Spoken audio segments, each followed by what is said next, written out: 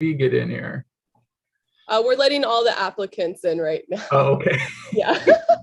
Sorry, you said that. I can kick him out if you need me to.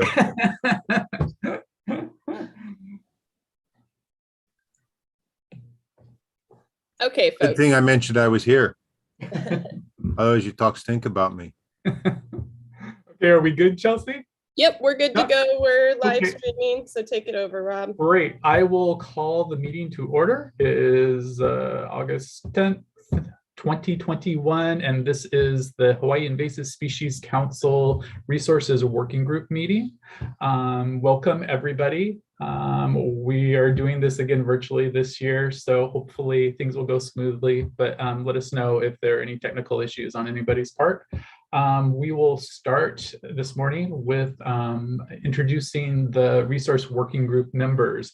I'll start with myself. My name is Rob Hoff. I work for DLNR, Division of Forestry and Wildlife, and I will actually be chairing the meeting today because our normal chair isn't able to make it, and we will miss Justine this year. So we'll go around and introduce the different members. Justine, as I mentioned, is absent. Grace, could you introduce yourself? Sure. Good morning, everyone. I'm Grace Simmons. I'm the program manager for the Vector Control Branch of the Department of Health. Is Tomo on? Hi, good morning. This is Tomo Murata. I'm with the Department of Transportation, Statewide Transportation Planning Office. How about Darcy? Darcy Uishi, Hawaii Department of Agriculture, Plant Pest Control Branch. Janice?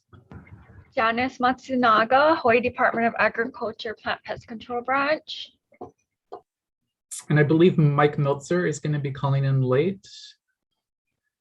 So go to Christy. Aloha, Christy Martin, coordinating group on alien pest species, but for this meeting, I am participating as the chair of the Public Outreach Working Group. Okay, thanks, Christy. Kim?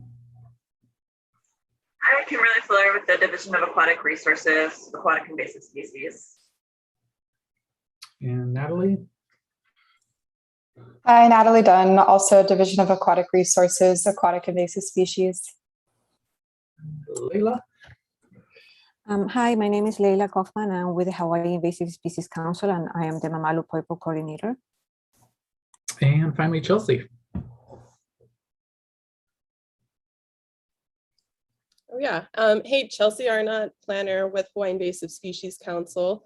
I also wanted to just take the time to introduce our HISC support staff, Chuck Shamera and Elizabeth Spieth. They weren't part of the members resources working group, but they'll be helping us out with any technical issues that happen through Zoom. I put Chuck's email in that announcement to applicants. So if you have any issues with Zoom, please send him an email. Okay, great. Thanks everybody for making it this morning. At this point, I'm going to turn it over to Chelsea, who's going to provide a presentation with an overview of the process and how we're going to move through it today. All yours, Chelsea. Thanks, Rob. Just before we get started, and I'll go over these reminders again, but just for applicants and then folks that are able to join through YouTube, some reminders. This is primarily a discussion amongst the evaluation committee, which is our resources working group to determine the FY22 recommended HISC budget. All other participants other than the evaluation committee are going to remain muted and cameras off. The only folks we really want up on camera are the members of our resources working group. But participants, you are able, the chat box is open, so you can submit comments or questions. And if there is a comment or question specific to your application, you can go ahead and unmute yourself and turn your camera on to respond, or you're welcome to respond through the chat box. But we just want to keep comments in that chat box to a minimum because things get lost through that. And then just always be respectful. We have a really great group of folks here today, so I know that you guys already know that. I went through his staff. We'll unmute you, but you do have the ability to unmute yourself And if you are named, I don't know, just sometimes there's those funky names that Zoom automatically gives you, especially if you're joined through a Zoom or a phone. If you could rename yourself, just so we know who you are, that would be really helpful. So this is our agenda for today. So thank you, Rob, for chairing this meeting and helping us move along. And we'll just get into an overview of the budget process. It's really similar to years past. Not much has changed. And I know there's a lot of folks on here that have already been through this process. So this will pretty much be a review for most folks, but new to some. So we always start with that call to proposals that goes out in May, where folks can go ahead and jump on that. Now we're on SurveyMonkey, which I received a lot of feedback on that platform, and that's definitely appreciated, and we'll take that into consideration for how we set it up for next year.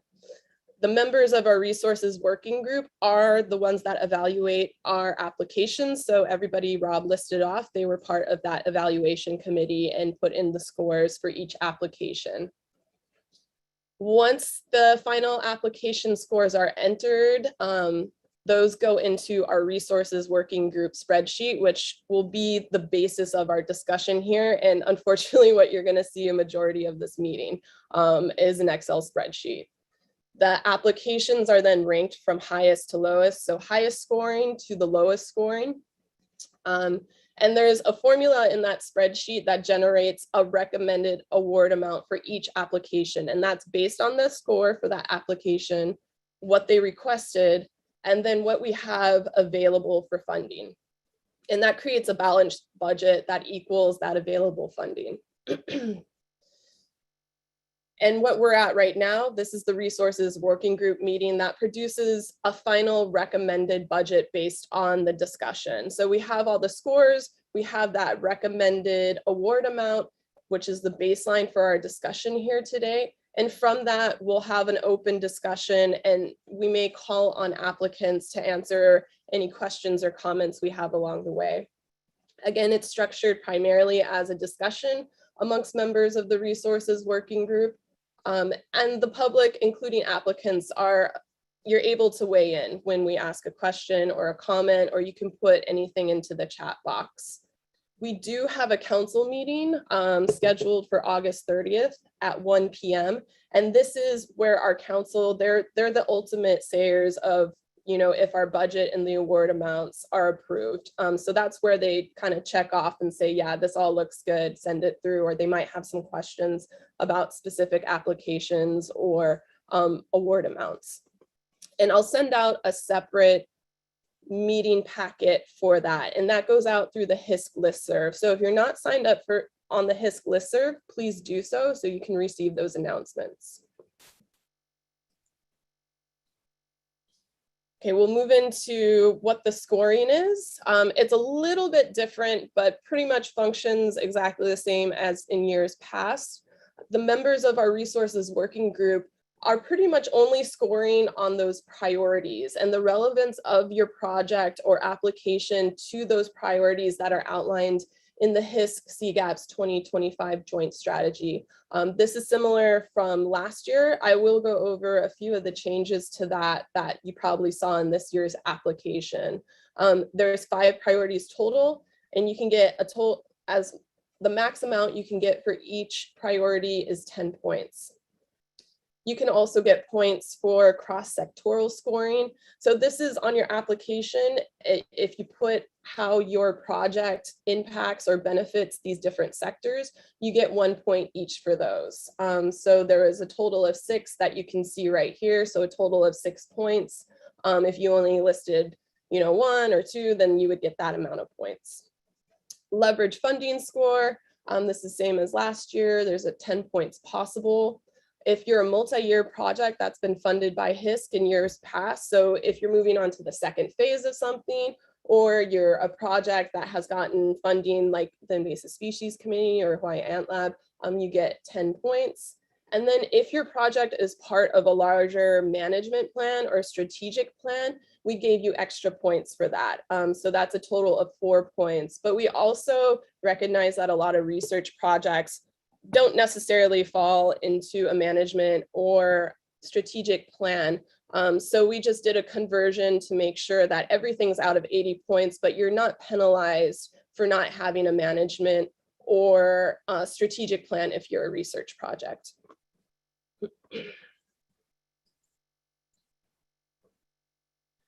So new for FY22, just a couple of things that you guys probably already recognized. The application was through SurveyMonkey. That's definitely the most comments and feedback we've gotten out of any of the years. So we'll definitely take that into consideration for next year. Aquatics. So we had a separate priority for aquatic biosecurity last year.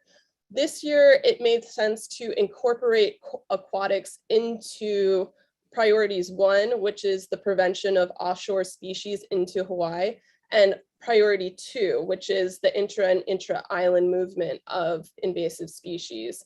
So those 2 priorities were just specific to terrestrial species last year, but we added in aquatics to those 2 priorities this year. So that's where you see instead of 6 priorities, we only have 5 this year because aquatics was wrapped into it, and it just made more sense. There's additional points for multi-year projects funded by HISC. We want to continue to fund those projects, especially that are, phased projects. We have new members to our resources working group that we're really excited about, and you got to meet some of those earlier.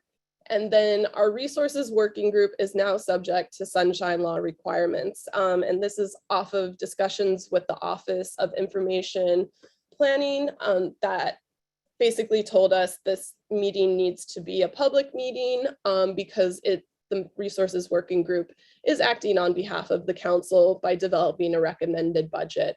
So with that, not much is different. It's always been kind of a public meeting where it's open to the applicants to join, but now we're streaming to YouTube. So if there's other folks that want to sit through this 8-hour meeting, they're more than welcome to.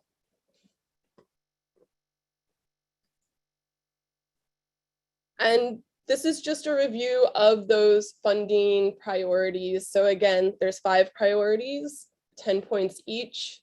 I'm not going to read through these. Maybe one of the biggest things that I saw in applications, and this has happened in years past, is selecting this priority, prevention and early detection and rapid response for new invasions. So this relates to species that are not occurring in Hawaii, the state, at all. So a lot of folks selected this when it was a species that they were targeting that was already occurring in Hawaii. And that's totally fine. We make sure that you get the points in this priority 2 right here. So priority 1 is prevention and early detection, rapid response. Priority 2 hits on the inter and intra-island movement of invasive species. So spreading between and across the islands. And again, we are incorporating aquatics and or terrestrial invasive species into these first 2 priorities. The second priority focuses on large-scale control of high-impact species. So this is widespread high-impact species, both in terrestrial and aquatic environments. And even though biocontrol could fall into this, we put a specific disclaimer under this one in the application that biocontrol is not part of this priority. And it fits perfectly under priority 2, which is addressing Pacific regional biocontrol capacity. And then the last priority 5 is an engaged and supportive community. All right. I'm just gonna stop real quick and see if there's anything either from members of the resources working group with comments or questions thus far, and if there's anything coming up through the chat that should be addressed. Christy, yeah. Yeah, thanks so much. I just wanted to go back to that priority 1, and that's the prevention EDRR. So this is a really difficult one to score and figure out because yes, the prevention side are those species not known to occur in Hawaii, but I translated the early detection rapid response as providing some capacity to be able to do EDRR to those priorities. So So that's one way I awarded scoring for the EDRR section. But I also looked at, because wearing my public outreach working group hat, outreach can help trigger EDRR for public reporting. So I also awarded points in that area also. So I think probably in future years, we have to figure out what that exactly looks like, instead of just continuing to try to focus either only on the prevention or the EDRR side, just trying to meld them. Thanks. Yeah, thank you, Christy. And I think there's a similar discussion for large scale control, that priority 3 that needs to happen. I think we need to really clearly define these priorities, not only for applicants, but as we go through the evaluations, because those are 2 of the priorities I see. There's a lot of gray area, and there probably needs to be a lot more clarity with those 2.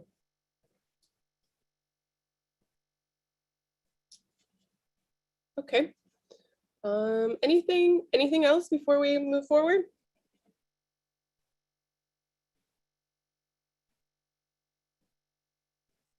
And just for applicants in Zoom, we are monitoring the chat box, but we're only going to bring up, Chuck is monitoring it, and we'll only bring up comments or questions that are really pertaining to the topics at hand, and that would need to be brought before the members of the resources working group.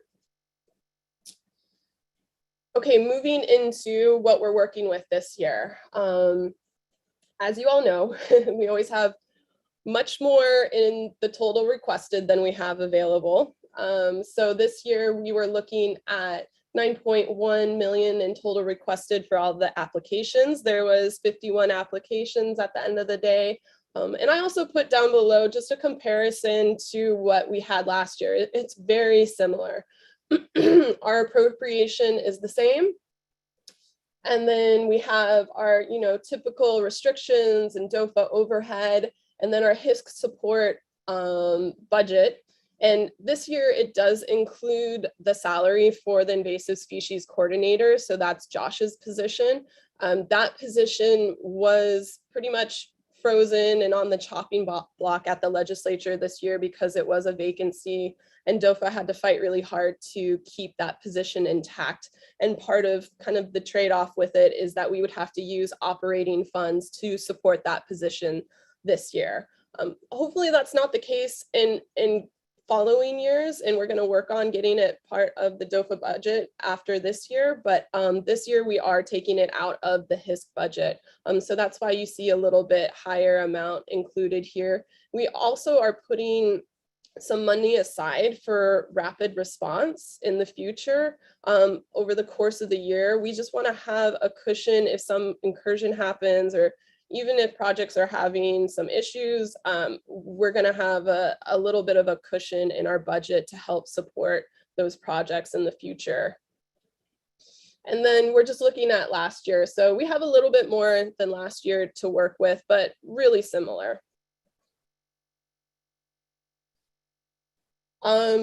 So just kind of listing out, this is what you all saw on the agenda, and it's kind of a way to organize what our discussion is going to be like, but I didn't want to put any time constraints on us because just the nature of having these discussions doesn't really follow the easiest timeline.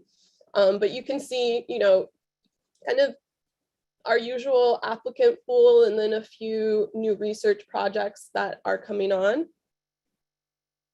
And then just the comparison, we're looking at, what each total requested amount is. And of course we see MISC over MISC and MOMISC. So you can see the jump, but this is 2 invasive species committees that we're looking at. That's why you see such a huge increase compared to the other projects. And again, we track program requests over time, especially for the big projects, the invasive species committees, Hawaii Ant Lab, and then also biocontrol. So you can kind of see how those this is total requests. So this is not the actual award amounts, but you can see that over the last few years, it's been relatively similar.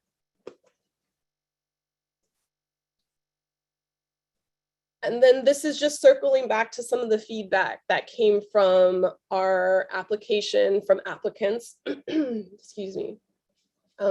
So I know that there was some issues going back to incomplete applications. So that ability to go back and forth and save your application, I could imagine that was a real big pain. So we'll make sure if SurveyMonkey can't do it, we'll find the right platform that makes that easier. And also to have a PDF copy of your submitted application. I understand that's really important. And sometimes you need to send that to ORS.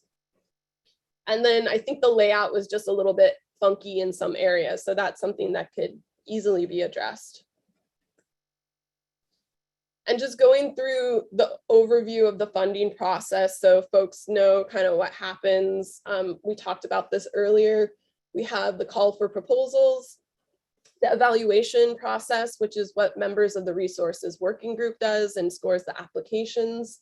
We have those total available HISC funds. So when we look at what we got appropriated minus overhead restrictions and our HISC support budget, we come up with what we have available for the rest of the applicants. Excuse me. And then we develop our recommended budget. That's where we're at right here. And then August 30th, that's where we have our council vote on to approve the HISC FY22 budget. And once you get your award amounts finalized, then we work through that BAFO process and getting the funding over to you. And that's on a case-by-case basis. So today's discussion, the goal is to review and amend the draft recommendations to arrive at a recommended award amount for each proposal. So these are questions for members of the resources working group going forward. Are there low ranked applications that should be removed from the recommended budget? This means recommending that they receive no funding. And this is how we always start our resources working group meetings. And I know it's a rough way to start, but it really helps move the conversation along. And that's an open place to have discussion. If there's disagreement or comments, we're able to have those. Are there unviable applications, meaning the recommended funding is less than the amount needed for the project viability? So this is when applicants, when you selected scalability and you could select either any, or you need 50% of your requested amount, or you need 90% of your requested amount. If we are just really far between on getting to that amount, that will also be recommended to be zeroed out. Are there critical projects that should have their recommended amounts increased? And same as last year, the evaluation committee has already recommended a handful of low-ranking applications for non-funding in order to facilitate today's discussion. So again, that's what we'll start our discussion off with today. Circling back to our reminders. So applicants, if you could just remain muted and off camera unless you're called upon. Again, that chat box is open.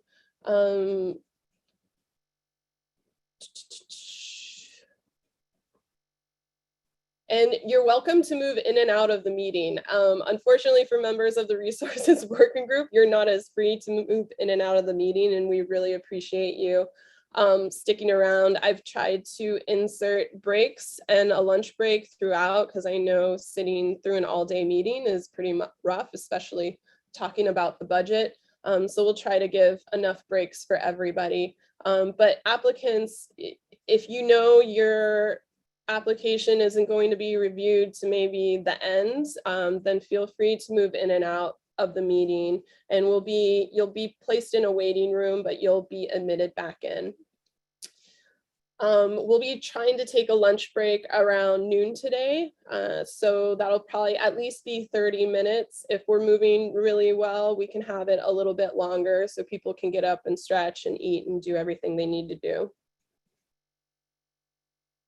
Okay, so just reminders like pertaining to this actual process. The numbers on the Excel spreadsheet are draft numbers only, and this is just to get the conversation started. No scoring system is perfect, especially when covering a broad spectrum of subject matter and applicant types. Respectful disagreements are okay. Applicants that are members of the resources working group, because we do have those, just please refrain from commenting on your own application unless asked to do so.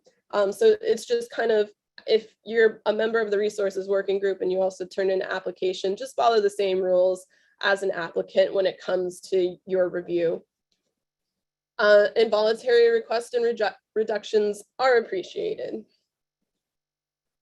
So this is last year's spreadsheet, and I just wanted to go over this real quick for members of the resources working group, what we're going to be looking at. This is what you're going to be looking at for 6 hours today. And you'll get real familiar with it. So of course, here we have the abbreviated title of the project. This is what they requested in their application. This is the total points. And from that, this is program. If they're a program or not, programs are defined as anybody asking for more than 300K. So from that score, their requested amount and the total available funds, this is the amount, the recommended amount that's generated right here. So this is the baseline for our conversation. And this is where we start talking about, oh, maybe we want to increase it because it's a critical project. Maybe we need to decrease it. So this is kind of our starting point for these conversations. In red here, this is where we're really finalizing our award amounts. And there is a formula into this that Josh created, which is really great, and it creates a balanced budget. So say we increase Christie's top one right here to 45,000, that would automatically subtract for other projects. And the same would be so if we decreased her award amount, it would add money to each of the projects proportionally. And then this last column here is what applicants filled in on scalability. So saying, any amount of funding would be helpful, or I need 50% of my requested amount for that to be viable. And then we really look at, this column here right next to it, which shows, what percentage of the requested amount are they receiving.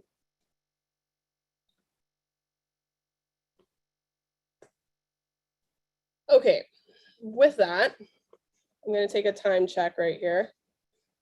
Oh, we're doing really well.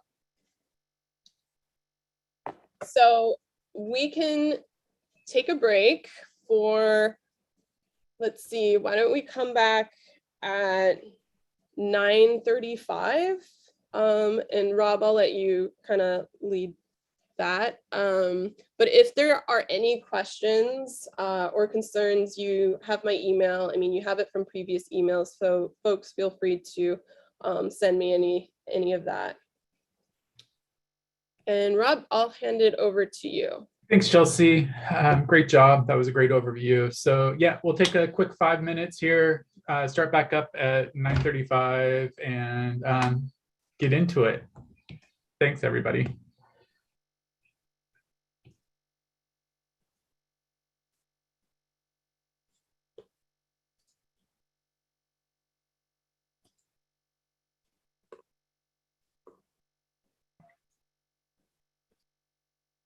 Hello, 9:35, not 3:35. Thanks.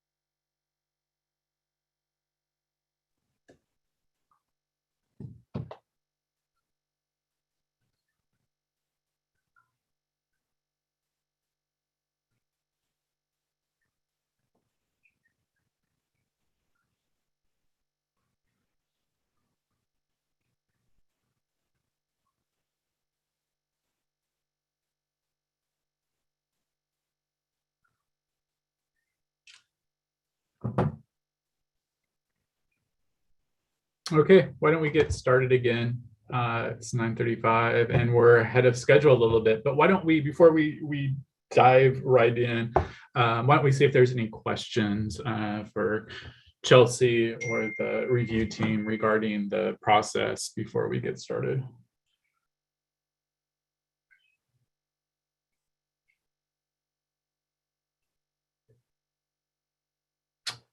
You must have done an exceptional job, Chelsea, because I'm not seeing any questions.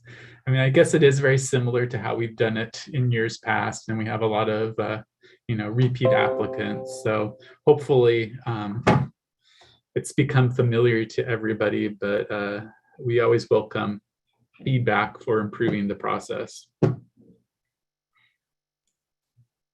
Yeah, and Josh is here, so I was going to pass off any questions about it to him.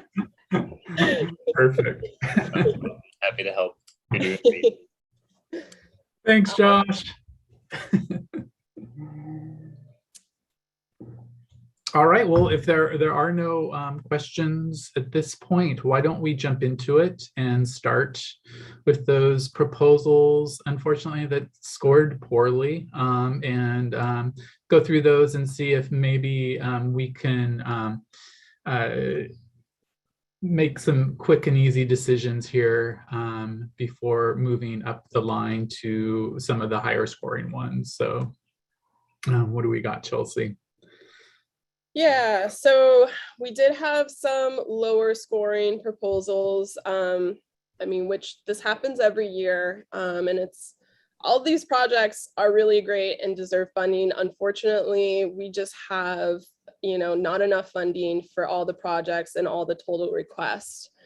So to keep the conversation moving, the ones highlighted in yellow are low scoring proposals. And from that last slide I shared, just to kind of prepare people for how this spreadsheet works, column F is the total score that we're working with. So you can see what the total score for each of these proposals was. You can also see from what is generated from the score, the total requested amount, and the total available amount. These columns J and K are what are producing, what the recommended amount is just based on that calculation alone. Let me just really quickly summarize these applications. I know we did these reviews in July, so I just want to refresh folks' memories from the resources working group. Let me just give me a second here to find my notes.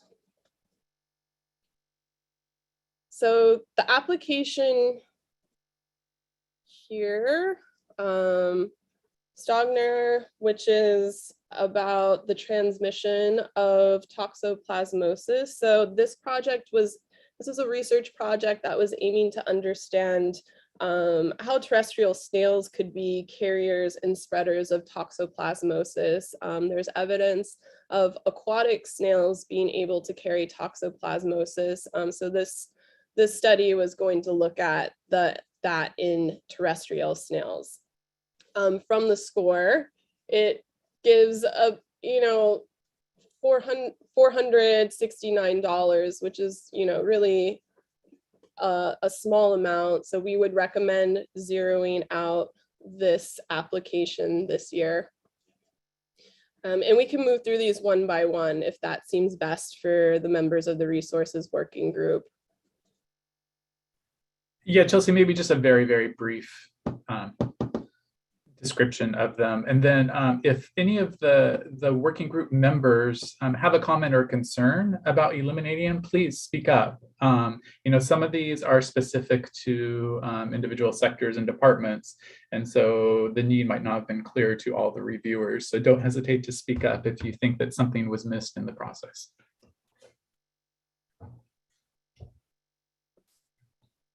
Okay, and Rob, do you want to work it out where we ask one by one to zero them out? So after just giving. Yeah, why don't you just, after giving the brief description, if there are no comments on that, go ahead and zero it out, I would say. And then if there's discussion, we can discuss whether we need to revise that or not. Okay. I don't hear any on this application, so I'm going to zero it out.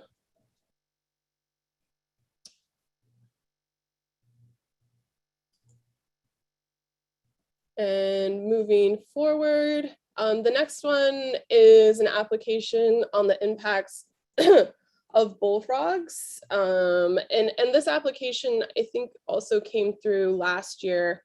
And it's just understanding, you know, it's looking at what bullfrogs are eating in Hawaii. There's some studies that show there may be impact to native wetland birds. So this proposal, it was a research proposal, would investigate that. Again, the recommendation is to zero this out for this year.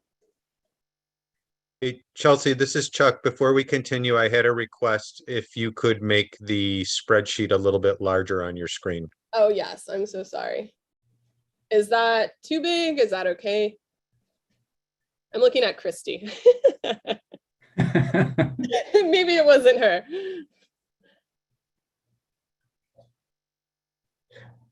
I might move it down. Does that show all of the relevant columns that we're discussing, Chelsea, at this point? As long as it does. I mean, I have a very small screen. I'm actually looking on my desktop as I follow along, but I can read this on my very small screen, so I think it should be okay. Yeah, for these ones, it shows everything we need. I might need to zoom out more when we get into those projects that had that really big gap in scalability. So we can see that last column. Yep, that's great. Thank you.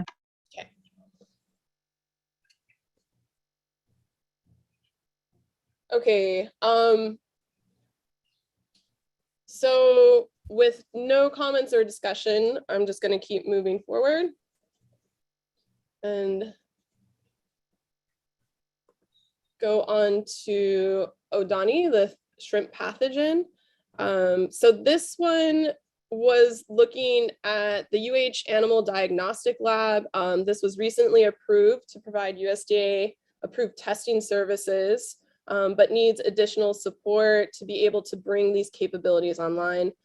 This project's goal is to ensure that Hawaii has an animal disease laboratory that can provide molecular diagnostics and to conduct surveillance testing. And this project was specifically focusing on diagnostic for shrimp pathogens.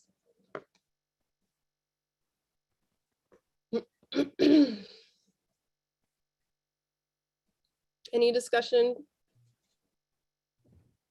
I have a question. Is Odani present? Chuck, can you let us know? Or someone from the animal industry? I think this proposal was kind of like something that the applicant might have worked out with Mike Meltzer, but I don't think Mike Meltzer is here yet. And I don't see him listed under the participants. Yeah. So I'll just note my question and you folks can decide what to do. I know the title is for shrimp pathogens, but if we're missing diagnostic capabilities for a variety of animal diseases, and this lab could potentially provide that, then I'm wondering if we might want to consider either supporting it or finding ways to support it in the future. Thanks.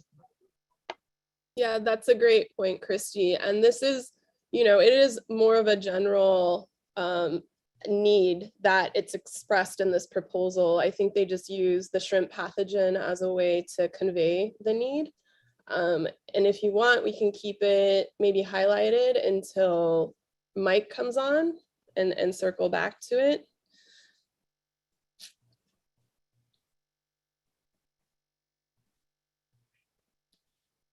Does that seem okay with folks? That's fine. I guess I'd be curious. I mean, I'm assuming that this kind of falls more under HDOA with the aquaculture, and I'm not sure who scored it from HDOA, but it seems like something that is dealt with the import of any aquaculture species through plant quarantines permitting. As far as ongoing surveillance, I don't know what the need is, but if it didn't score well. Yeah, I think there's room for discussion with this one because I mean, it could be just a huge need that we're missing because of, the specific, what was specified as the research in there. And that's kind of what it was scored on versus the overall need for diagnostics. Okay, so maybe when Mike joins us, we can revisit it. Yeah, that sounds good. Okay, I have it highlighted and I'll just make a note that we don't miss circling back to that one. All right, the next one we had was, so sorry, there we go, was the outreach proposal from Mandahar. So this is seeking funding to develop and disseminate an outreach program that creates critical public awareness of potential invasive pests, improve early detection, update the status, and recommend the best management practices in Hawaii. Again, this one scored low and recommending no funding this year.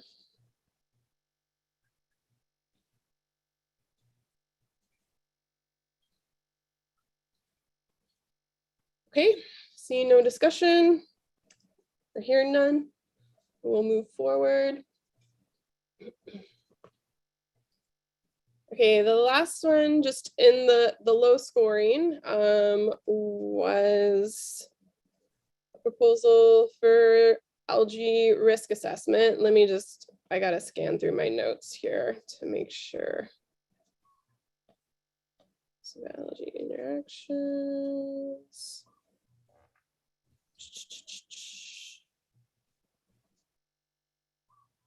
Chelsea, I don't know if there's time before we proceed to the next one, but there's a comment asking if there were any specific comments on the Manantar outreach proposal. And I think that this is from Roshan. So he said you can email as well if you have any comments about this proposal. Yeah, I'm happy to email Roshan after the meeting, maybe later this week, with just, I can look back at the scoring and the notes. I know we did send quite a few questions to him to address, and I really appreciate him having a quick response on those. So I'm happy, and that goes for any of the applicants. You have my email, so if you have questions about your scoring, feel free to email me. Okay, so the algae risk assessment here, this project is seeking funding to develop a process model for invasion by looking at 5 native and invasive lemus to develop a tool that will help land managers understand the risk these types of species create. I mean, this was a relatively high request. And unfortunately, it just scored low.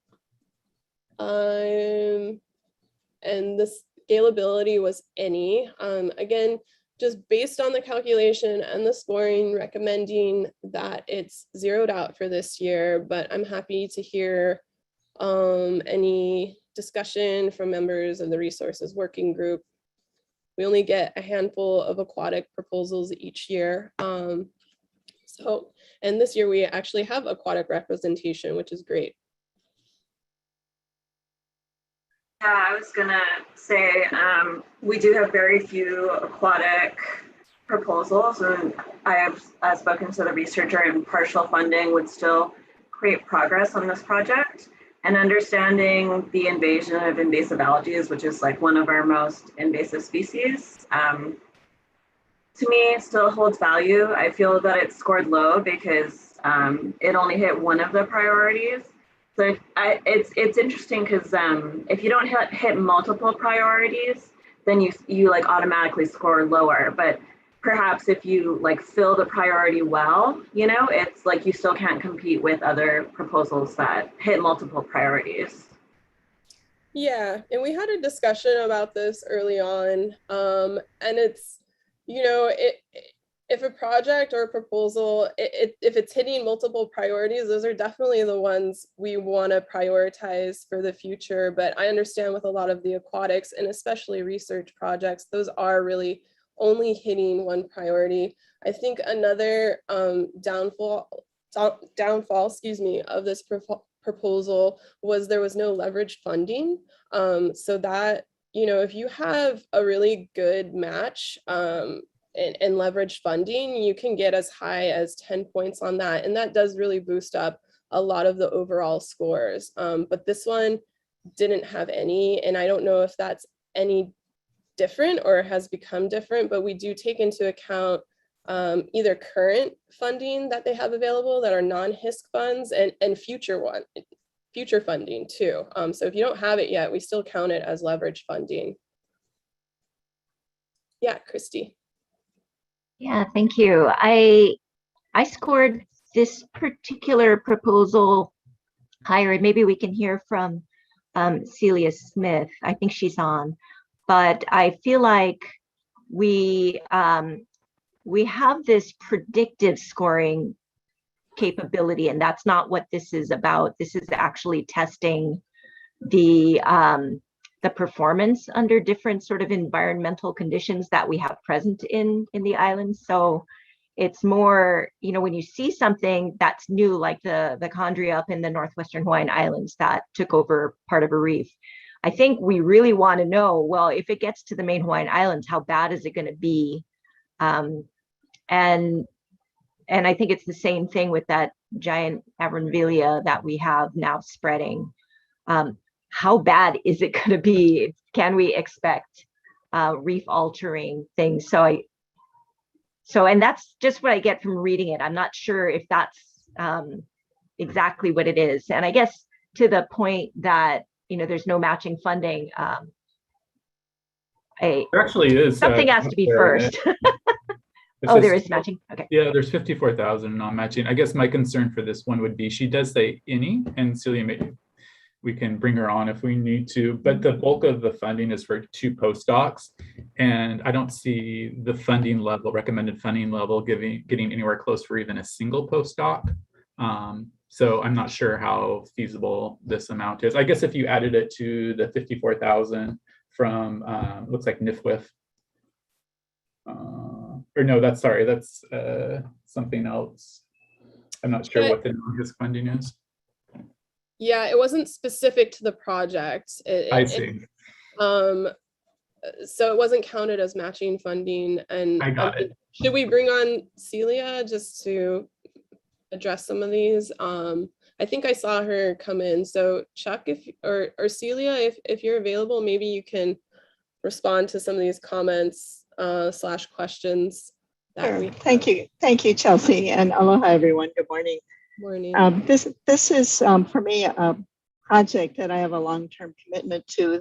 For the issues of match, there are grants that are just finishing prior to the start of this one, so I didn't feel I could count them necessarily in with this, although the momentum, the equipment, the approach that we have been working on with 2 other lines of funding certainly match, but in a different kind of way. So there is momentum if you want to think about it from that point of view.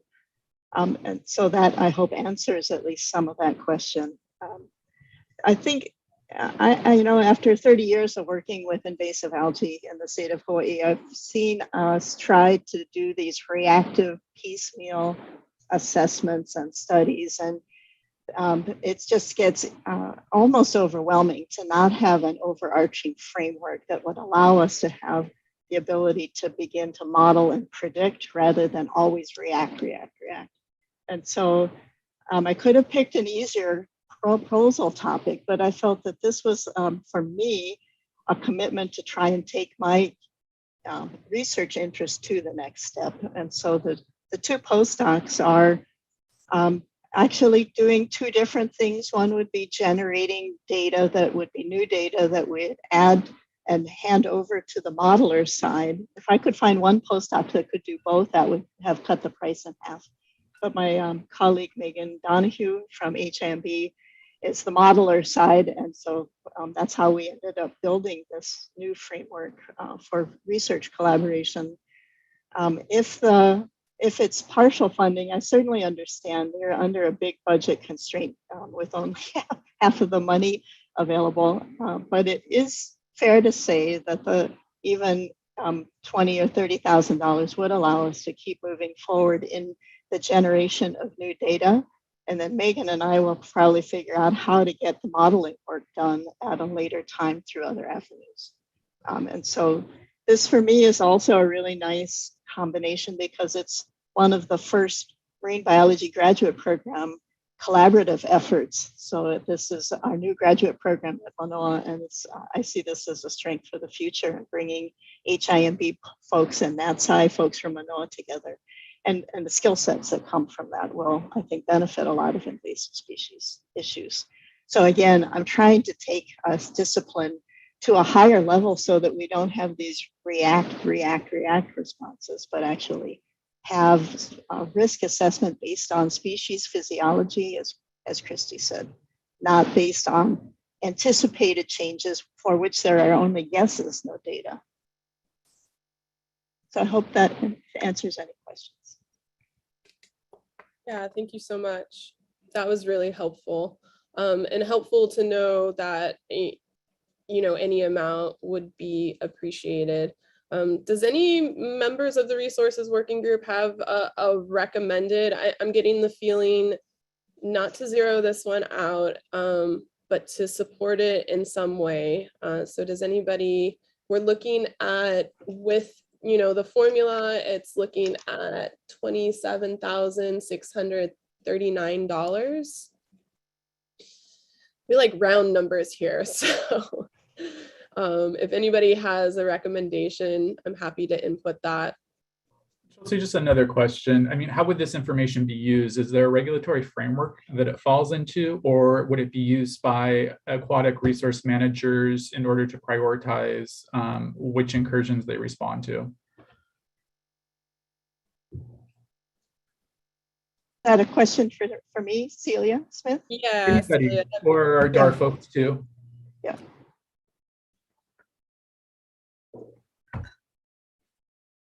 Well, I can say from the researcher side, we would be working as closely as we can with Kimberly and Ryan O'Connell, as well as Brian Nielsen, to try and make sure that this information is as relevant as possible. It's not just an academic exercise, because the impacts of these invasive species, as I said, are for 30 years, I've just watched them come in, wreak havoc. We've got to do a better job than what we're doing. And that would speak to working as much as we can with DAR to keep them as partners in the project. I think understanding the physiology of invasion and the parameters, like you could do, like a mapping scenario where you overlay certain parameters, and thus you could like prioritize certain areas, either for prevention or for regular monitoring to ensure like not future invasion.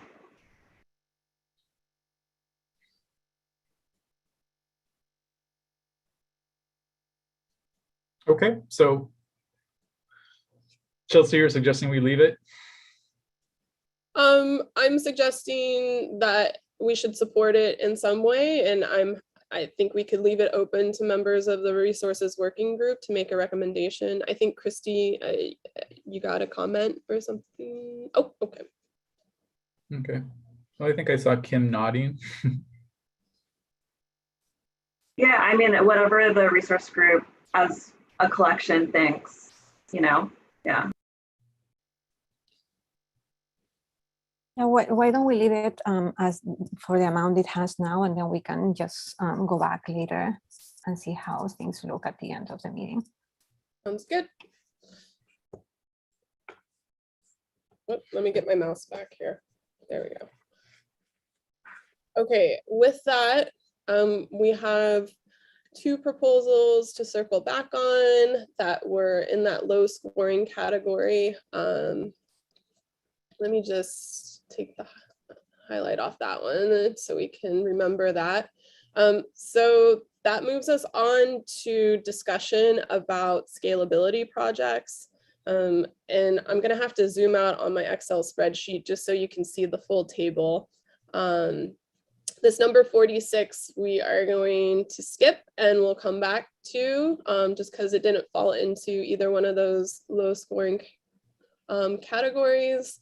And what we're going to do is move on to the Baldo steam control. Let me just zoom it. I'm so sorry, everybody. I know that's so tiny. Okay. So Chelsea, just a quick clarification on those 5. So Yes. if we were to fund those 2 that we didn't zero out, that's a cumulative 40,000. We'd have to make up for that somewhere else in the budget above because that's not based on, is that correct? No, actually it is already, okay, so just to clarify, and oh my gosh, I hope Josh is still on here.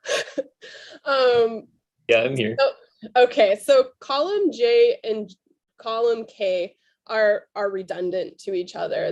They're the same number. This one is what's giving us our calculation for the recommended amount that we're going to just start our discussions with. Again, that's based on the score, requested amount, and total amount available. And then column K is where I'm going to start just kind of our drafting of our award amounts. So you can see I've already put 0 in here. What happens with this column, you'll see right down here, this is kind of the overflow we have because we've zeroed out those amounts. And so what we're working with right now is like a little over 2,000 extra. What you want to look at is this column here is where whenever we add or take away from an individual application, it'll reproportion whatever is extra or minus across all the applications. So since this was 0, these 3 were zeroed out, that amount got redistributed throughout all the applications. But we're still going to be working off of this number here, but we can kind of look over here and see, you know, what they have. So you can see Celia's, Dr. Smith's proposal already got a little bump in the red column. So hopefully that explains it in a really roundabout way. Yeah, thank you.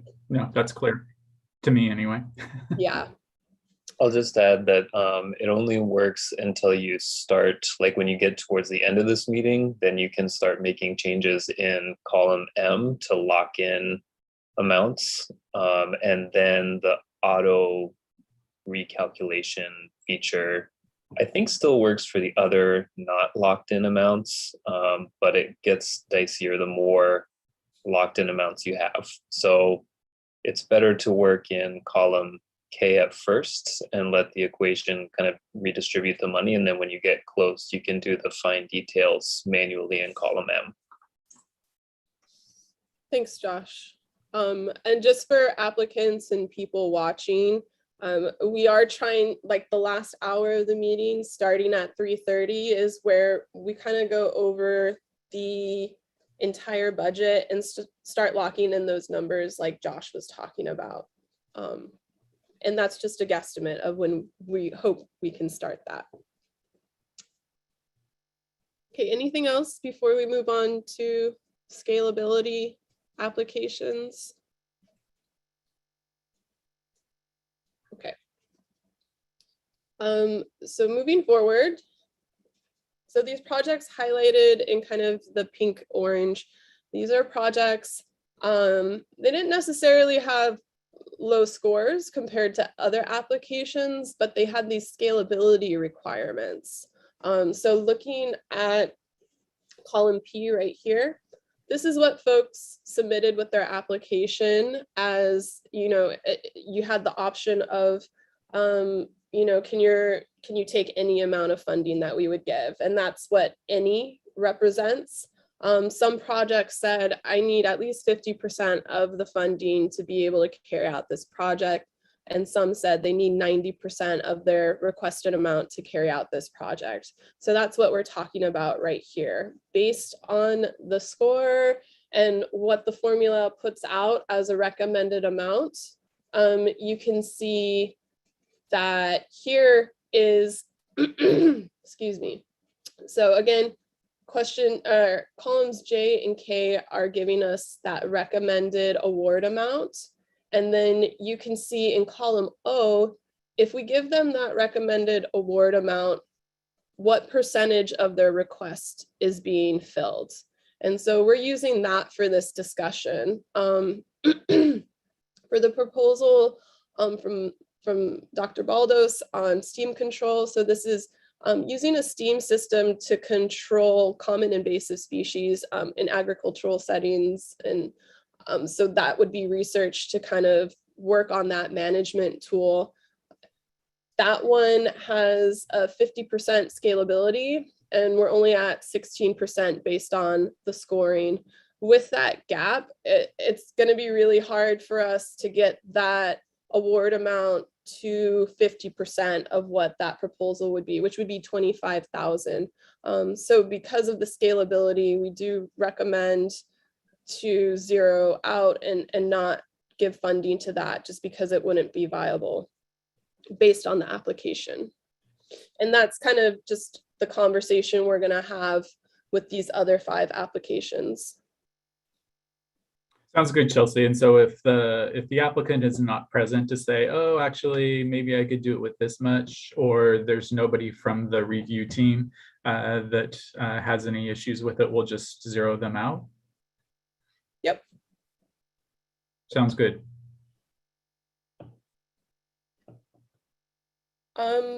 So any discussion or comments, the recommendation for the application Baldos steam control would be to put it at 0. Hi, this is Tomo Murata from DOT. Hey, I also have a background in the landscape. I just may say, industry-wide, we're trying to stay away from a herbicide and insecticide. And then, okay, if we're not going to use herbicide, how are we going to control weed? That's a, you're going to manually, anyone would actually manually control the weed. So, is there any potential for the new innovation or technology or new way, investing to this new way to control weed is very welcomed.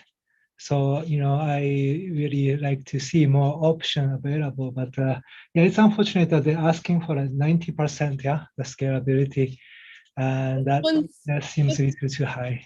Yeah, and this one's 50%, so not as high as 90, but it would need to be 25,000 based on what was put into the application. I don't know. We have a comment from the applicant if he would like to speak.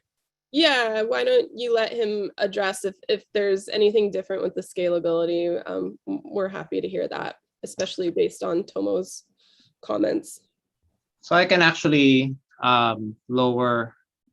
possibly lower the amount to like 16 or 17,000 if possible. Because well, if that at that amount, it's like more or less the machine, and then I would probably hire student help rather than a grad assistant, because if it's 50%, that would be a grad assistant. Thank you for that.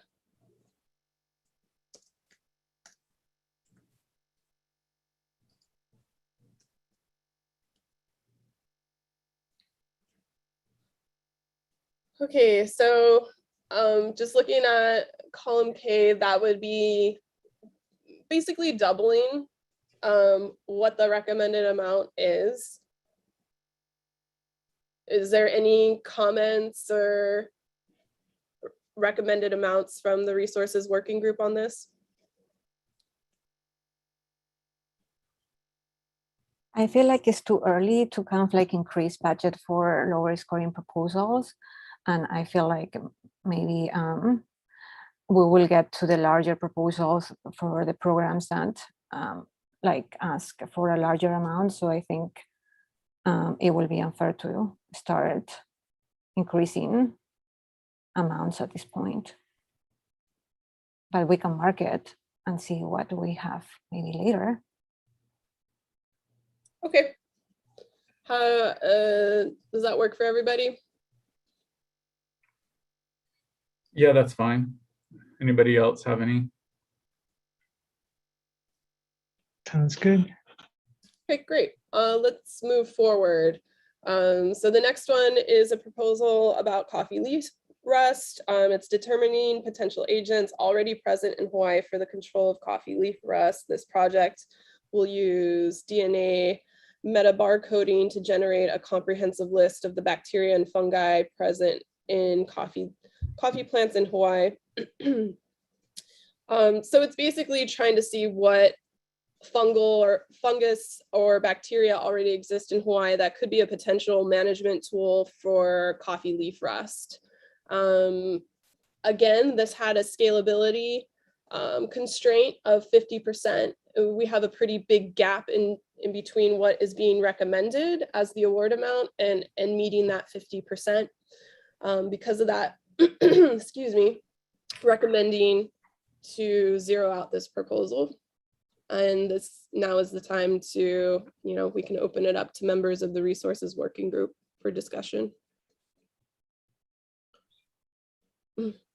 Maybe Department of Ag, has there been any conversations with Department of Ag on how, this could benefit, if this is a management tool that would be helpful to this new pest incursion? The applicant did reach out to me, I think before the HISC proposals were due. This is something that I think we need to be doing more of, and not just here locally in Hawaii for coffee leaf rust, but I think a broader assay might be good there. We haven't done, not too much biocontrol has been used to evaluate synergistic approaches of microfauna on leaf surfaces to combat a rust. So it's a novel proposal that I do like, and I will help them I'll work with them to seek funding. Thanks, Darcy. This is more of a long-term project to me, and while I like the idea, the implementation will take a while.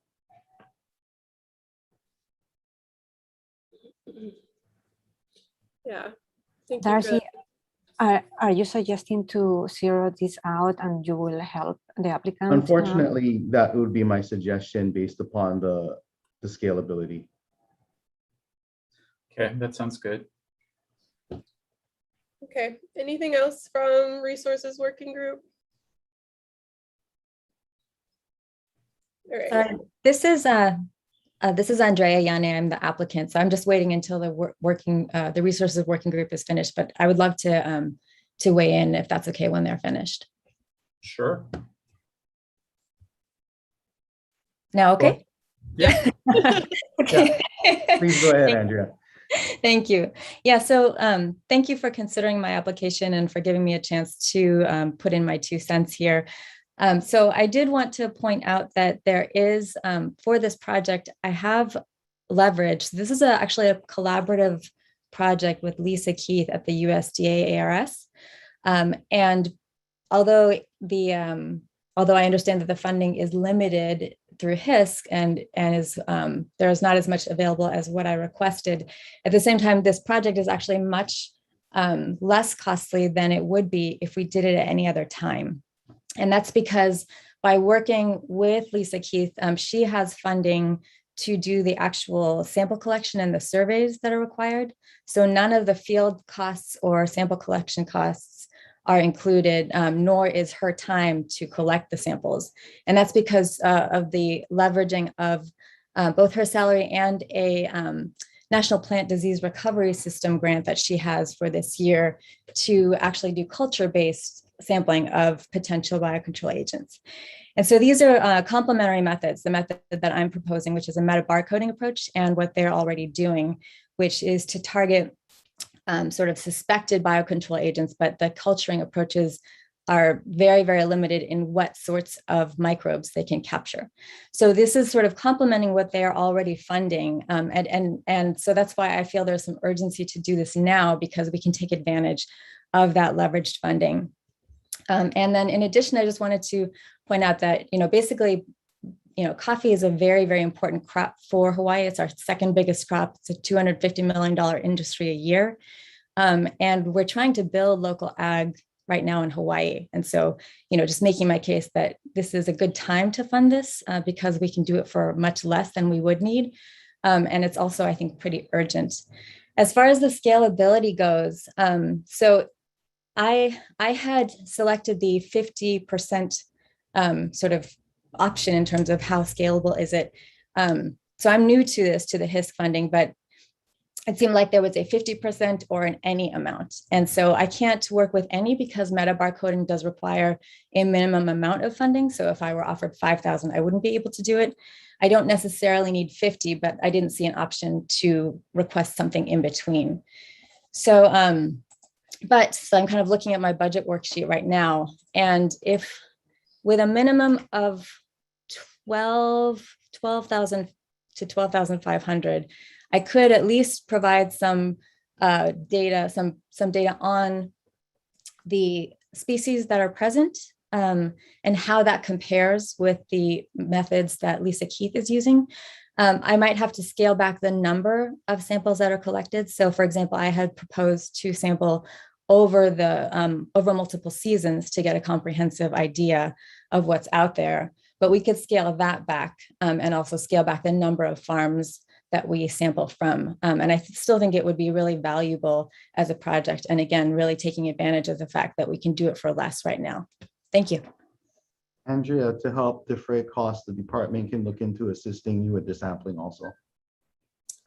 Thank you so much, Darcy. That would be a big help as well, especially if we wanted to sample on Oahu as well, since I think it's spreading here. So the proposals, as you and I discussed already. I am just waiting for the first detection on a Oahu farm. Right. It'll happen. Thank you, But Dr. it's already here thoroughly. Sorry. Yeah. Thanks. Should we go ahead and do something similar to what we did with the previous one and circle back to it to see if there's any wiggle room to bump that up to 12,500? Yes, please. Okay. Andrea, if you could send me the sampling protocol, I'd appreciate that. Sure, be happy to. Okay, moving forward, we are looking at a proposal for varroamite. Layla, did you have a summary for that one you wanted to provide? Where I get all Sure. Yeah, so this proposal is from UH, CITAR, and the title is Increasing Adoption of Surveillance and Monitoring for Varroa Destructor Mites in honeybees on Varroa negative and positive islands. And this applicant basically wants to do an outreach project for Varroa, especially for Kauai and Maui counties where the mite is not yet present. And the applicant wants to address the educational needs in this underserved stakeholder group. Most of the budget goes to travel costs in inter-island, as well as materials and personal staff, I think undergraduate student. And again, this is a proposal that only has 17% of the requested amount goes to this project, and the applicant said that they will have only 90% scalability. So with that, I don't know if there is any discussion or comments from the resources working group members to zero this out. So is this mainly prevention from an early detection and rapid response for the islands that it's not varroa mite doesn't occur? Yes, so this is basically to improve the knowledge for beekeepers on those islands where varroa mite doesn't occur yet, and the applicant just notes that they are they need this outreach for varroa mite. Is Dr. Morgan available to comment on the scalability? Mogren, not Morgan, excuse me. Or maybe the Department of Agriculture can weigh in, since this proposals falls under. I like this proposal in the sense that it works well with existing funding that they receive from USDA for the National Honeybee Survey, which orients on detection of, well, a couple of things. For Hawaii, it provides an early detection system, but it also provides assays for diseases. And that's one of the things that the department has been tracking over the years on how the various varroa-associated diseases are moving around in the state. So additional varroa control, even on Oahu and Big Island, and increasing support there, hopefully will lead to greater protection for the other islands. And having that information on varroa mite disease titers will be critical for some of our long-term planning and internal to the department on impacts. So I do like this proposal.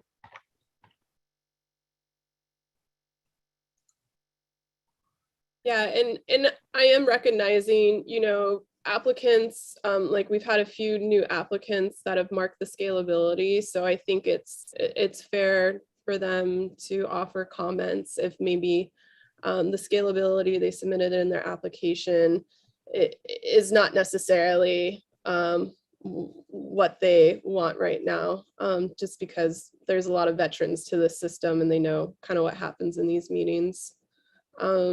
So if the applicant is here, I mean, there is a really 90% scalability. There's no way we're going to get to that amount. And it would be recommended to zero out right now based on that scalability.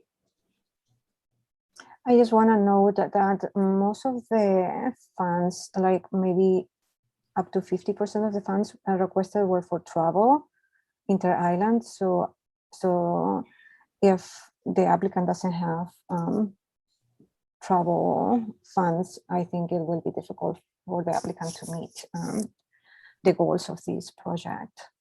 Mm-hmm. So we will have to see if she has any other funds that she can cover those travel costs with, but I don't think the applicant is here. And Christy has a comment. Yeah, thank you. I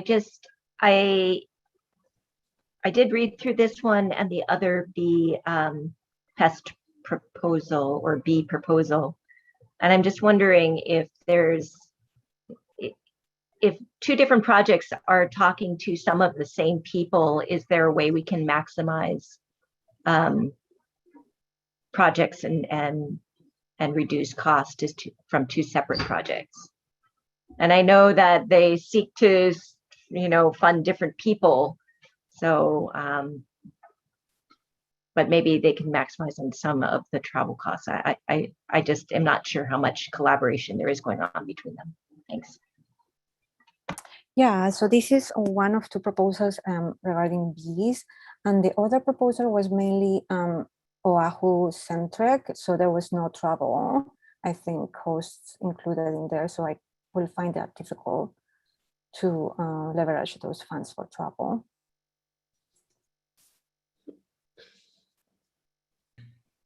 So are there any suggestions from the committee on whether we should leave the amount as is and consult with the applicant, zero it out, or come back to it?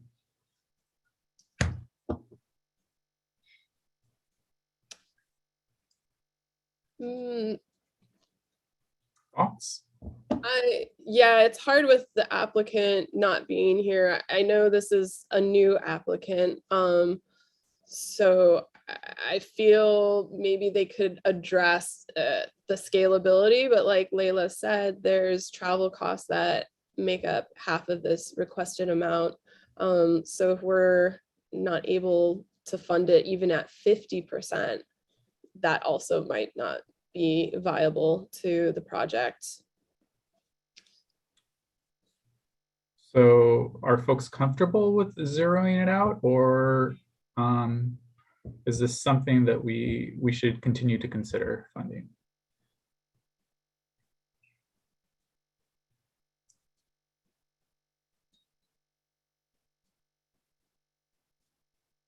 Any thoughts on that DOA, guys?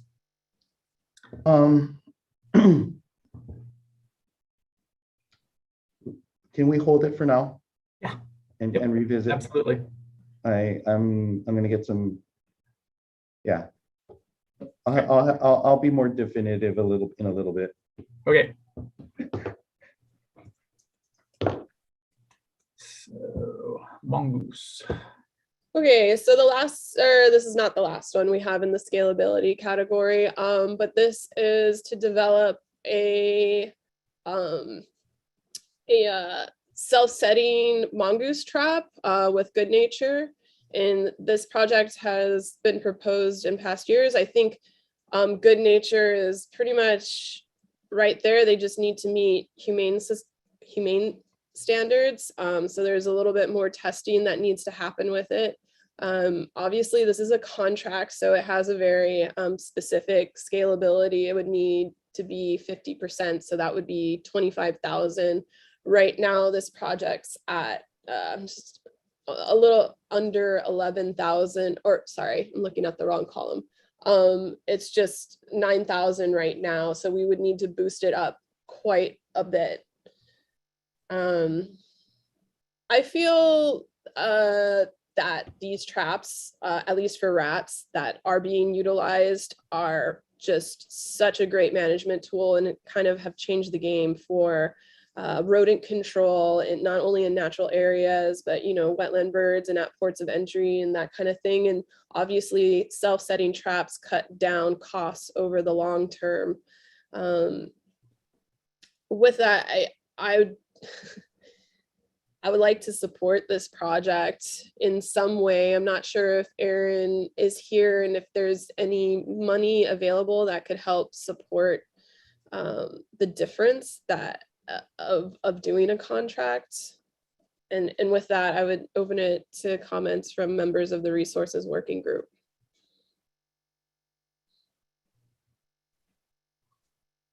I'm curious what since we have a toxicant proposal too, that's a multi-year one, and looks like it's making progress on developing a EPA license tool to control them with a toxicant. Where does the trapping play in? Is it just an additional tool, or does one have some sort of advantage over the other?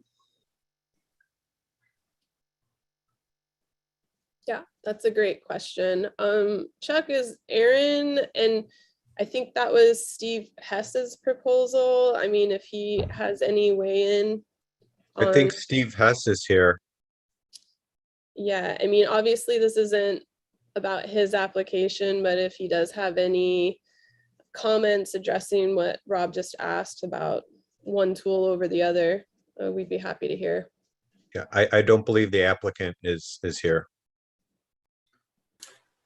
This is Steve Hess, and I can say that, yeah, more tools are better, especially if mongooses appear again on Hawaii. So that's why we're working on the toxicant, because it's not a trap at all, and nonetheless have to attract these animals to something. So our lab did some testing with the Good Nature A18, and so those traps would have to be modified to meet some humaneness standards. Yeah, thank you, Steve. But we know they're effective. The traps, yeah, they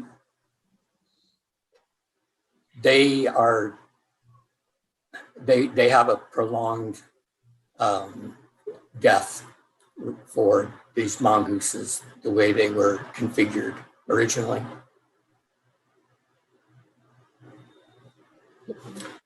So that humaneness standard would have to be demonstrated.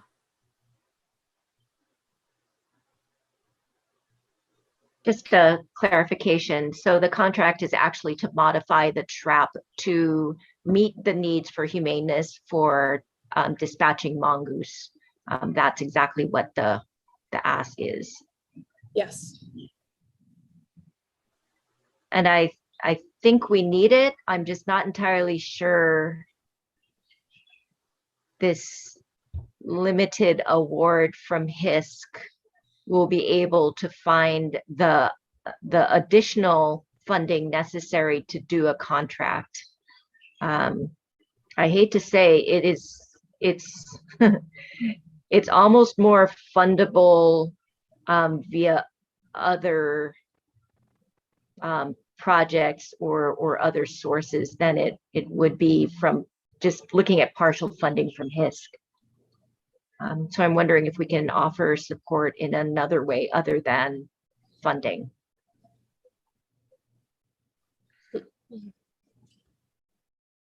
Yeah, thanks, Christy. So it sounds like we have a recommendation to zero out for this year's HISC funds. I'm fine with that. Okay, anybody? Discussion? All right. Okay, we got through one of those. Okay, and we have one more in the scalability, so I'm just going to scroll up right here. This is an application from KMWP to remove incipient goats from the Waimanalo area. It sounds like it's the only population of goats in the Ko'olaus. So this proposal, it scored high, just unfortunately the scalability just makes it on the chopping block for no funding. It's asking for 90% of the requested funds, and we are only hitting a portion of that, close to 40%. So with that, we are recommending to zero it out.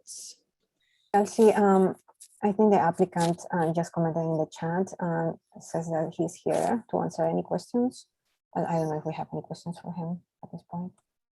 Well, I guess the question would be, is your scalability there accurate, or would you be able to use the $5,000? Yeah, go ahead and jump on, JC. Okay, thanks. Hey, everybody. Hey. Yeah, I mean, ideally, that 90% is pretty tight. $5,000 would allow us to do a comprehensive survey, hopefully to at least find the extent. But currently, we have no other sources of funding really on the radar for this, at least at this point, with the potential for low populations of goats. So this was kind of the first step to not having a permanent population of goats in the Ko'olau, which I feel is pretty important. But I mean, I'll take the $5,000 and do a survey and go out and we'll have like one hunting opportunity, but just know that, I mean, of course, I'm still going to search for other sources, but this is pretty much it. So you guys can zero it out, or you can give me $5,000. I'll leave it up to you guys, but I can make it work. But, it's not going to be a ton that we can do with it. Thanks. Thanks, JC. JC, so there have been goat eradication efforts in the Ko'olaus before. What is the source of this population? Is it was it just thought to be eradicated and not eradicated, or is there somebody releasing goats into the mountains? Yeah, great question, Rob. So yeah, in 2000, I think 15 and 16, KMWP we completed a goat eradication in the southern Koolau, basically the areas up above Waimanalo and Sea Life Park. This new kind of population is farther north, spanning kind of behind Kuli'o'o area, which is also a public hunting area, which is really concerning for us. So this is outside the scope of where we did the initial eradication. And from all kind of anecdotal reports, these goats seem to be new goats coming up from Waimanalo, kind of spillover from free-ranging populations down there, or free roaming populations, I should say, from the farm areas. So we were going to do a comprehensive aerial from Maunawili through the Koolau to see if there are goats farther north. And then start, trying to figure out the scope and scale of that so I can propose increased hunting activities going forward. But the big thing and the big concern for me is the proximity to the Kuli'o'o public hunting area, because goats are unfortunately listed as a managed species there, which means once they get established within the PHA, there can no longer be contract removal efforts. It would solely rely on community hunting to control it. So that would mean there'd be basically a protected goat population in the southern Koolau in perpetuity. Well, I would support this money going toward the surveys. Does it warrant the bureaucracy is my only question. Would you be able to bundle this with other funds at DLNR? It's going to take HISC staff, you, and PCSU staff, if it goes through them, I'm assuming, to get all of the paperwork in place to transfer the funds. Does this amount warrant that? Yeah, I mean, it would be lumped in with the rest of our HISC proposal. It would just be one BAFO. So. Okay. It's not any additional, bureaucratic load on myself.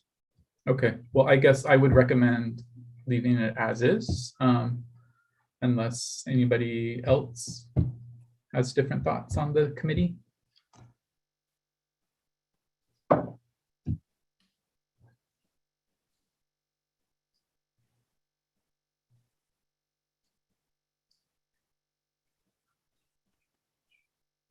Okay. Let me just highlight that so we know we had a discussion about it. Okay, that ends the initial conversation about zeroing out projects based on scalability and low scores. Hey, Chelsea, see my note in the chat about Dr. Mogren's proposal. I would recommend zeroing it out now. Okay. With that, so we have a recommendation to zero out the Varroa proposal. Any discussion from other members on that? Sounds good. Okay.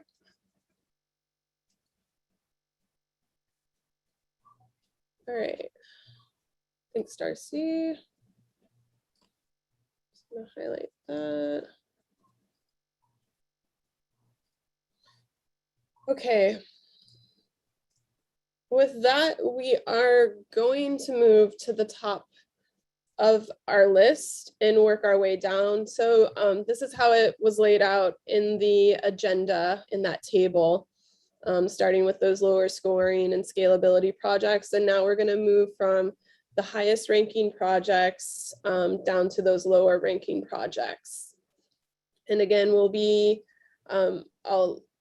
try to intersperse breaks in there with Rob. So sorry, Rob, I'm kind of leading, but I'll pass it over to you to get started with our first proposal here. Okay, well, it looks like CGAPS is the highest ranking proposal once again. The recommended funding is 71% of that. The applicant is willing to take any. Christy, since it is so high ranking, can you maybe just address what the 40, just under 44,000 would go toward and what would be left out of the work in the original proposal? Yeah, thanks so much, everybody. So our original proposal included our statewide work with the invasive species committees on Stop the Ant Month. We typically spend about 15,000 amongst all of us for the islands for direct mail campaign, all that sort of thing. That would largely stay the same. Those costs are fixed. This is our, sixth year of doing that. And each year we've had detections resulting from that. So I think it's working. The other amount in here that is, we'll have to really figure out whether or not a reduced amount will cover it. In a past year, we did a biocontrol explainer video. This time we were going to do part 2 of the biocontrol explainer video. It's going to cost a bit more than the last time. The quote was for $15,000. So with a reduced amount, we would have to go back to our contractor and see if that's acceptable. And of course, we can trim some of the other things in the budget. I usually put in some support for salary and fringe. So if it's 40K, we can certainly make it work. Not sure if we'll be able to do the biocontrol explainer, but we'll certainly try. Thanks.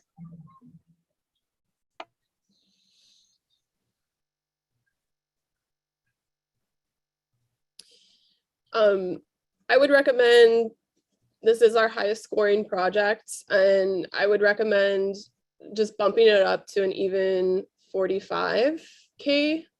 I'm going to overrule. Sorry. Not as the applicant either.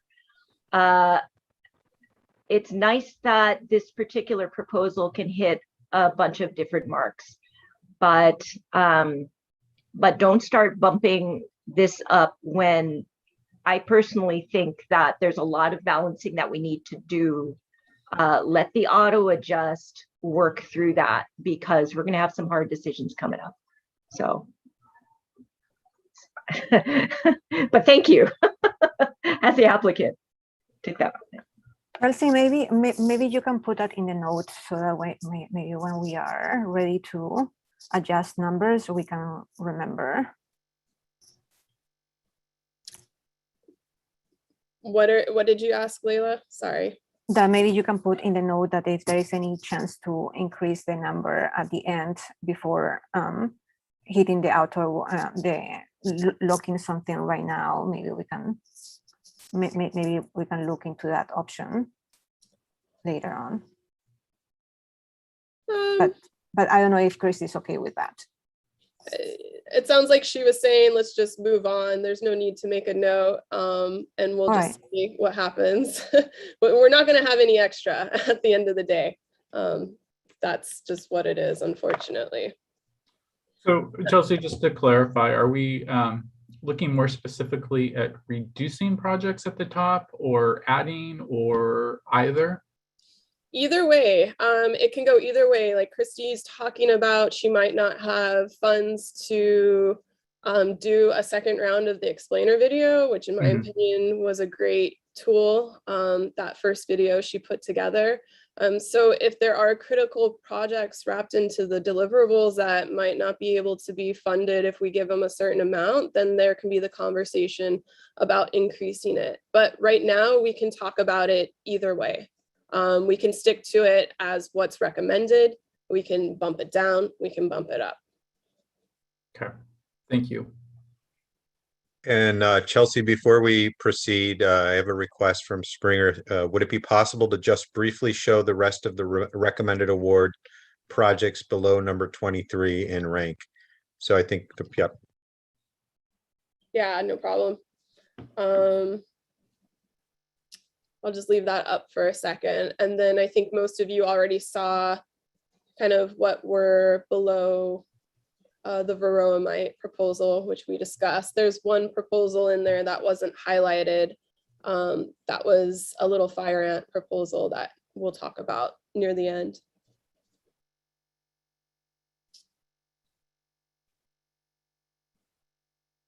Okay. With that, I'm just gonna scroll back up. I hope that was enough time to kind of look that over. Take a picture. Yeah, hopefully you got your screenshot. Okay, I will cruise back up here. Okay, moving forward.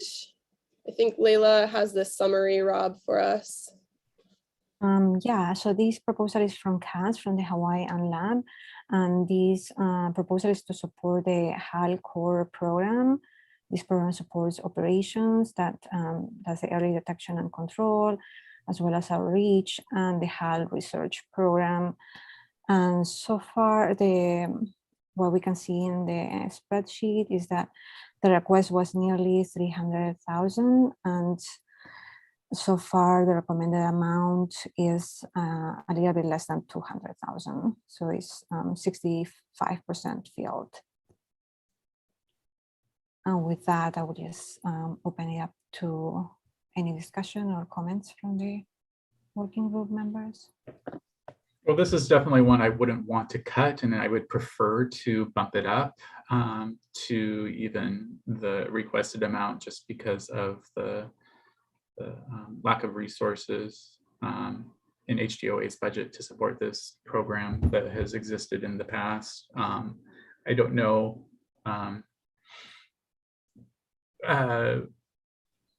whether we can bump it up without identifying cuts anywhere, somewhere else, or just, I don't know. Do other people have thoughts about this as being a high priority proposal for this year?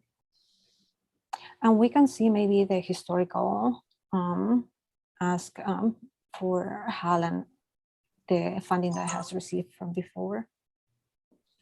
Yeah, so last year, this is only partially filled out, but last year for Hawaii Ant Lab, they received 208,000. And then their total requested amount is not only the proposal that we're talking about right now, but they also submitted a proposal specific to management of little fire ant on Oahu. So that's why this requested amount here is a little bit higher. And I just want to note that this grant supports approximately 40% of the HAL personnel costs. So I just wanted to note that.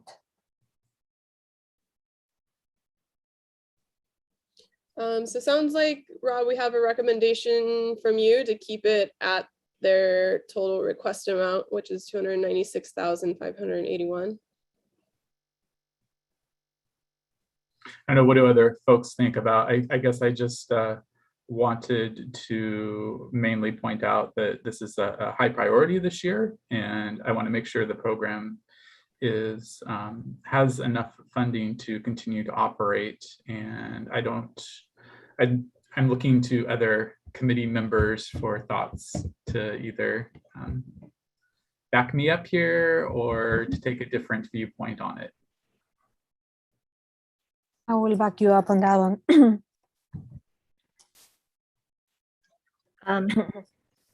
I will half back you up.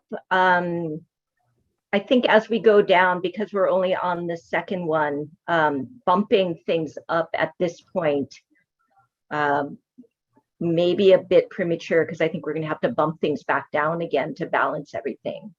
But having said that, I would flag this for consideration for, if not full amount, certainly more.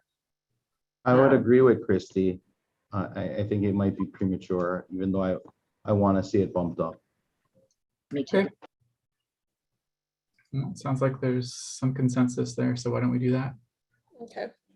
I'll just highlight things that are proposed for an increase in blue. Okay, we got a lot of circling back, but that is okay. So our next one, I have that summary for folks.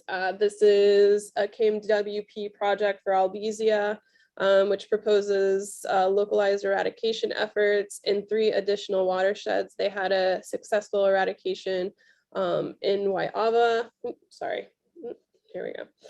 And so it also has the addition of continued outreach and facilitation of a newly created community group that addresses control of albizia.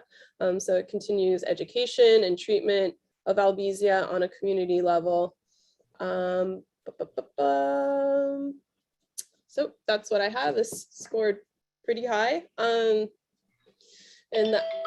So sorry. And the ask was for just under 171,000.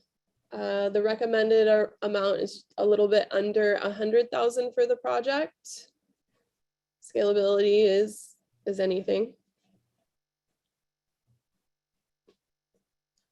So do folks like the recommended amount for this project? We could keep it as is. I did have some question on the scoring. I really think that the work that this project's doing is great, especially the community part.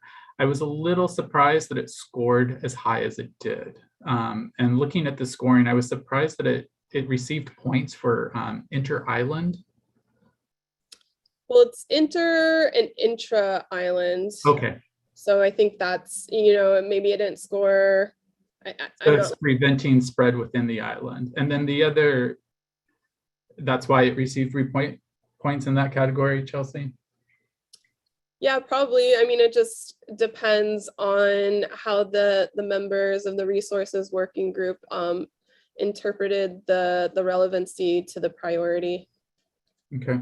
And then the other one too was the scores for widespread control. And I mean, I think that they're making, it's a long-term effort, and they've shown that they can make progress to it, but I'm not sure I visualize what long-term control of albizia looks like exactly on Oahu, and what levels of support that's going to take. So I don't know if we want to have the applicant address those. I just had some concerns about this one ranking so high with points accrued in those categories, and it not being 100% clear to me that they were accomplishing what the priority was listed as.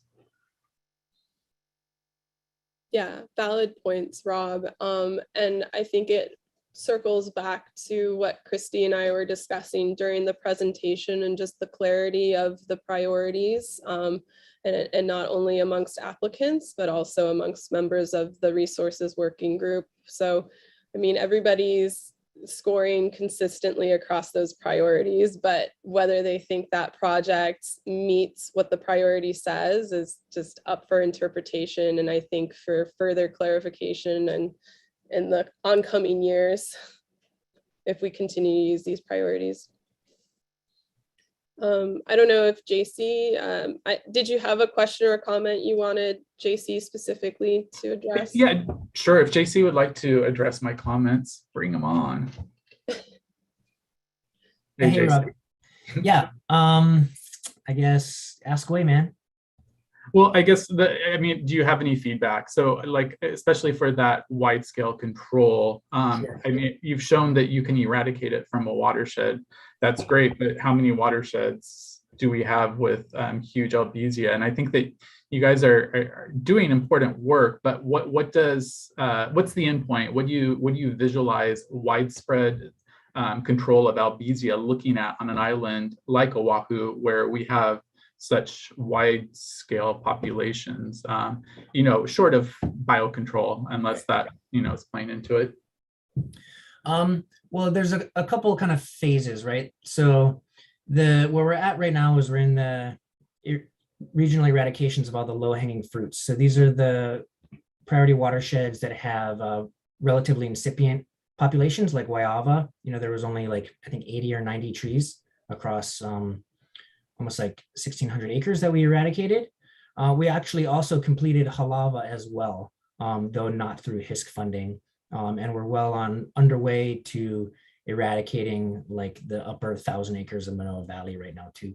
So essentially it's going watershed by watershed, and removing the albizias from that are at incipient level and containing them back down to lower elevations.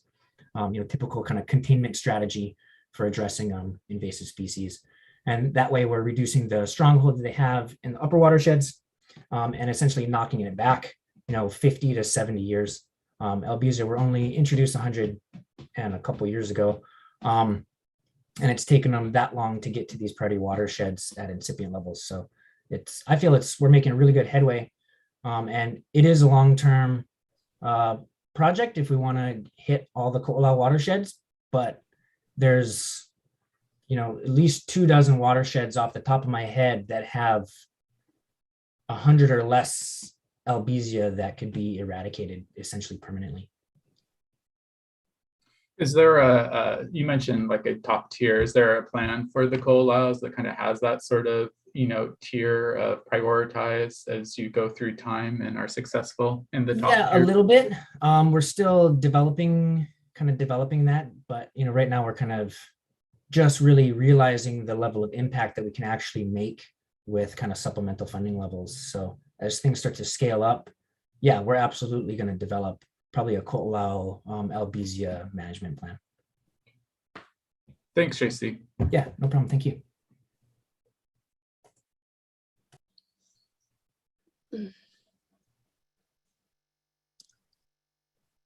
Okay, One last thing.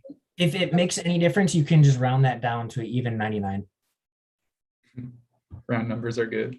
Yeah, round numbers are good. So, yeah. Thanks. Yeah, and right now we're working off of column K, even though this is auto adjusting as we zero things out, but Okay. we'll still be working off of this. So it'd be, if it was round it down to 98. Go for it. That's cool too.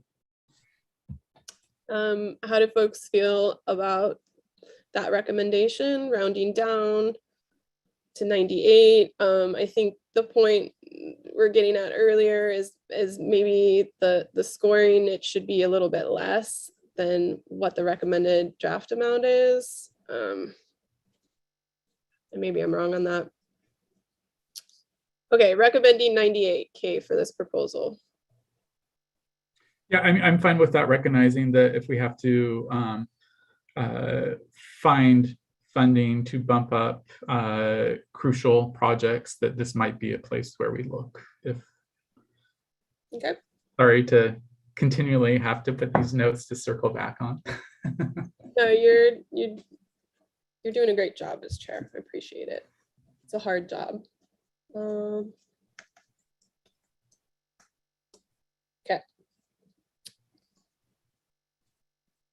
Moving on to our next proposal. Layla has this summary. Yes, so this proposal is from applicant Adam Radford and is for HISC and MOMISC. The title is Detection and Control of Invasive Species in Maui County. And the requested funding will maintain and improve early detection and rapid response for a number of different plant, vertebrates, and invertebrate species, and continue the work with little fire ant.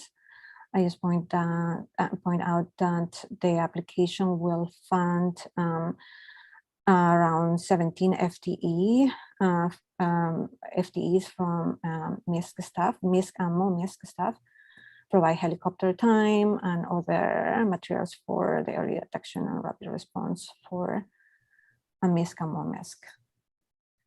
And the proposal scored 48 points out of 80, and the recommended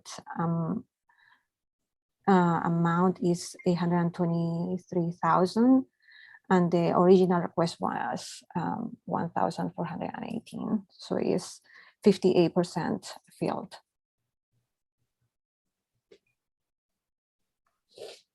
With that, we can open it up to discussion or comments from the working group members.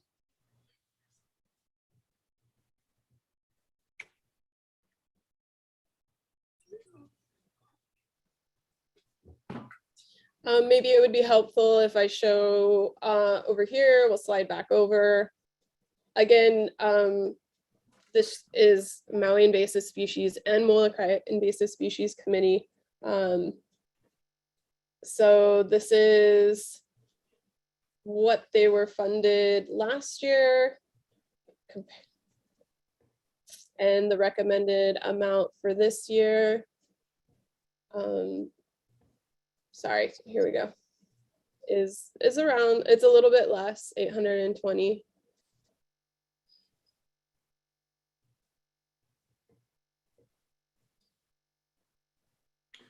Do we want to hear from the applicant as to what they would need to cut as far as their priorities? I don't know, any other thoughts from team members, Layla?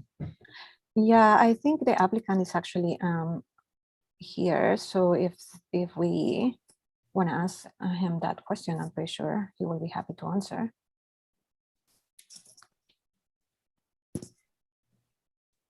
And the question again is like if that recommended amount will be reasonable for MESC and MOMESC.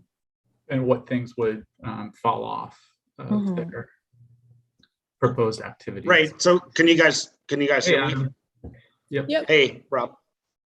So what would fall off is the same as in years past. It's staff and helicopter time.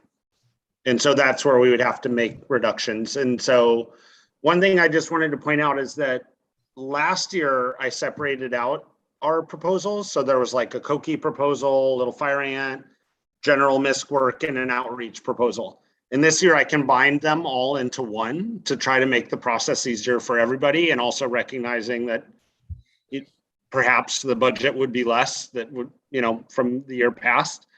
And so just keep that in mind with this one. It's sort of all of our field work lumped into one proposal.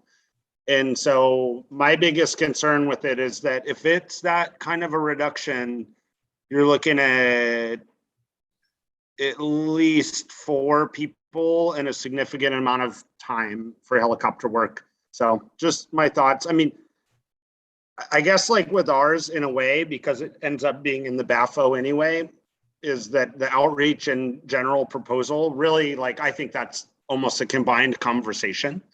I can explain like where the reductions would affect outreach as well. But I mean, if we ended up, in all fairness, if we ended up around, I think it's like right now what's proposed is what, 9 something, that would be adequate for us. But to go below that, I don't know that we would be able to accomplish our stated goals. I mean, we'll have to adjust those goals anyway already, but just meaning like in the big picture. And I also want to just, and also just highlight that right now what it looks like with the county, and you all know this already, but we're looking at getting $2.46 million from them, which is awesome. But it does always come up like, where is the state? Sure. So just something to consider, because it's a constant battle to explain that to them. Yeah. Thanks, Adam. Christy, did you have something? I see your hand. Yeah, I just have a sort of clarifying question, and maybe this is more for Chelsea. So your summary table on the sides shows just about the same amount for this. The summary table doesn't include the outreach. It should. Yeah, and I can Okay. double check those numbers, but it should be the totals. Like, so Adam, I know he's put in separate requests for little fire ant outreach and then like general operations and species. So that should all be combined in here. And I can double check that while we take a break, just to make sure I got those numbers right. Yeah. For You're right. You're right, Chelsea. No, that is the cumulative amount from last year, is the All right. 828,258. And then scrolling back over, because it looks like you've got your outreach down under that. So I guess I'm not quite clear. You said outreach is included in this one that we're discussing? No, sorry. Okay. Sorry, to be more clear, what I was saying is that when we do the BAFO, that's when it all gets lumped together. Right, totally. Okay, so my question is, because it looks like if you do get this, it's just about the same, if not more than last year. It'd be a little bit more. Okay, so you would still need to be to a cut little people. bit more. Yeah. In Yeah, those are planned positions. So I mean, I'm not talking about firing people, but we need those people, obviously. That's why they're included in the proposed budget. But yeah, so at the end of the Thank you. day, Sorry, I was that's just what I trying was to saying follow. is that it's, yeah, no worries. When we do the BAFO, that's outreach and the general proposal. So, and that'd be actually a question for the group. I mean, I could do it that way in the future, is just do all one proposal. Would that be preferred? I mean, that's what I was trying to do this year. I just kept outreach and then general work, field work separate, but I mean, I could put them all in one proposal. So I guess it's a question for you all. Well, I mean, we can maybe talk about that later, but that is definitely, I mean, obviously it would be one less proposal to review for the resources working group, but in terms of like the scoring and the amount requested, I'm not sure how one would benefit over the other, like just thinking about it off the top of my head. Yeah, it's a good point. We can discuss that at another time. Yeah, I think there's some value in looking at the outreach proposals together to see what they're doing, because sometimes that's how they end up getting divided up to go to the evaluators, if that makes sense. Yeah, it does, and that's what we were advised to do in the past. So, but we can talk about that next year. Thanks, Adam. I mean, with that, I think we can talk about the two proposals together here. Again, the outreach proposal, I think it says in the application, supporting 2.5 positions for Maui and Molokai Invasive Species Committee, and doing, you know, their typical outreach and messaging through those programs. If we go with the recommendations for both of these, it is looking at like 935,000 with those combined award amounts, which is a boost up from last year. We can start with that like we usually do. Any discussion amongst members?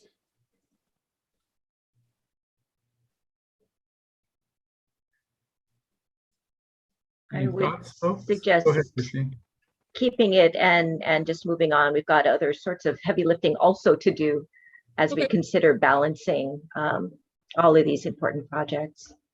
Yeah, I'm good with that if others are. And at this point, I actually might suggest we take a brief break. I think I forgot to give us a break before we started in at the top. I apologize, but we made headway. We did 5 proposals, which is awesome.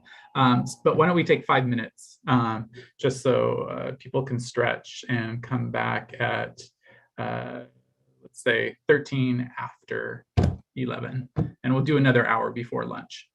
Does that sound good? Yep. Great. Sounds Thanks, good. everybody.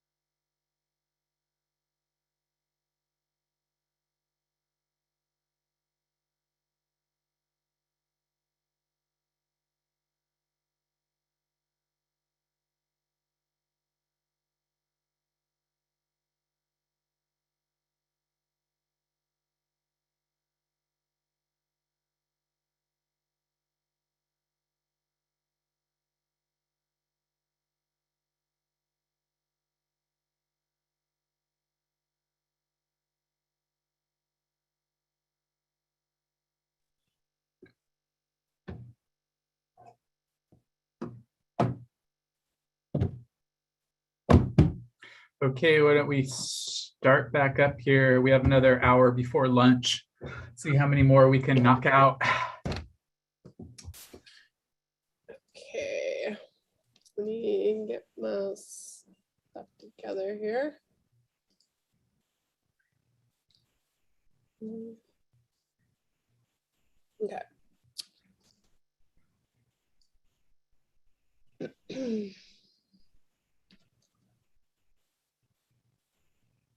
Okay.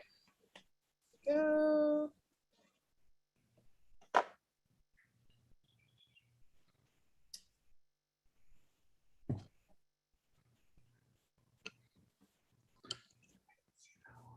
So Rob, I think we and members of the resources working group, I know I said this through email, but just as we are moving through the applications, Layla and I will just be switching off on providing summaries just to kind of review and refresh memories about those applications and the scoring. And that's what this column all the way at the end are over here signifies, just who's leading that. So then you don't have to worry, Rob, about having to go through that or name them off. We'll just kind of take over that.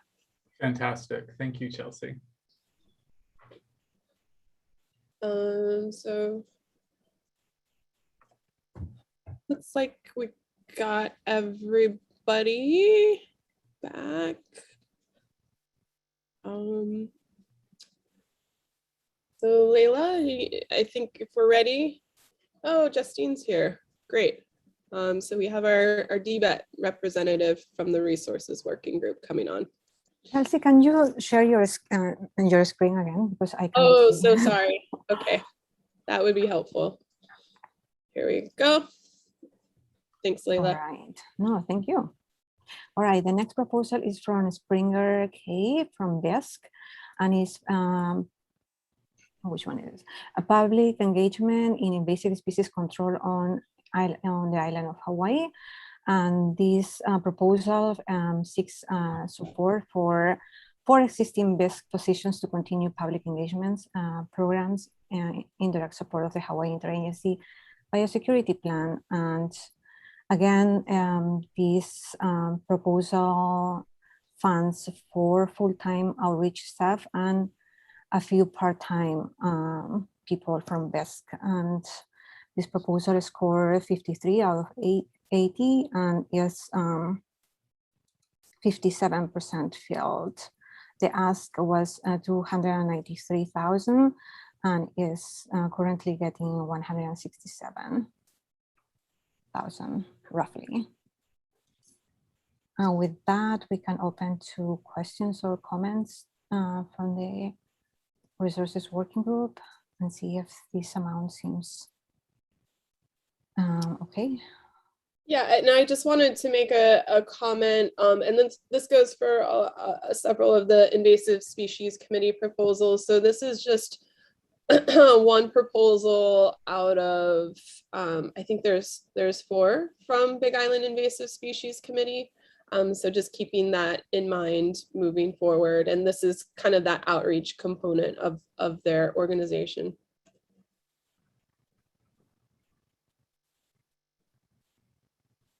Yeah, go ahead, Christy. Yeah, so sort of the same general question for these major projects. What would this reduced amount do for your program? Do to your program? What could you do with this amount? Yeah, so, we're facing what I think probably several other HISCs are facing. Some of our other funders just aren't available this year or have reduced amounts. We're not getting H2A funding. Some others have just dried up. So I guess really it's hard to talk about this one without looking overall. I think maybe I did not apply the right strategy here. I did try to apply for funds that were a little closer to what I was awarded last year rather than I figured there was not going to be extra money for anyone. So I'm looking at a $320,000 reduction compared to last year, just based on these recommended amounts. So I'm trying, outreach one is not so bad. This is actually a little bit more than what we got last year. We do have a part-time employee who's been recently returned to full-time work after completing her master's degree. I think with other funders we have for public engagement, we'll probably be okay on this one.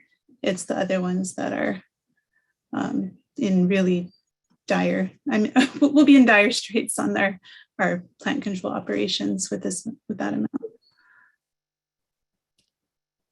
How many outreach staff do you have, Springer?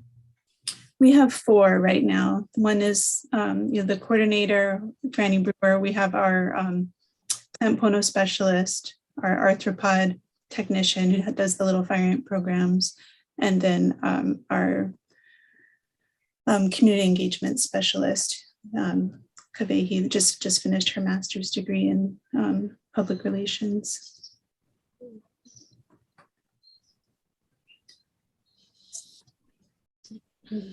So really, I guess, I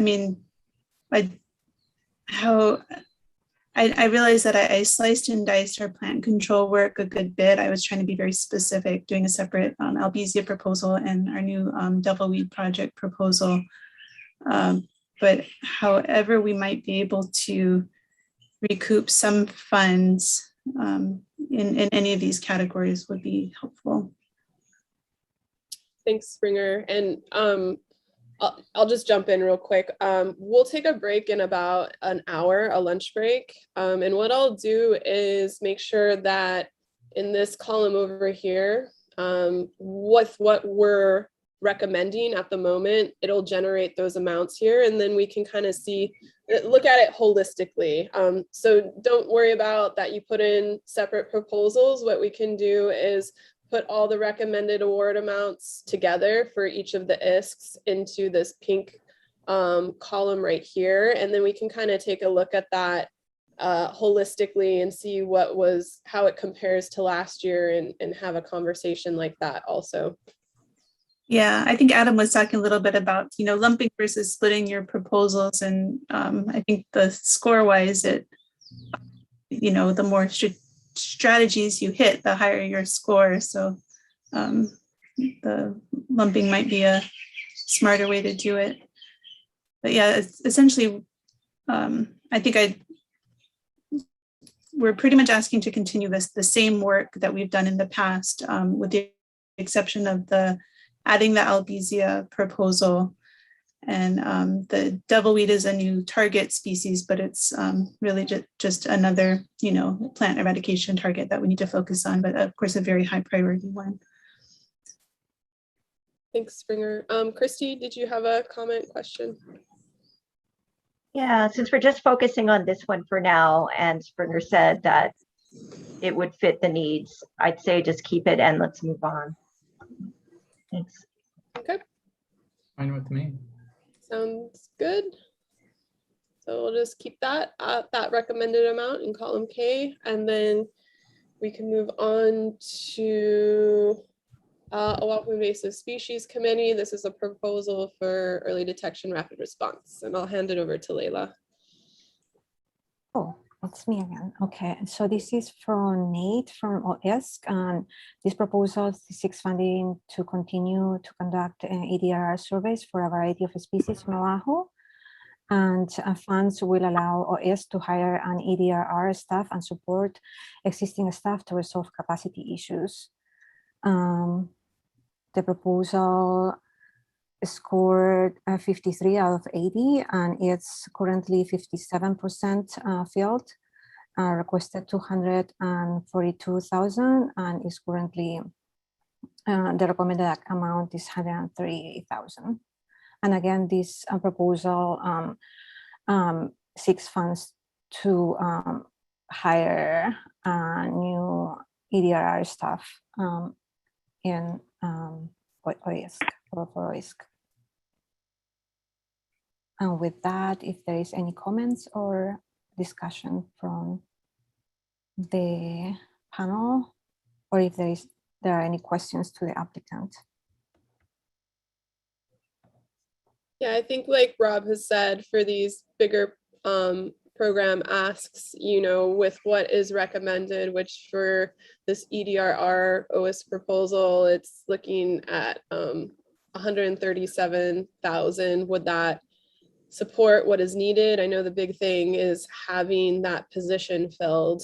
So maybe, unless there's other comments from the resources working group, we can open it up to the applicant to address that. Sounds good. Good, Nate. All right, I'll jump on in then. Can you folks hear me okay? Yep. All right. Good morning, everybody. Thanks for the opportunity. Yeah, so with this amount, it would cut out one round of our biannual rapid OHIA aerial surveys. I think that's okay. We did get some good news on the funding front from the city and county side of things, so proposed budget cuts are not looking as dire as they originally had. And we do have some of that, I think it was CARES Act funding or something similar from the state for rods. So I think that's okay. For this amount, we would also lose, we were gonna hire one entry-level field tech position to accompany the early detection rapid response technician. So with the reduction, we wouldn't be able to hire that kind of entry-level field position, but we would be able to hire an EDRR tech, and I think that's the higher priority here. If we are able to fund that EDRR tech position, we're going to have much more capacity to help with the coqui frog eradication efforts in Waimanalo, help with little fire ant across the island a little bit, and we'll be able to better respond to any kind of new incursions. We'll also have more appropriate division of labor in terms of our assistance with the Apimel, or with the African Ice honeybee and coconut rhinoceros beetle efforts over at the airport. So from the OS side of things, keeping this as is totally fine. And then when we have to slice down a little later, we can revisit if we need to cut any other parts of the projects out cumulatively for OS. We are, it looks like overall across all proposals, we're about 58,000 less than last year.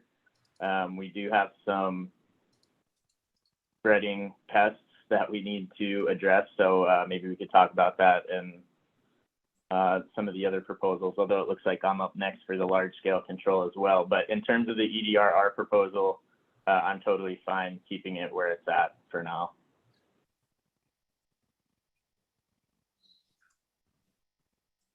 Thanks, Nate.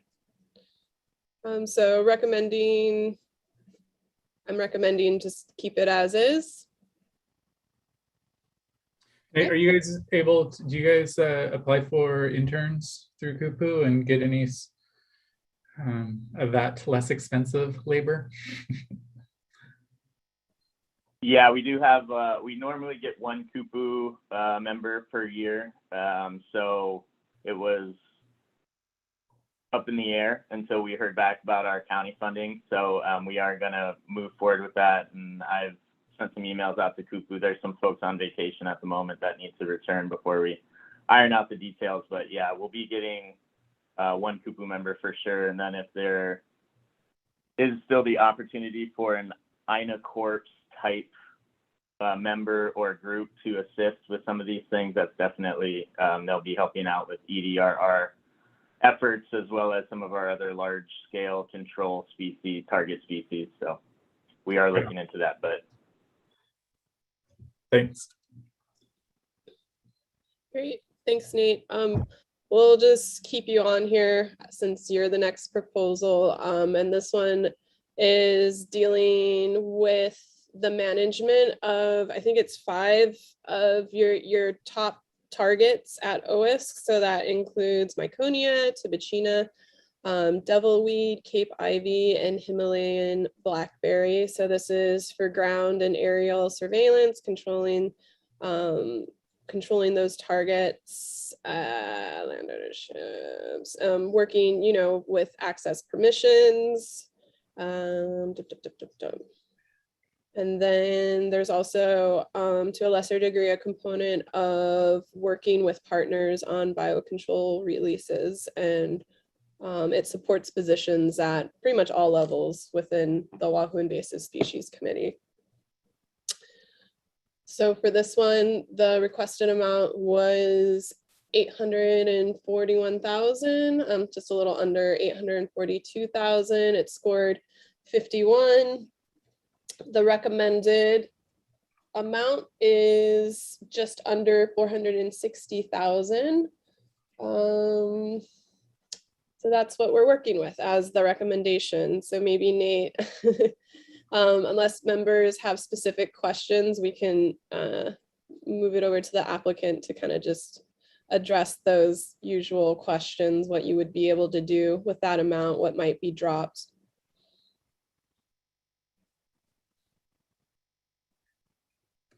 Okay, go ahead, Nate. Okay, so for this one, this is our bread and butter, so to speak, at OISC, kind of the long-term eradication goal, target species. With the amount, the big thing that we'd be losing out on is additional Tibicina control. We and partners have noticed that it's been spreading up in the Pomoho area. So one of the main things that we can't get through other funders is, or that we haven't been able to get through other funders so far, has been money for aerial treatments.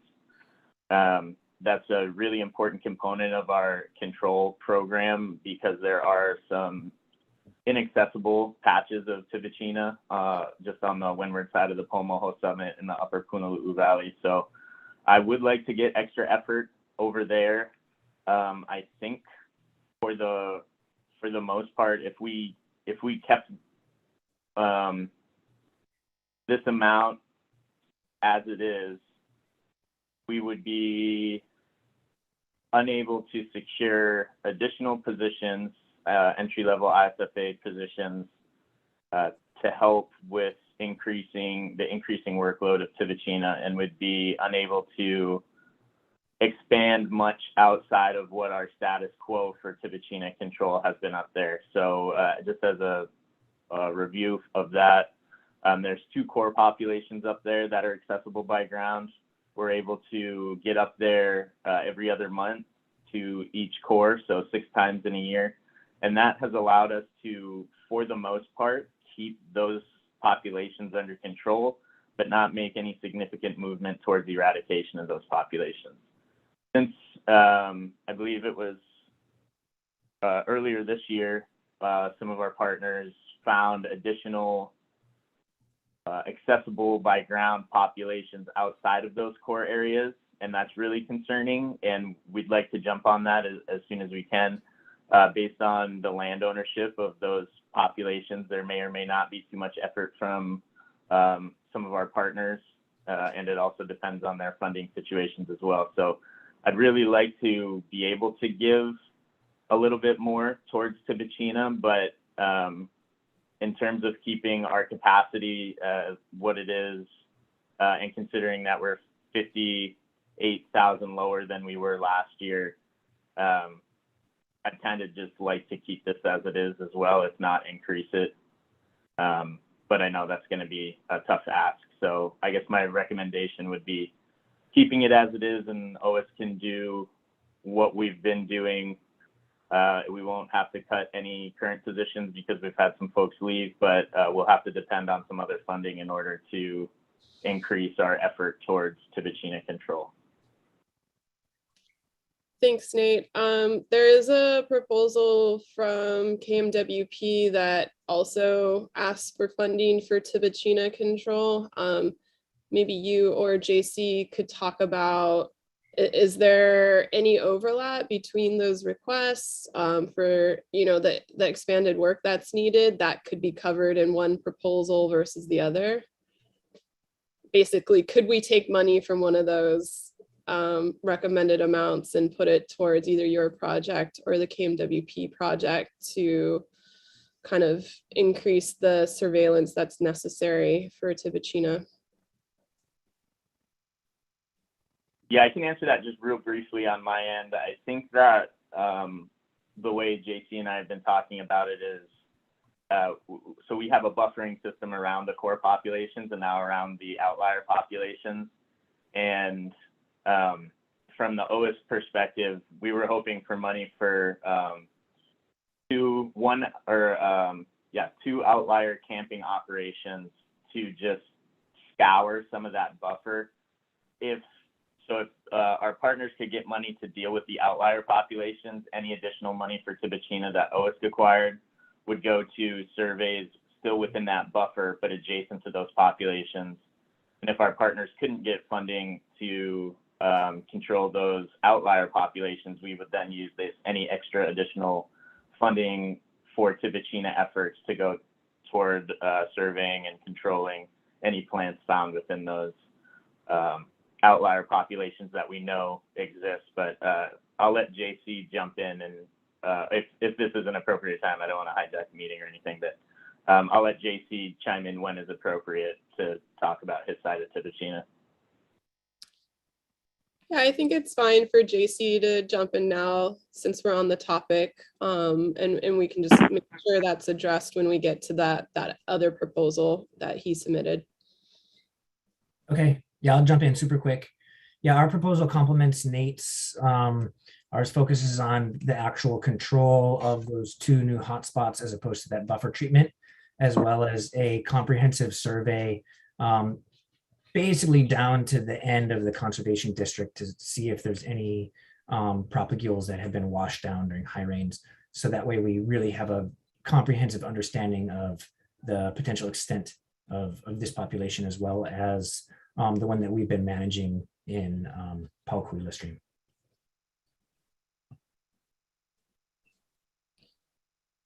Thanks, JC.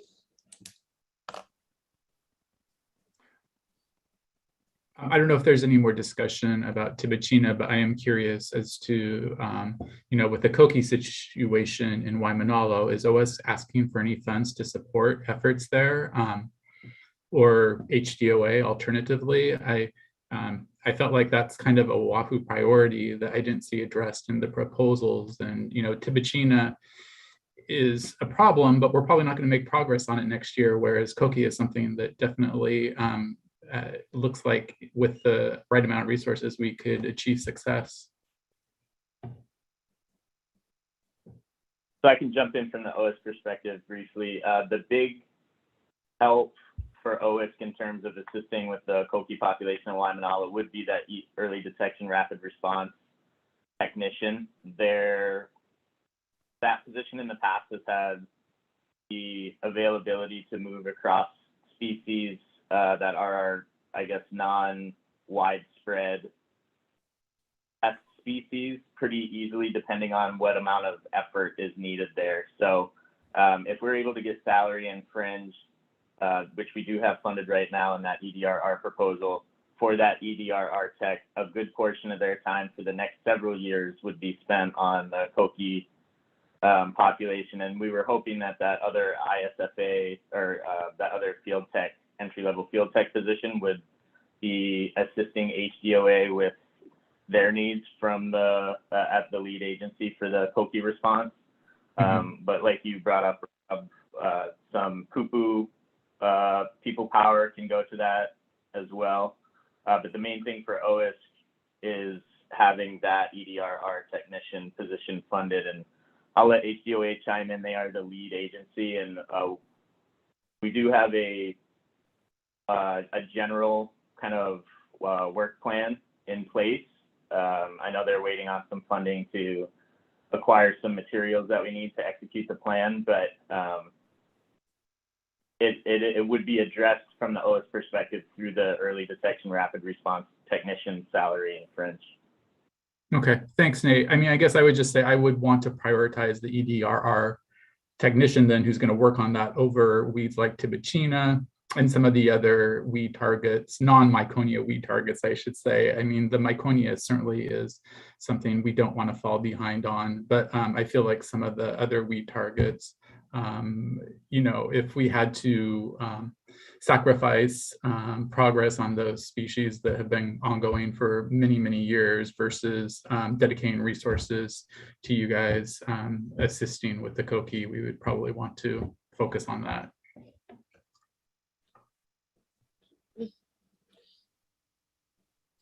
Okay, I think for that proposal, the OS large scale control recommendation, just to keep that amount as what's recommended there, which is just a little under 460,000.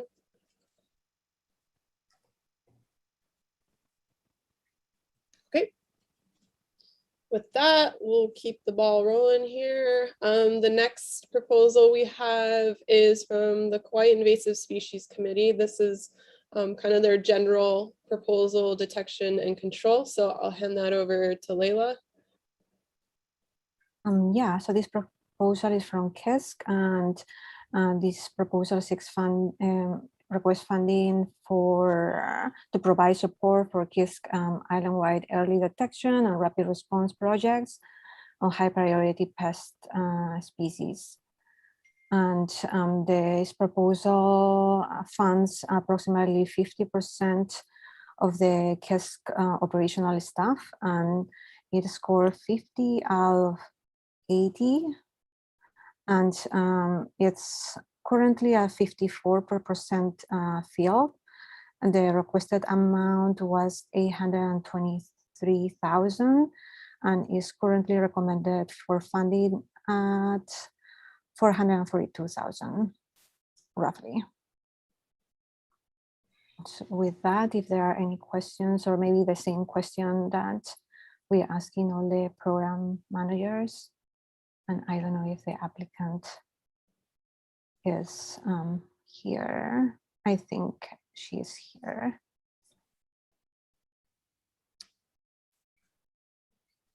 And or if there is any other questions that the panel would like to ask the applicant. Yeah, again, I think it's just the same question. They can see the recommended amount. So if Tiffany's on, if she can just, excuse me. Okay, sorry about that. If she just wants to address what she would be able to do and what might not she be able to do with that recommended amount as is. Yeah, thank you. So with that recommended amount, I would first cut all the contractual line items that we have in there, which is focusing on high priority species in high value areas, as well as seed sourcing on coastal pests. Those are contractual. And then we would go into, I'd have to let go 1.5 positions that we currently have to maintain our status quo for our long-term control, as well as our early detection and rapid response. With the rapid response that we do, I think that it's kind of good to highlight that each species is very different. Some of them are announced and some of them are not announced to the public. If we go back to ones that have previously been announced, koki frogs usually take us a couple of days. A little fire ant population is an 18-month rapid response, not a 2-week rapid response where we're assisting HDOA. Like mongoose is a rapid response that's 2 weeks. So in this one, we would, if it's at the current recommended amount, I would ask for guidance on if you guys would prefer us to focus on rapid response or early detection or control, because one of those will be limited. Tiffany, how much more would be needed to retain those 1.5 positions? I have my bare minimum for this one at 530. Okay. That's not putting into account the outreach and ROD, but for this one, it's 530. And I know we're going to look at it as a lump sum afterwards, but to point out for looking at it as a lump sum, it's 52K less than we got last year. Last year, we were already reduced almost 60K than the year we got before. And this year, my proposals actually score higher than they have the last 2 years when we look at it as a lump sum. Thanks, Tiffany. So I'm just gonna put in here So we have it, what that absolute minimum is. We definitely don't want to lose positions. That would be increasing the recommended amount by about 90K. And just to add to the discussion, HISC also has a proposal, a separate proposal in for outreach, and also rapid OHIA death.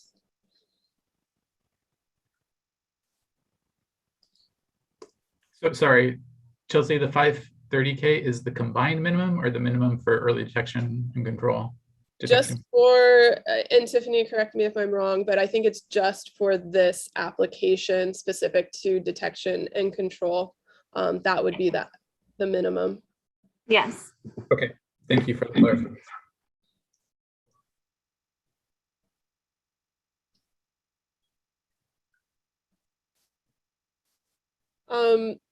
With that, I mean, I would recommend increasing it. I don't know if we can get it up to 530, but maybe just putting it into, highlighting it in blue, just as a potential to highlight moving forward and when we circle back. I'm happy to hear from other members. Chelsea, I'm curious to see the overflow that we have currently. And I think that's probably at the end of your spreadsheet. I just cannot see that now. Oh, I can scroll down real quick. Yeah, so we're not working with a lot so far. We've only zeroed out a few proposals.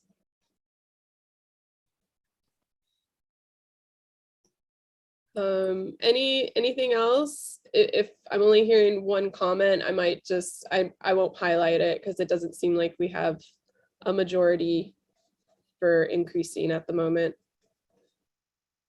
I like having the note at the end, and I know that's going to be more and more common as we get to these that are receiving a smaller percentage of what they requested. I would just suggest being real careful about adjusting any amounts currently, because I think we have to take it all in. That's going to make it really tough, but I would suggest not bumping any particular project up, because that just makes our moving through it the first time much more difficult. Yeah, thanks, Christy. Having said that, I would love to see them get at least 530K. Okay, sounds good. We have that in the notes, and appreciate your input on that. I know you're a veteran of these working group meetings, so it's very helpful. All right, moving forward, we're gonna go to the Wahoo Invasive Species Committee outreach proposal. Let me just get the notes. I think most of us know what these entail, but just in terms of positions. So funding would support partially 2 full-time outreach. So sorry, let me say this again. Funds will provide partial support for 2 full-time outreach employees, 1 part-time access, so doing access permissions, and partial support for 3 office employees who dedicate a portion of their time to facilitating outreach and education programs. Also, some materials and maintenance for vehicles. So with that, the proposal is asking for a total of 174,000, just under 175,000. It scored 50 points.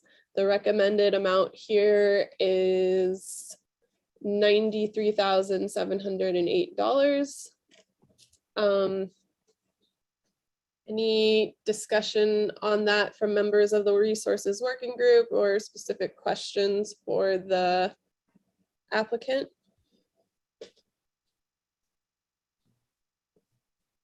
Other than the usual? Okay, with Nate, I see Nate just jumped on here. So I guess just the usual question with, that recommended amount, how would that impact your operations?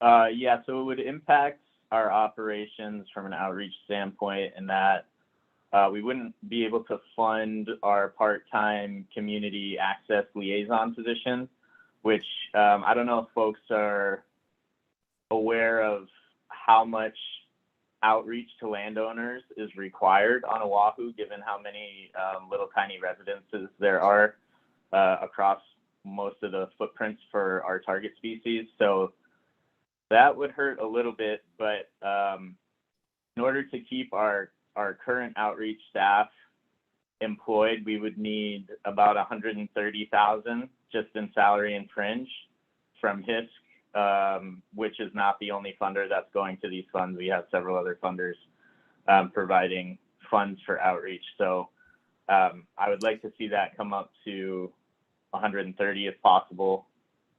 And that would be the big thing. We can figure out a way to get around not having a part-time community access liaison position, but I do want to, if there's any room, and I realize that it's going to be tough to come by, but keep in mind that OISC is the primary outreach entity for little fire ant on the island of Oahu.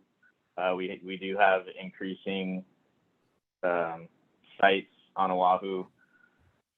They're also helping out with field LFA field work, since there is such a lack of capacity in terms of people power for LFA effort right now. We also respond to a lot of public reports, and a lot of our symptomatic ohia trees for rapid ohia death come to us. We also get a lot of just general reports from the public that we tend to direct those calls to the appropriate agencies if we're not the agency that should be dealing with it. So I would like to see that come up, but I understand that's difficult. So I'll leave it at that. But that's what we would be losing. Would be losing some outreach staff potentially if it's under 130K. Thanks, Nate.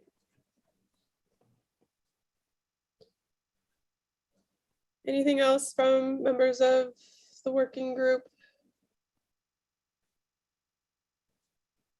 If not, I think we just treat it as some of the other invasive species proposals. We don't have a lot of overflow right now, even after zeroing out a few of the proposals. So I would just recommend we keep it as is, and I have the footnote to circle back on later.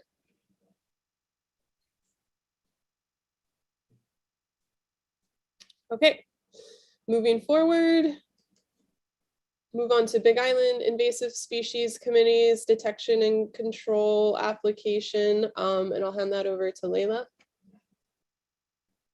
All right, can you hear me okay? Sorry, I need to wear my mask right now.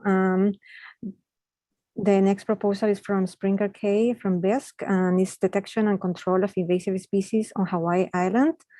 And this proposal seeks funds to support early detection surveys, eradicate 9 target plant species, engage in community service, and conduct the Plant Pono business endorsement program on Hawaii Island.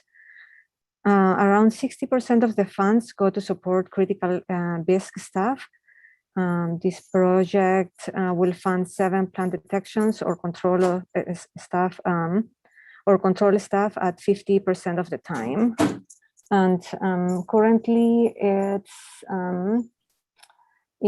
requests $479,000 and is currently requested for funds at $241,000 roughly. So it's about 51% filled.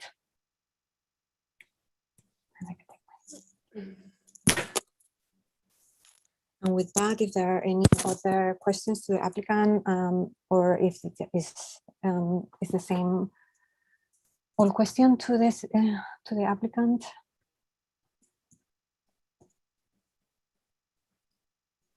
And I think Springer is still here with us.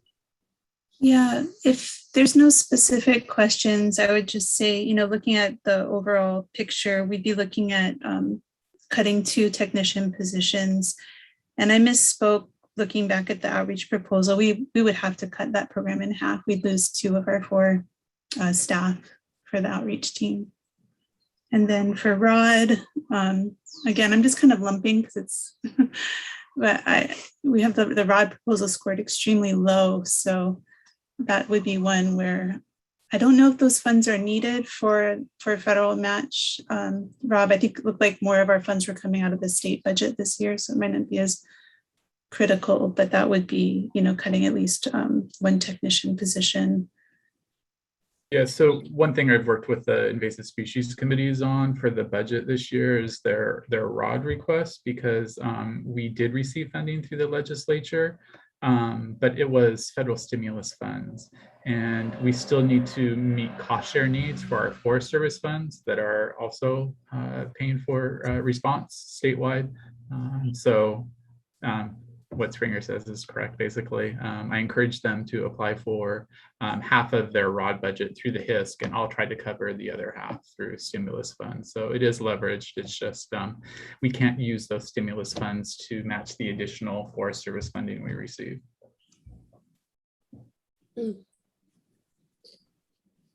Great, thanks Rob, and thanks Springer. Obviously, we're having a common conversation here with each of the invasive species committees, which is common each year. So I think for this one, we'll flag it and just kind of keep moving forward so we can spend a little bit more time adjusting the numbers after we do a once over, especially for these bigger program asks, and see what we have to work with to hopefully increase some of these budgets. Yeah, really what I'm hoping to get at between Albizia, Chromalina, and the general detection control budget would be $450,000. So it's quite a gap. So say that again, which proposals, Springer? So the plant control ones would be this one, the Albizia, and the double weed. Okay. Thanks.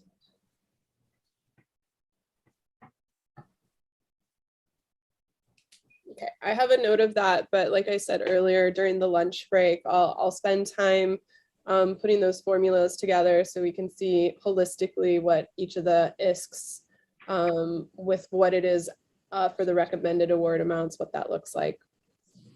Thanks. All right, moving forward, we have a proposal from Division of Aquatic Resources for ballast water and biofouling. This proposal has been supported in the years past. Let me just get my notes. I just want to make sure I have the position asks correct before I summarize. So this proposal aims to fund the ballast water and biofouling planner full-time 100%, and operational funds for the projects that support aquatic biosecurity with research, monitoring, detection, outreach, risk assessments, policy, basically everything that goes into it.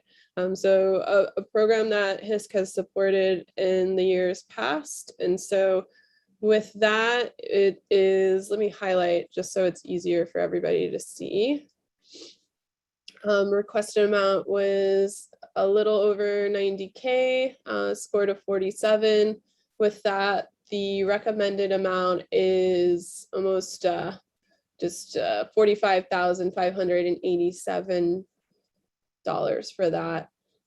So Natalie is a member of our resources working group, but of course she didn't review her own proposal, but we'll have her switch hats real quick and just take on the role of the applicant if she wants to address the common question of, you know, if this is the recommended amount, what would be what would you be able to do with that? I know it's supporting a position, so you're getting just about 50% of your requested amount. And then if members of the resources working group have any other comments or questions. Yeah, thank you, Chelsea. The funds are really essential for aquatics. It supports one PCSU position, which is basically the ballast water and biofouling program.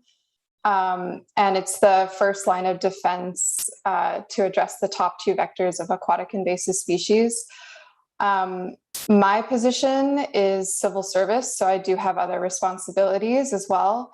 It's also technically temporary position, which wasn't a problem in the past, but it's somewhat unstable in the present climate with COVID budget cuts. So it's really essential that we continue funding for this planner position. That being said, the minimum to fund the position would be about the same that we've been getting the last few years, which is around 86K, I believe.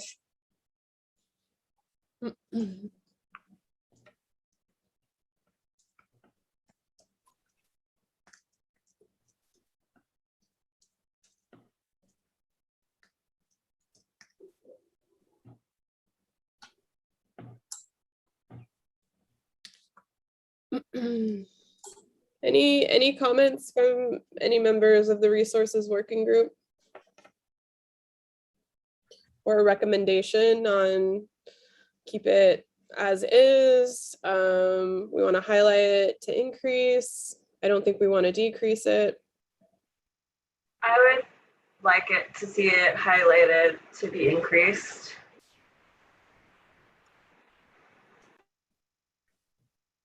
Yeah, that seems reasonable. Okay. And as with other projects, doing a little bit of work on the side for figuring out what you can make work, what amount would be helpful. Thanks.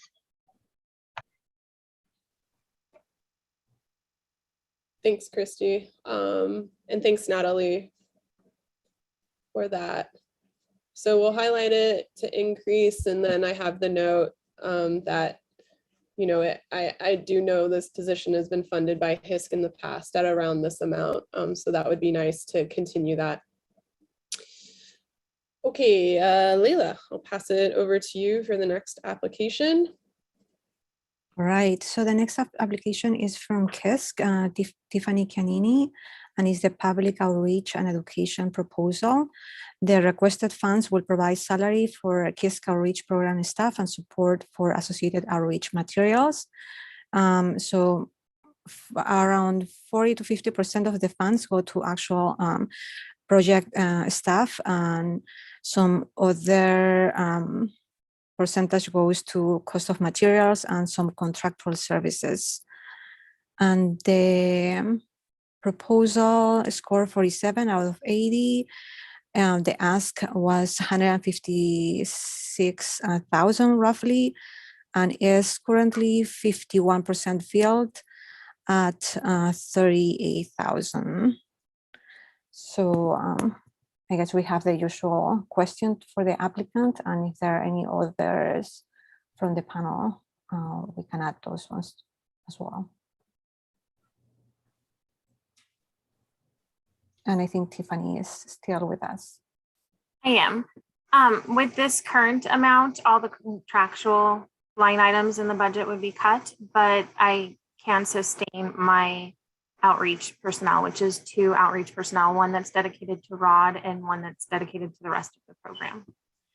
The ROD program outreach person is the only ROD outreach person on Kauai. None of the other partners have that. And she is mainly responsible for, she's also responsible for getting access permission to all the private landowners, which is a fair amount of land on Kauai.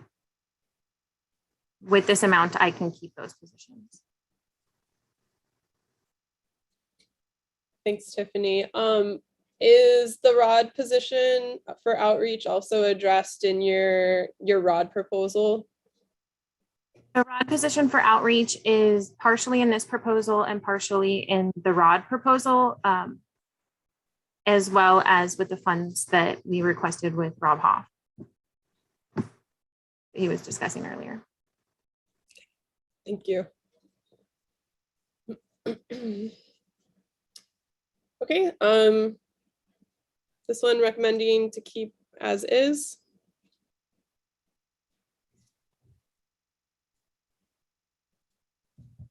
Sounds good.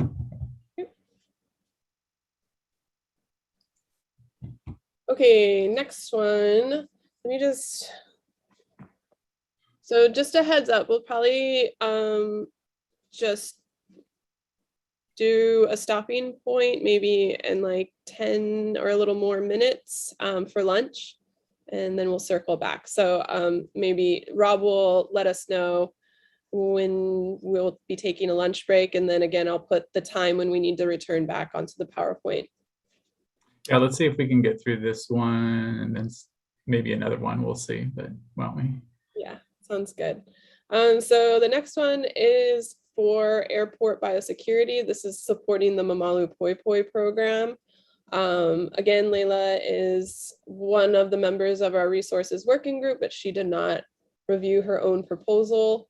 And so we'll have her switch hats as an applicant here. So this proposal is asking just under 300K to support the Mamalu Poi Poi project over the course of the year. That's surveillance at 6 airports for high priority targets. Let's see, it scored 46 and the recommended amount is 147, just a little over $147,000. This did have a scalability requirement of 50%. I mean, we are just barely there. So this proposal's 49% of the way there. With that, I'm not sure how much more that would be to bump it up, but it'd only be like a couple of thousand, which I mean, I would recommend to get that up to the scalability. Any members have anything beyond the usual topics for the applicant to address?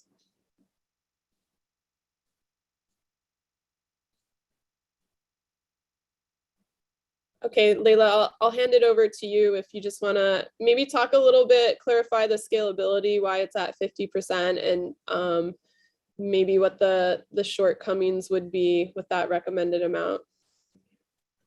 Yeah, and thank you for the opportunity to talk about the proposal. The scalability is just kind of like to be able to support the project as is. And we currently have other proposals out, but we have nothing really in hand to support the project. So at 50%, we will basically be able to carry out the activities that we currently have for Mamalu Poi Poi. And basically 100% of those funds will go to the different invasive species committees and to the B Lab and to support the purchase of materials for vector control for the mosquito monitoring. And this proposal was going to span to seaports, I think at least to Honolulu Harbor, but with the current amount, we will just continue as is. And if we have any other funds available, we will just consider maybe or adding targets or maybe expanding to seaports if we get any other grants from other funders. Thanks, Layla. Yeah, so I think everybody knows Mamalu Poi Poi is a HISC project, and it is in its last year of funding from Department of Transportation. So we do want to continue the project, but like Layla said, we are looking for other sources of funding elsewhere, especially for long-term funding. We don't want to continue supporting this in future years through HISC funds and looking for other opportunities.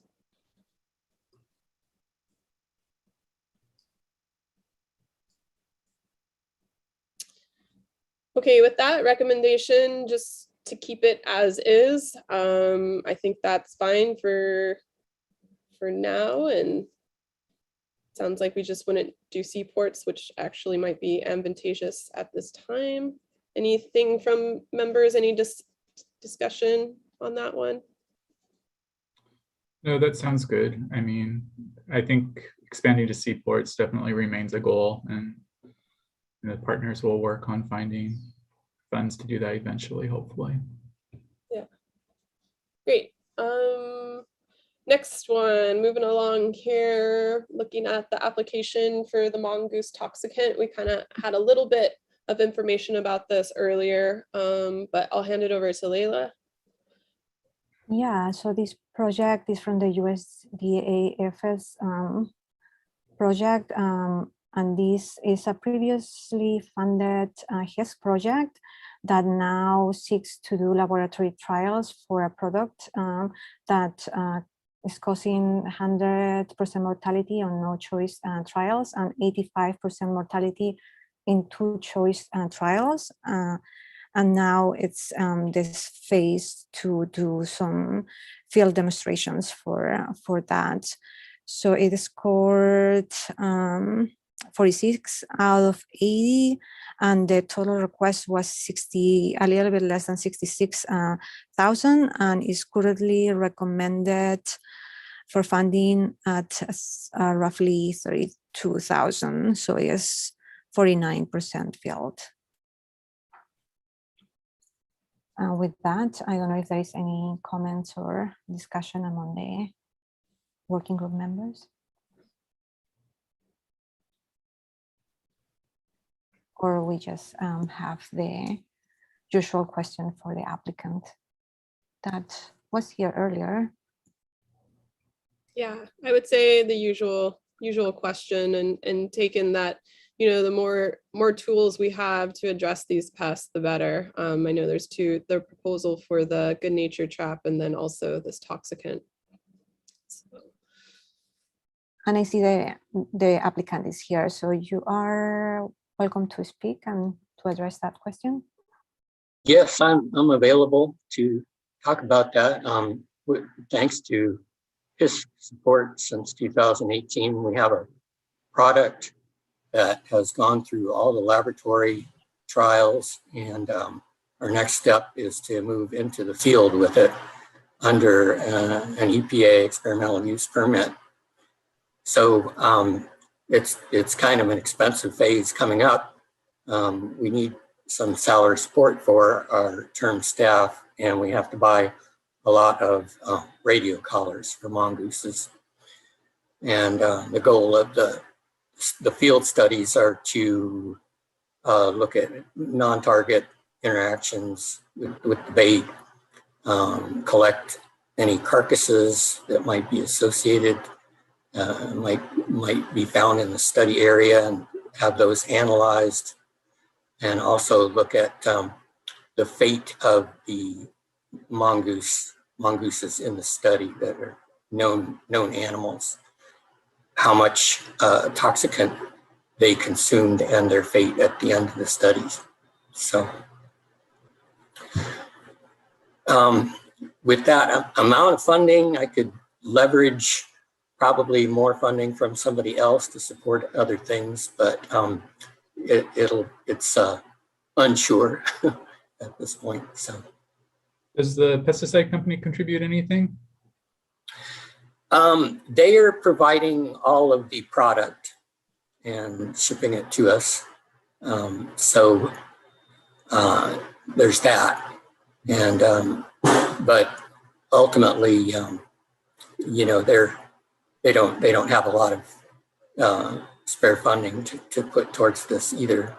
It's not going to be a huge seller in the world for them. So. And then it seems like you're making progress through this multi-year project. When do you predict there will be a registered product available? Are you able to estimate that? It's going to take a while. It's got to go through a lot of EPA review, and so it's not going to be next year or probably even the year after that. But we've got to demonstrate a lot of safety and efficacy out in the real world with it. I see. Thanks.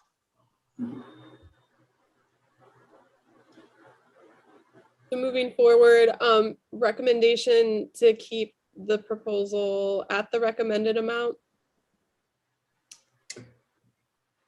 I think so. I feel like I'm using the word recommended so much. I'm Okay. about to recommend we take lunch. Excellent use of the word. Yeah, I think this is a good stopping point. We are a little bit behind. I want to give plenty of time to circle back. We're kind of doing this once over right now. And then I want to give us plenty of time to kind of circle back and really start finalizing those award amounts. And I think that's going to need to be at least an hour and a half. I know last year it was the chunk that made us go way over time. So is it okay if I recommend doing a 30-minute lunch break? Yeah, I think that's fine. Sure. Okay. And Chelsea, speaking of circling back, there was a request to highlight the BISC outreach proposal as well. I think that's number 6. So highlight it for an increase. Just to flag it, I think Springer had mentioned that the reduction may result in a loss of some positions. Okay. I would recommend, let's see here. We're basically going to circle back. I know I've been highlighting ones for increases, but I think we're going to circle back onto like all the invasive species committee proposals once we get through that once over. So sorry for applicants if that's a little confusing because I started highlighting things. But basically for the invasive species committees, we'll circle back around once we have a little bit better idea of what overflow, if any, that we'll be working with and where we can boost numbers up. Because the common theme I'm hearing is that everybody needs an increase. And what I'll do is go back and highlight the ones that we were kind of like, okay, let's just keep it as is, which was only a handful of those. Is that okay for everybody? Yes. Okay. And over lunch, I'll work on getting those calculations for overall recommended amounts for the bigger projects. Okay. Chelsea, there was a comment in the chat to scroll down a little bit, but you just, I think that's fine. Scroll down the sheet so that the people can see. I think Tracy wants to see the bottom half so you can see Yep. What his proposal is. Yeah. There you go. Yep. So you'll put up the time. It's going to be what, 12:45 roughly? Yeah. Let's all come back at 12:45 and yeah, I'll make that adjustment to the PowerPoint so everybody knows. Great. Enjoy your lunch, everyone.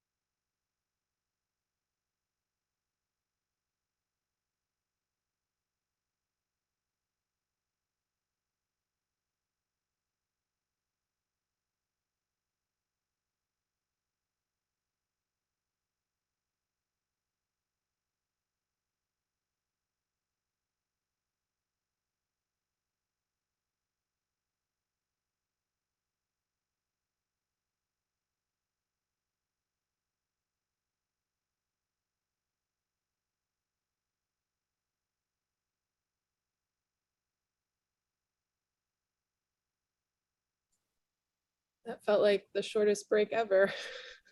It did feel short. Time flies. Yeah.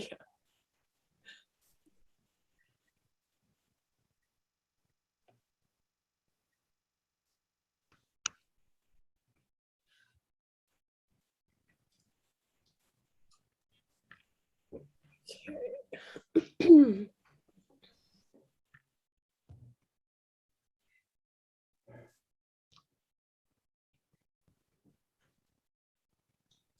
Well, hopefully these proposals will go a little bit faster. I always feel like the invasive species committees are the most complicated ones, so. Yeah. Although they do have a few we still have to go through.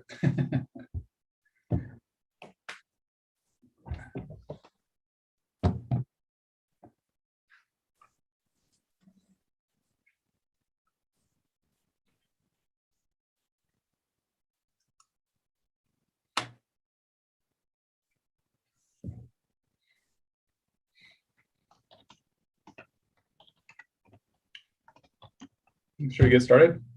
Is everybody back? Let's see. I think. Looks close to a full house. Cool. Thanks, Chuck. Great. Well, thanks everybody for agreeing to a shortened lunch break. It was short. Yeah.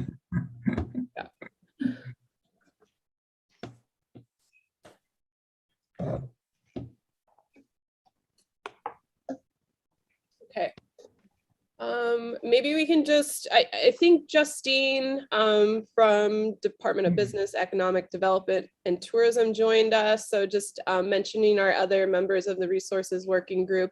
And then Mike Melzer, our University of Hawaii representative, joined us too. So thanks folks. We're a little behind, but I think like Rob said, we're kind of getting the flow and working through some of the bigger projects. So hopefully it goes a little bit faster and we have plenty of time at the end to really go through those finalized award amounts.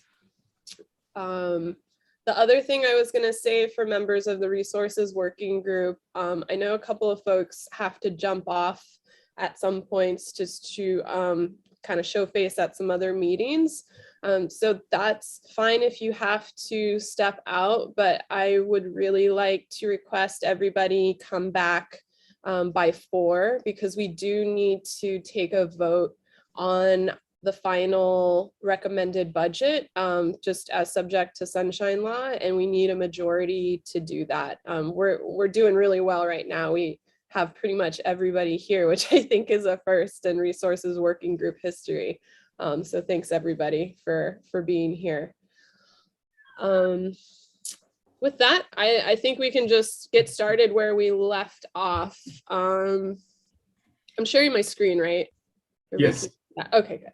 I'll increase it a little bit. I know that was a little small. Okay. And I have to put my glasses on every now and again. So we left off on the mongoose toxicant proposal. Recommendation for that is just to keep it at that recommended amount for now. And we'll move on to the Hawaii Ant Lab proposal for little fire ant management on Oahu. So this is just a proposal to help with management of the ongoing detections that are happening on Oahu. So funding for surveys. Let me make sure I'm getting everything that was in that proposal before I just fly off the handle here. Just a sec. So ongoing surveys of high-risk locations and then treatment of existing infestations throughout Oahu. These funds provide approximately 20% of the project costs.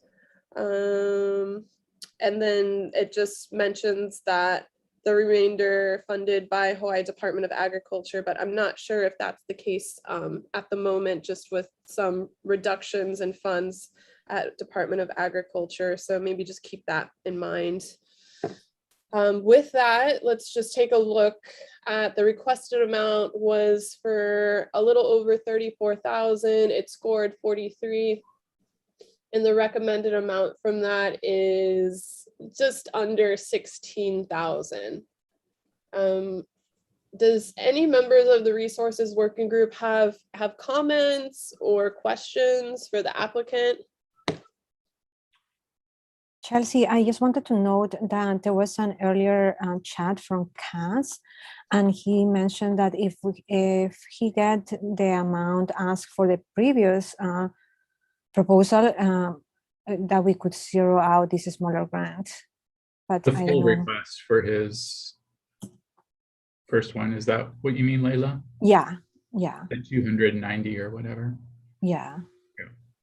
But I think we are a little far from that. But I just wanted to, I don't think we acknowledged that chat from him earlier on. So Yeah, definitely mention that if those comments, because I'm not even looking at the chat box right now. Okay, so with that, again, we got a big jump to make up for. It's like 106,000 if we do bump up Cass's original proposal at the top here. I can scroll over. I did go through and do those sums for each of the bigger projects. And you can see Hawaii Ant Lab currently with that Oahu Little Fire Ant proposal and the recommended amount for like the overall Hawaii Ant Lab proposal, it's at 206,000 compared to last year, which they just submitted a single proposal last year for Hawaii Ant Lab, and that was they got 208,000 for that. So that's just kind of food for thought with this conversation. Thanks, Chelsea. I was a little bit surprised that this one ranked lower, but I know funny things can happen with the point system. I mean, for those on the committee who aren't aware, the situation on Oahu is pretty dire with little fire ants right now. It seems like the situation warrants in making this proposal a priority. However we fund it, and whichever proposal we fund it from, how. I don't know if Department of Ag has any sentiments on it. And I hope I don't sound like I'm just speaking from a Oahu perspective here, because it is the island of my resident. I think part of the concern is that if it were to be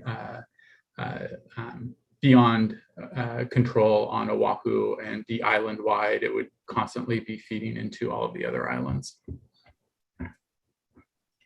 Rob, you have the H2A sentiment right there.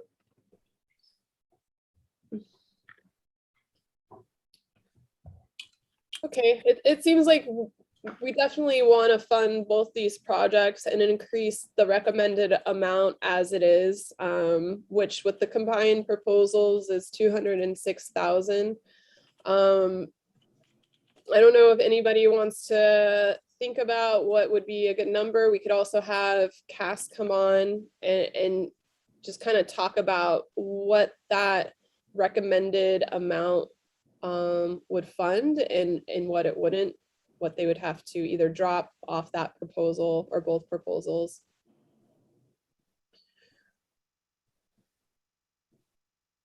I can give an explanation if you like. That'd be great. Thank you. Okay, so this year, the Department of Agriculture, who have funded this in the past, haven't had access to the funds they've had in past years. Not a new story. So what I have there is a situation where it requires increasing resources, but I've got decreasing amounts of money. So we don't have the money to do what we need to do, even just as an aggressive control program. The extra few dollars would tie us over, and that'd be great. We could do the same thing by, if we got the funding we asked for our statewide work, we could absorb the Oahu component into that. So you could zero it out if we were going to provide me with the funds that I asked for, the main funding requirement. But yeah, we've sort of been caught a bit short with the Department of Agriculture now having had a lot of their sources of money removed from them.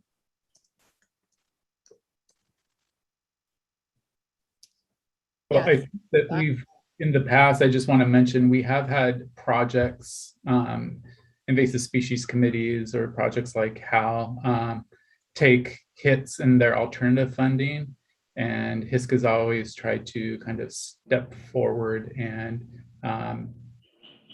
help assist with that shortfall when possible, when it is something critical like this. Yeah, I'd be about 20% short on my payroll if I got the amounts that are being mentioned today. So I would have to we'd either have to all go on furloughs once a week, or we'd have to lose some staff.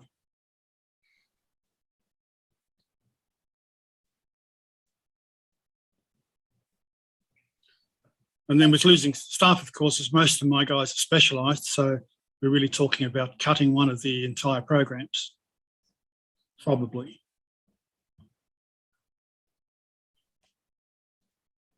So Chelsea, I don't know if it makes sense to try to come up with a number for HAL now, for a combined number, recognizing that it is a high priority this year and might need a boost from previous year's funding, or whether we want to kick that can down the road. I don't know. Any other input from team members?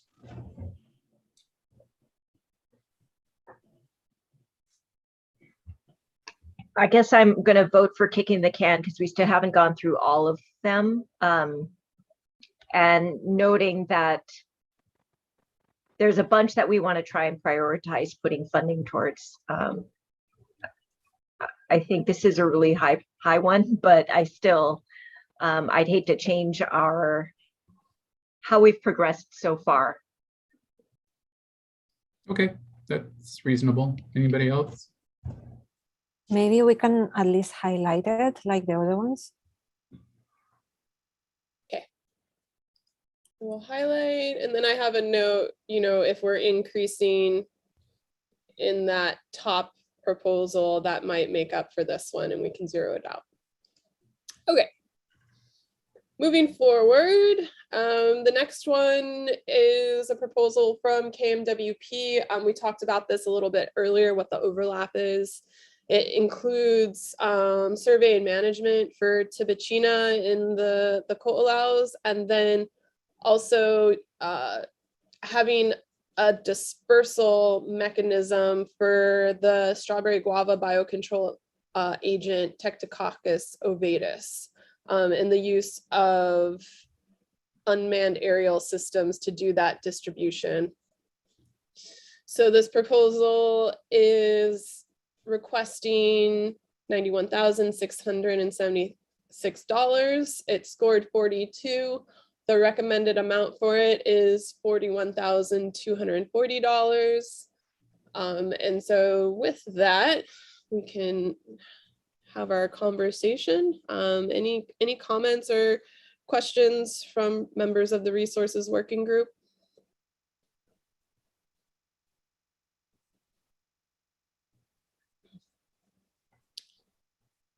I have a question, JC. There's another proposal for HISC funds from Ryan Peroy to develop the unmanned, or to develop a system of utilizing a helicopter and capsules to distribute it.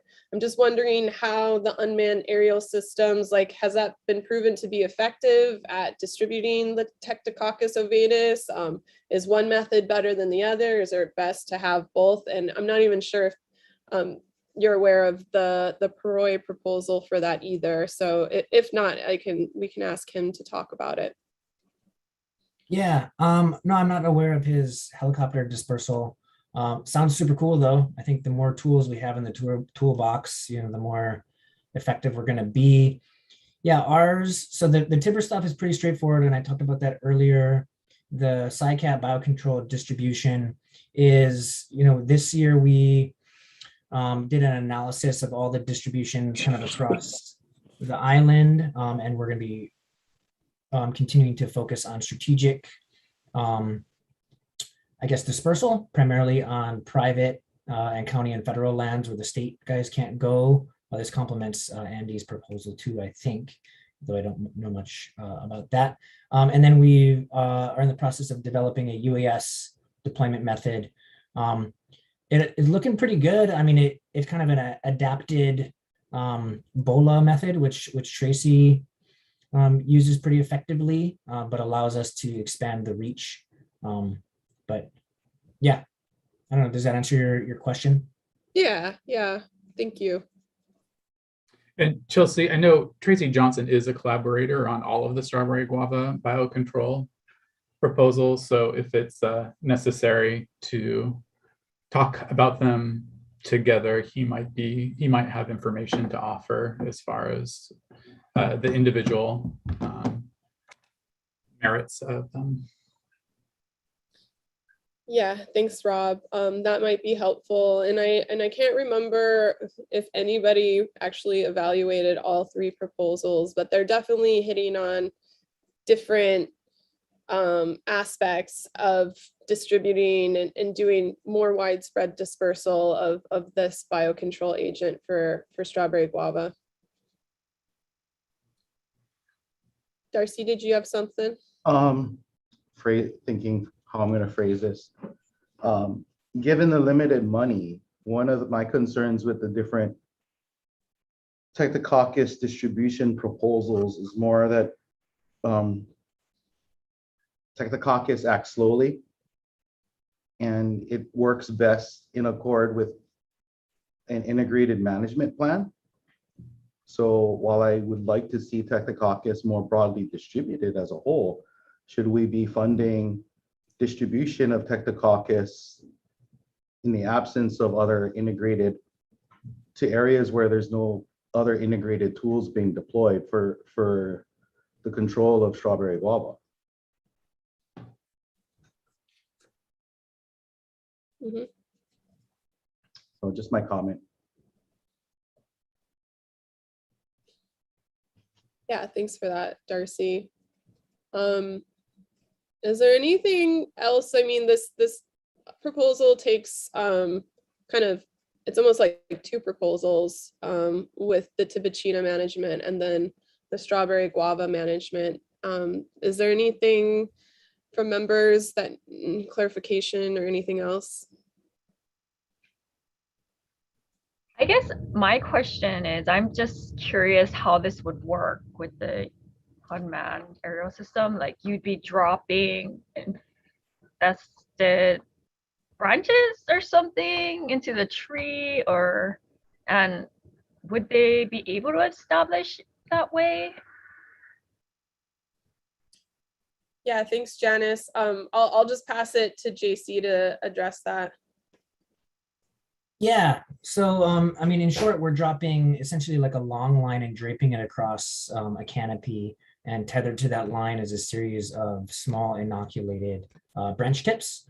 And then this coincides with the summer flushing or other management pre-cutting as needed. But yeah, based off of the BOLA approach from Tracy, it's pretty effective if you get the timing right. So that's kind of how we're doing it. We're basically just like laying it across the top.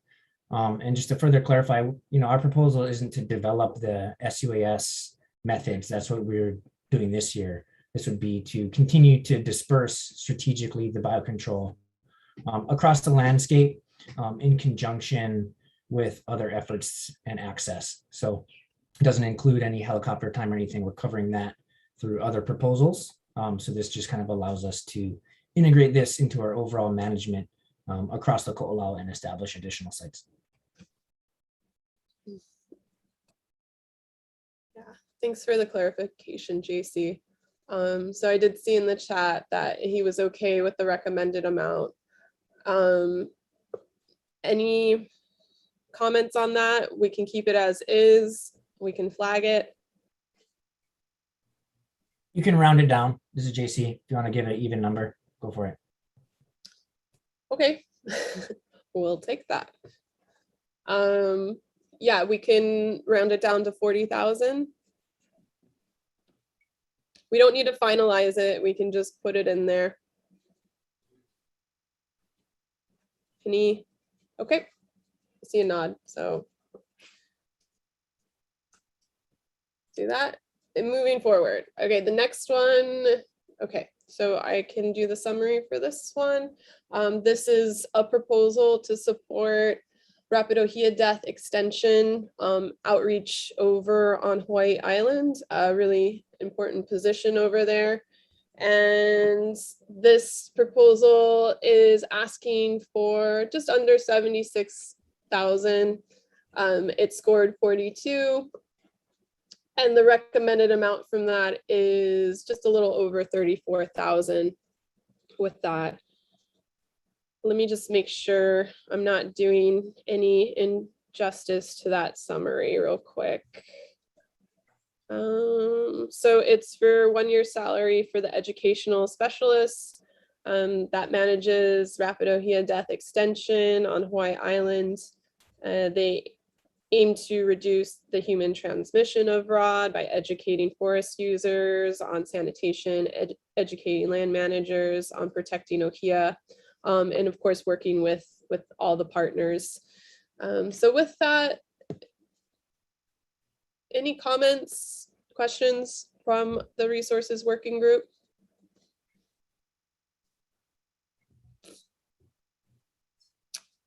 This is another project that I do hope to support partially with funds coming from the legislature, the stimulus funds.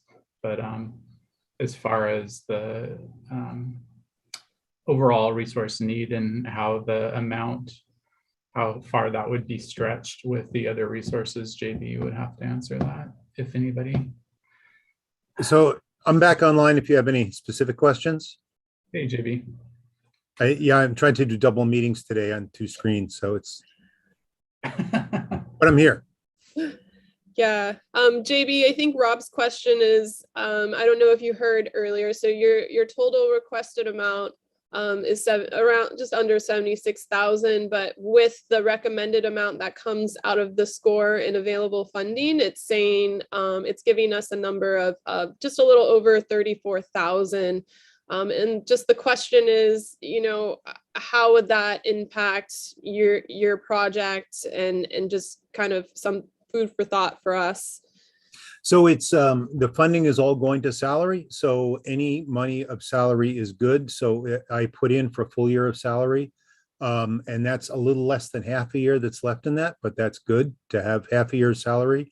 And then, you know, Rob's still finalizing what we can get from DOFO, and we continue to look for other sources of funding. So that's, you know, any amount of money helps. We will continue, you know, look at, I definitely anticipate being able to keep our educational specialist on the job. Two audiences we want to reach out that we haven't been great with is real estate agents and the hunting community. So those are, especially with the new information on how rapid Ohia death can be greatly diminished by eliminating feral ungulates, which other people call game. Discussing with the hunting community how that's going to work is important.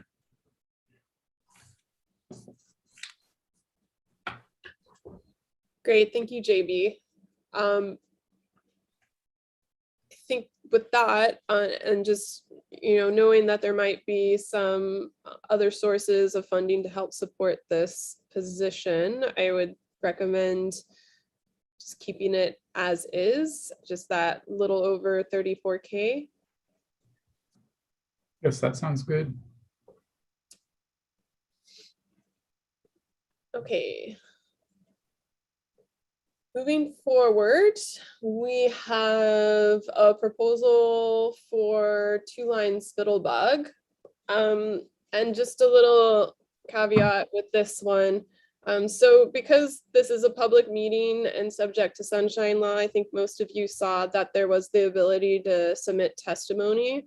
A few folks reached out about, you know, the usefulness of submitting testimony. And I would just say, it's up to you. I mean, obviously, if it's duplicative of, if you're an applicant and submitting testimony, that can be a little duplicative.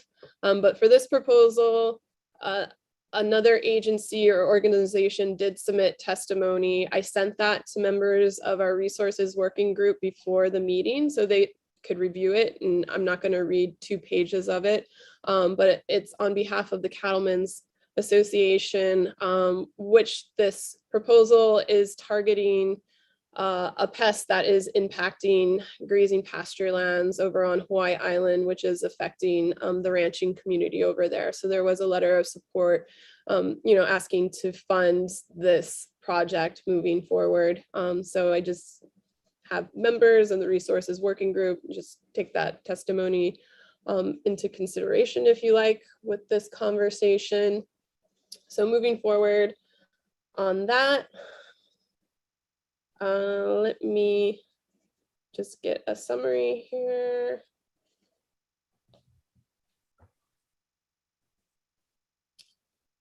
Okay, so this proposal from Mark Thorne is targeting the 2-line spittlebug, which is having severe impacts on ranch lands and natural areas on Hawaii Island. The funding is being requested to implement a multifaceted research project that aims to develop the following objectives. It wants to develop new and test and refine new integrated pest management protocols. These have already been worked on in past years. So it's just refining those tools. Continuing host plant resistance and damage threshold trials, investigating methods of reseeding on already damaged land, and investigating some different fertilizers that could enhance resistance for forage grasses. So there's a lot wrapped up into this proposal. It is one of the bigger asks for a research focused proposal, but I can see the scope of that. So they're asking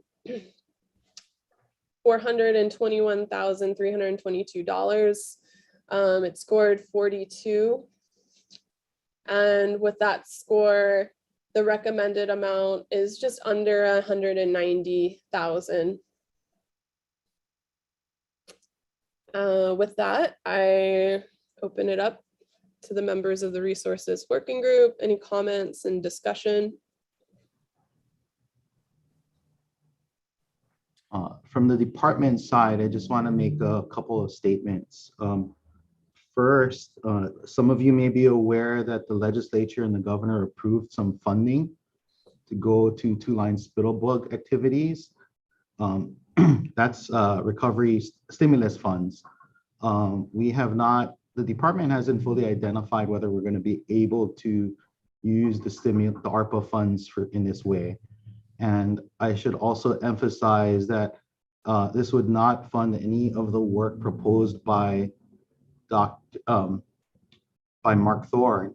It's going to be, it's going to primarily be directed to the ranchers, and the total amount of funding that goes to an affected rancher is actually going to be rather insignificant given how much was appropriated to the needs of the ranchers. I also want to point out that even though Mark is focusing on rangeland issues, the displacement of or the killing off of Kikuyu by 2-line spittlebug is opening up a lot of habitat for much more noxious weeds. So there will be some watershed impacts as a result of 2-line spittlebug. And thank you, Darcy. No problem. Darcy, can I ask how much in ARPA funds there was? I think it's $350,000, which is a significant decrease from the original request put forward, which was for $1 million in funding. And honestly, even $1 million wouldn't have gotten us where we need to go in this situation. Yep.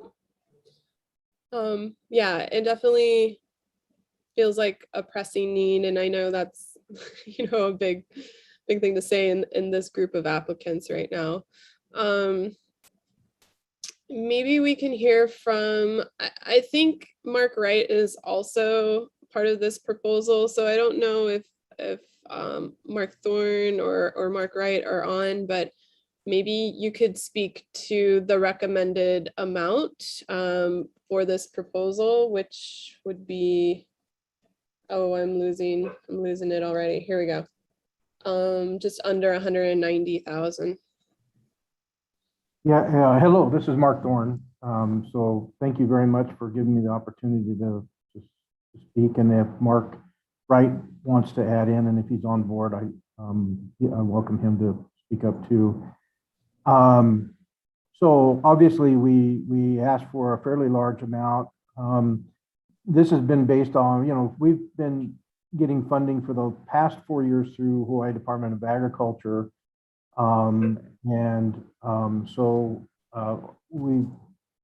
Through that funding, we've established a team of technicians that are now well trained and vital to continuing our effort on looking into this two-line spittlebug, finding ways to manage and control its spread. With the amount of funding that is recommended here, we're, as a university extension specialist, we're pretty used to scrambling to try to figure out how to patch together enough funding to run programs. So, we're welcoming to anything that we can get from the HISC to support the project. At this funding level, obviously, salary is going to take a hit. We're going to have to adjust sometimes, maybe not hire a graduate student for the project, maybe adjust a partial position down to half-time or quarter-time. That's probably our biggest category is the salary. The other really expensive part of the project with the graduate students has been inter-island travel, and travel expenses on the Big Island have shot through the roof this summer. Hotel rooms are running $350 to $400 a night. Car rentals are $200 to $300 a day. It's gotten ridiculous. So it's gotten really expensive this last summer for the travel for our graduate students. So those numbers could be adjusted depending on whatever the outcome is of this discussion.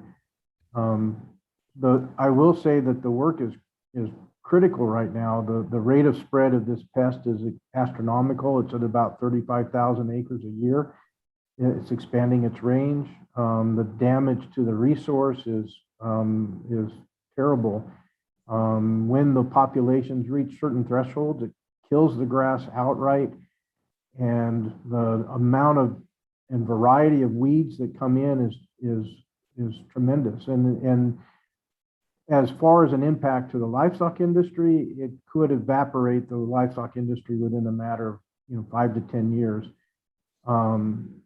if something isn't done now. On the other side of that, it's affecting all of our watershed and ecosystem services that we derive from our landscapes. And just because of the impacts and the amount of loss in the vegetation, stability to the soils, the increased cost that would be required to, come in and reestablish forested areas or conserve forested areas with the impact of this pest. So I think it's a pretty critical issue. And again, we're thankful for whatever we can get to continue the work.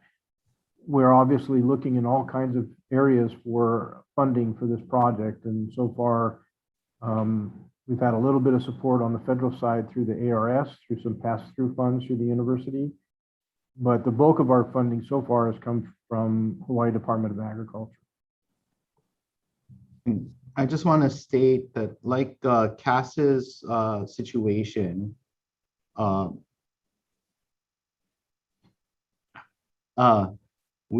department basically lost a lot of our special funds. So our general fund, all staff for both the plant pest control branch and the plant quarantine branch were transferred from the general fund to special fund, and our operating budget now is 100% general fund, and we don't have really significant depth there to cover any of the large scale programs that the department has been supporting over the years. So CAS's Hawaii Ant Lab proposals, Mark's two-line spittlebug, and some support for the HISCs have all been victims of these funding maneuvers that were executed this past legislative session. So I just wanted to offer an explanation. And the department prioritizes the two-line spittlebug activities. So I think DLNR also recognizes the problem. I just want to point out that you know, the percentage of the request in the current funding is only 45%, but the actual amount compared to most other proposals that aren't major project is significant. And I would be comfortable with that amount unless others are not.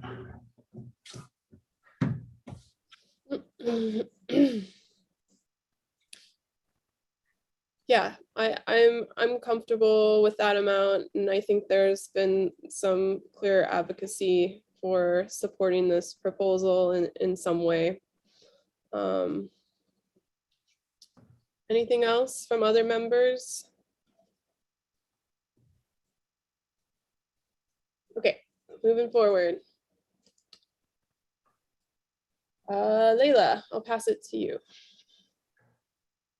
All right, the next proposal is from Penniman, PCSU, birds and not mosquitoes, landscape control of mosquitoes. And this is one of 4 proposals for the landscape scale mosquito control. The requested HISC funds will support overall project coordination, partial FTE for the coordinator, and the development of effective delivery methods for the incompatible insect technique. There will be some contracted research to explore the use of unmanned aerial vehicles and helicopter long lines. And this proposal has a strong, broad partner support. This proposal will fund 25% FTE of the project coordinator, and basically, the rest of the proposal is mainly for contractual services. The proposal scored 40 out of 80 points. The requested amount was 117,000 roughly, and is currently requested for funding at around 50,000. So it's about 43% filled. And with that, I will open up for discussion among the members of the working group. Otherwise, we can have the same question that we are having for the applicants. And I think the applicant is actually here as well. I guess another question I'd have, Layla, seeing as there are 2 mosquito proposals, area-wide mosquito control, is hearing from the working group on what their overall priorities are. And I think Cynthia is on hand to address that as well. Yeah, so we can start with Taya if we want.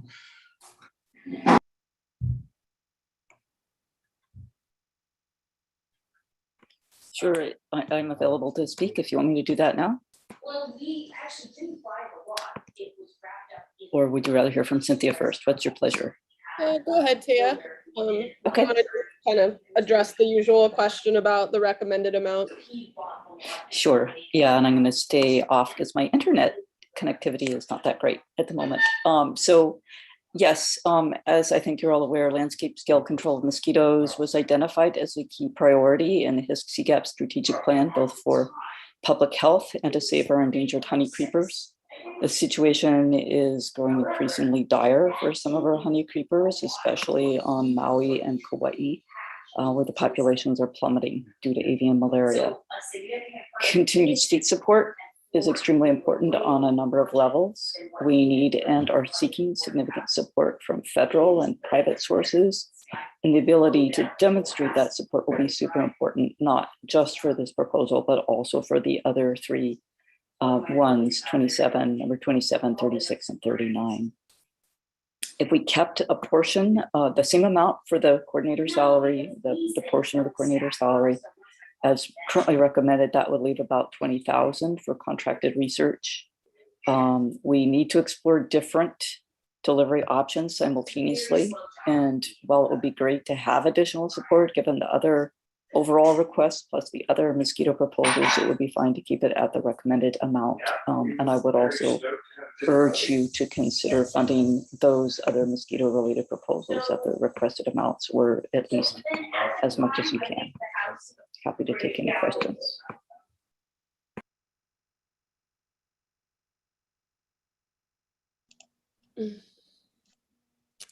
Hey, and this is Cynthia King. I'm here. Can you hear me? Yep. And I think at least for DLNR, I can speak to the priorities for mosquito control. Unfortunately, the proposals as ranked here are a little bit in reverse of what Lainey and I would prefer. This particular proposal is probably, in terms of DLNR's perspective, the lowest need, not because Taya doesn't do amazing work, but because her funding is also supported by ABC, American Bird Conservancy, and my understanding is there are a lot more opportunities to leverage funding for this project on their side than, say, DLNR or Quiet Forest Bird right now. And in terms of the investment and deployment technology, I absolutely agree with what she said. It's something that we do need to be looking at, but I don't believe there's an actual project in mind at present, but maybe my information's out of date, so she can correct me. So I think what I would prefer to see, for example, is that there was an actual proposal from a research group to work on a development, a deployment tool, and we would be allocating funds to that rather than allocating money here and then being in a holding pattern for us to figure out what we're actually going to be funding. That just doesn't seem like it's as much in line with what HISC prefers to do. But again, there are definite needs, and all of the proposals here, all four of them are incredibly important.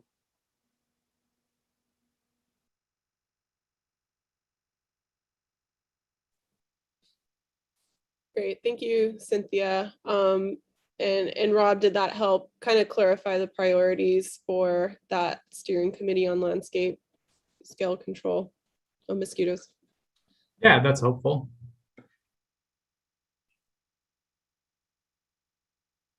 I mean, again, we can, maybe that doesn't make sense. I was gonna say we could look at the mosquito proposals holistically, or we can just kind of put a placeholder on them and circle back just to adjust figures.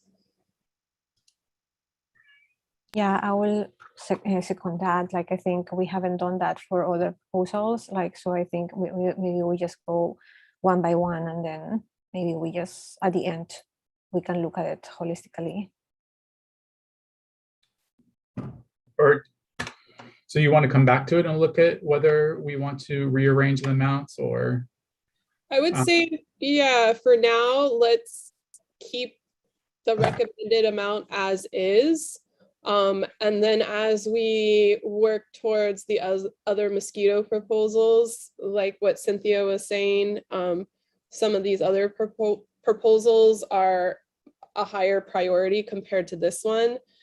So maybe we make those adjustments within the mosquito proposals. Say if we want to increase the amount for mosquito surveys or the work that Cynthia is doing, we can talk about decreasing it from this proposal. Just an idea. Okay, moving forward, where are we? Here we are.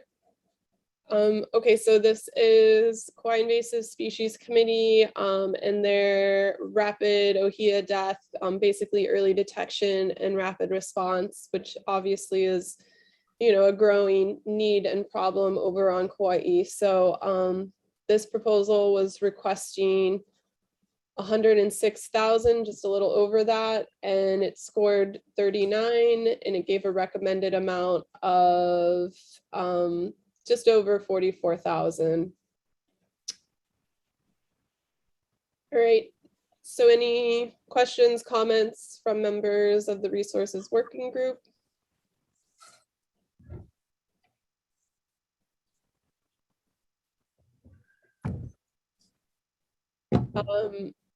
So Tiffany, I don't think you spoke specifically of this proposal, but with this recommended amount, how's that looking? With this recommended amount, and until we have a finalize on how much raw dedicated funds are going to be, this looks good. Okay, great.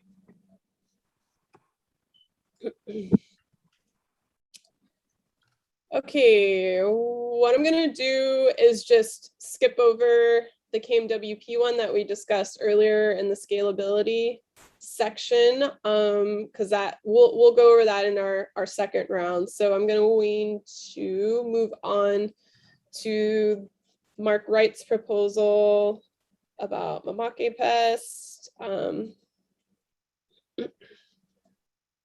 see where are we at.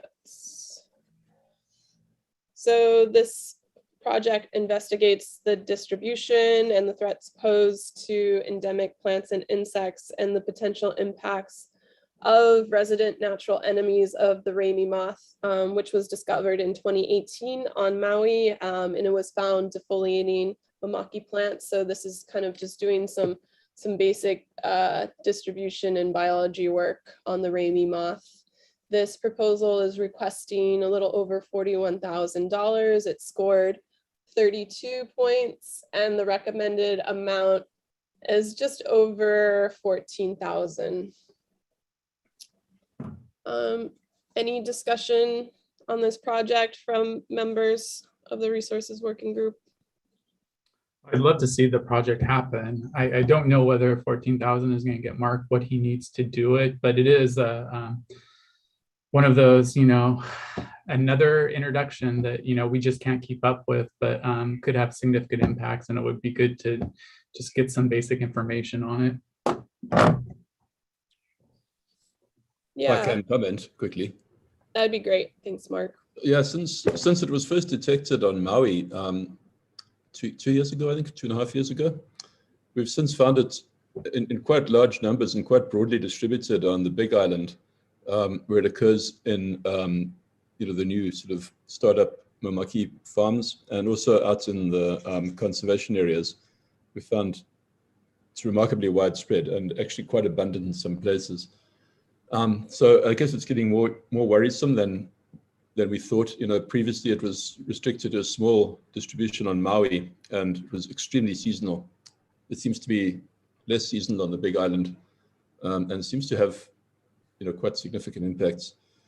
And in addition to what we listed there, we could also be looking at things like using Bacillus thuringiensis to manage it in cultivated mamaki and so on. But that's just something else we could do as well, just by the way.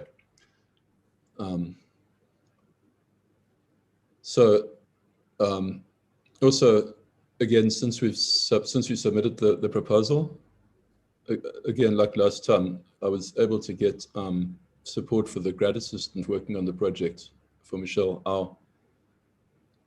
So that knocks off a big chunk of what we requested actually for salary. The big thing now is travel. It's just damned expensive, but yeah, so be it. Yeah. So Mark, would this recommended amount of is just a little over 14K, would that still be usable? Yeah, absolutely. Yep.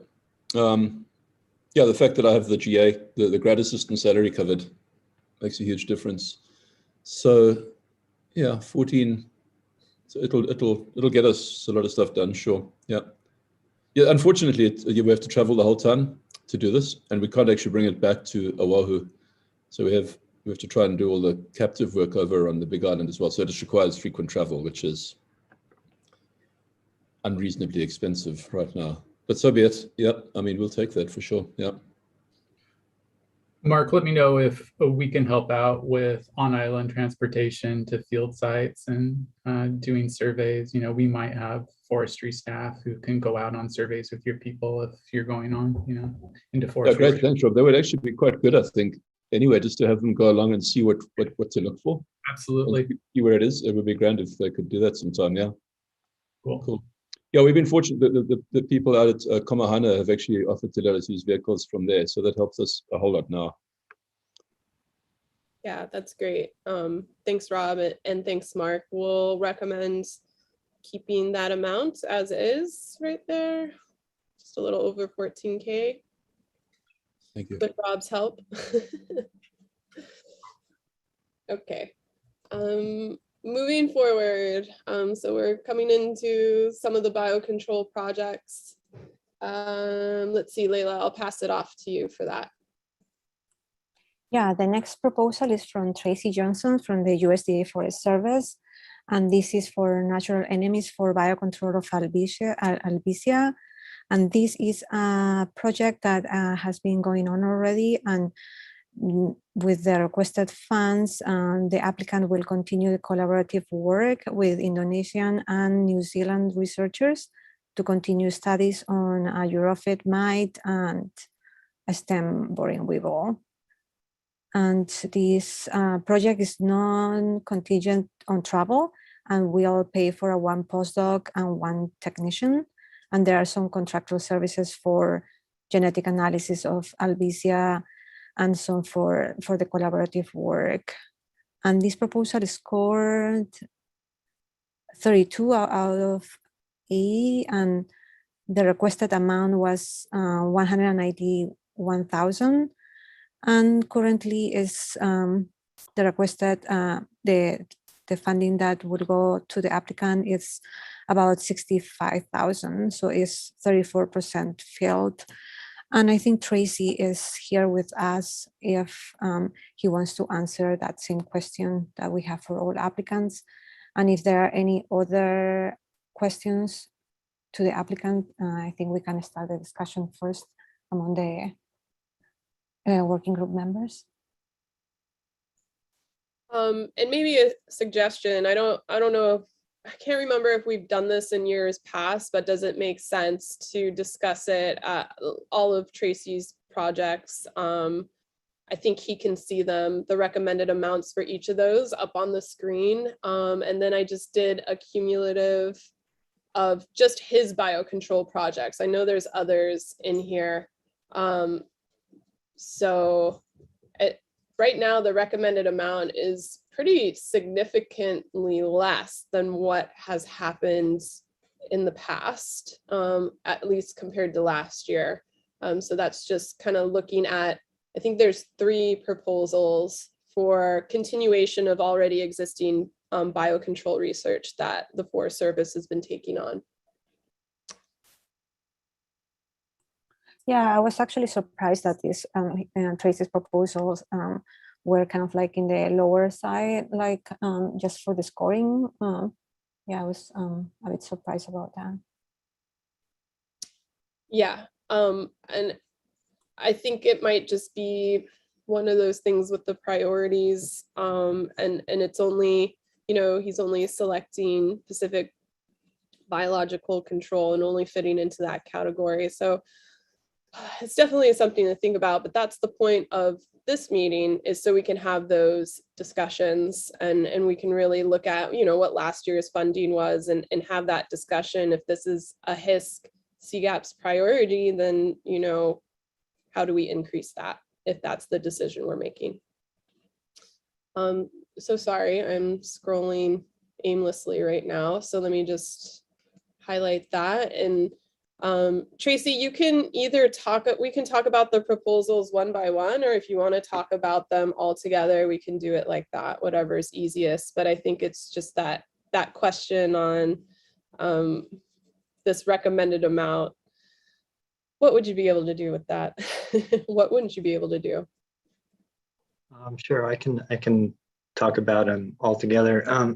Just to be clear, the Albizia and Mellostome, those two proposals cover the staff and work that is based here in Hawaii, and then the Rubus work is contracted out to CABI. So, but those are all of our kind of current work wrapped together. If we talk about those three, the good thing is that we got a really healthy funding last year, and so because of the way it's set up fiscally, we're in a good position to ride out a lean year next from this funding. So if it stays where it's at here, we'll be fine. We'll be very hungry and thirsty next year, but it allows me to keep going the staffing and momentum in projects that I have going right now. But just to keep in mind that if this were to become the new norm, that would be a real significant step back from what we've been trying to build in terms of a healthy, productive program. But we're lucky that this year, I think we can ride it out.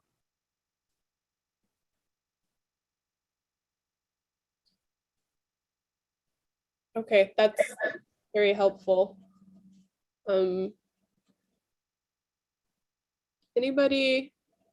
of our members have any comments on that recommended amount? I'm just focusing in on that cumulative total, which is this B3 right here.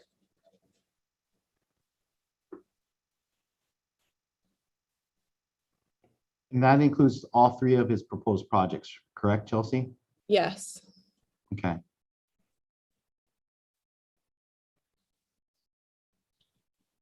Tracy, since we're talking about all three of your projects, I know you talked primarily about Albizia and the Mellostomes. What happens with the Rubus project given the level of funding proposed? So that one has been kind of funded at fairly minimal levels for the last several years. And so that definitely impacts how much they can get done. We've been fortunate that Hawaii is not the only source of funding for their work, because they've been funded more significantly by Galapagos. It has some shared Rubus issues. But yeah, at that level, at 30, 33, that's going to allow them to continue working with a couple of agents that they're working with now. We could round down in this one, I think, too, because there isn't going to be travel probably through the middle of next year. So that cuts down on what they can accomplish through travel. But it is helpful for Hawaii to maintain an investment in this Rubus project, so that we still have the attention and the cooperation going. Otherwise,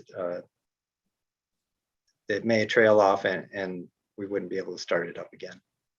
Yeah, I'd like to emphasize the importance of us maintaining skin in the game with these different collaborations. I've seen what happens when at the start of a project, if we don't ante up, then you get forgotten, or for obvious reasons in terms of the longer project management. So I would hate to see us reduce funding and lose opportunities as a result. Great. Thanks, Darcy. So Tracy, just to clarify, for Rubus, you would be willing to round down, and would you want to do that so you could round up in another proposal, or are you just saying I'll just round down in general and throw the extra out to the budget? Well, I would, yeah, I'm willing to help out the HISCs with rounding down. Definitely in that particular category, the Rubus. The other ones, I'm a little more hesitant to round down, but we can start talking at 3:30. That's totally fine. Do we want to make a recommendation for a rounded down number now, or? I'm okay with rounding down Rubus, but I would prefer to round up on the other two. I agree. I mean, a lot of these targets are things that are in holding patterns with the HISCs doing control work on them. Yet we're not going to succeed until we get successful biocontrol. Yeah. Yet we're funding the on-the-ground control work at such a higher level that I think it's great that Tracy is able to survive off a lean year. But I think that the money saved on that should probably go toward one of our other shortfalls, like Hal, if Yeah, I'd like if anything, I would like to see more going to mellostomes, because you've got a good prospective agent there, Trace. And Yeah, so next year, I think we're looking reasonably hopefully at actually releasing 2 mellostome agents, one for Tibicina. Yeah, and so, one for. I don't want you to be in a short period and jeopardizing the healthiness of a release. Right. No, I mean, I think since the HISC funding is annual anyway, I look at it, year to year, how can we get by for the next year? And I think we'll be good through into early 2023 with what's on the sheet right now. Thanks, Tracy. What I would recommend then, and this can just be a placeholder, is because I'm hearing kind of 2 different things, but for Rubus, I would recommend we could round down to 33,000, and we could bump up, excuse me, the mellostome recommended amount to 60,000.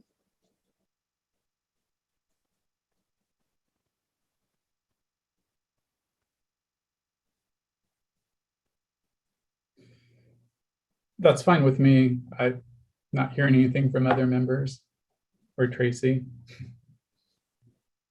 I'm okay Seems with that like also. Yeah, looks like an even trade to me. I think there's maybe 100 or so that's going out to somebody that needs an increase. Okay. Okay, moving forward. That's great. Thanks, Tracy. That took care of 3 proposals at once, so I appreciate that. Our next proposal is from Big Island Invasive Species Committee, and this is it's a phased project, so it's to complete removal of albizia from one of the phases. Let me just get to my summary I wrote down for that one. So HISC has partnered with other agencies, and they've completed 12 of 18 projects detailed in the 2015 Albizia Emergency Hazard Mitigation Plan, excuse me, and a portion of the work on 4 others. So HISC is requesting funds for partial support of one of those removal projects. Thus far, they've controlled more than 200,000 albizia trees since 2013. The requested amount is a little over 280,000. It scored 28, and that put the recommended amount at around 84,000. Any discussion on this proposal from members? It kind of stuck out in reviewing it, partly because DLNR has been going after hazard tree removal unsuccessfully for years now. And it's a huge problem in forest reserves that is just unmet by funding, and they're invasive species. And I'm kind of wondering, I know that that they have a great management plan for Albesia on Big Island and are making great strides, but hazard trees, I just wonder, you know, shouldn't that rely on the landowner to find the funding to do that type of work? And I guess that would be a question for Springer, I'm posing. Yeah, so ideally, yes. So the places that these projects are targeted are just major infrastructure corridors where the immediate benefit is not to the landowner or even necessarily their next door neighbor, it's to the entire roadway. So for example, Kahakai has the potential to block in over 4,000 residents, would not be able to move out of that area if we had another tropical storm like Iselle hit this area. So the idea was that, and the reason why, you know, 3 agencies were willing to sign on to this plan was that it is the greater good here. A very large proportion of the, well, maybe not very large, maybe 25% of the lots involved in this project are absentee landowners. They live in another country, they don't respond, they have essentially abandoned the properties. So they're not going to do it. It's not going to happen unless basically someone in the state or local government foots the bill. That said, with this funding amount, that pretty much cuts the entire budget for arborist contracts. The rest would be, you know, the expenses associated with doing that and the follow-up work that staff would do. So looking at this recommended amount, we would probably ask to change the focus of the project to really focus on the Albesia assassin kind of work, where we're doing more outreach, more volunteer efforts. And there are more than enough lots just in this area alone to hit with that kind of community effort and getting more people trained up. So I think it might be kind of shift from hazard mitigation to preventive kind of work for the 87,000. Or 84,000. And we'll need to go after legislative funding and county funding for the arborist work. Is it mainly county roads where you're targeting? So county. At this point, yes, we have finished the power lines and the state highways as of just this last spring. We finished Poinico Extension. Yeah. Thanks.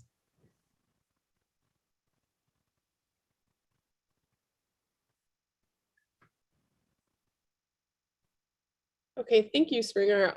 So I mean, it would totally change the scope of the work. Do we want to keep this recommended amount at 84 for Albesia work on Big Island? It would shift it to more of a community program.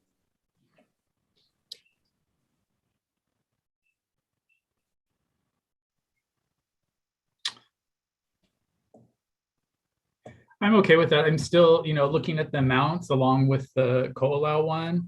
I still see us putting like many times amount into Albesia control in very small places, while, you know, we underfund, you know, the one sort of wide scale tool that we're going to eventually, that we need already for this problem. But I just wanted to point that out.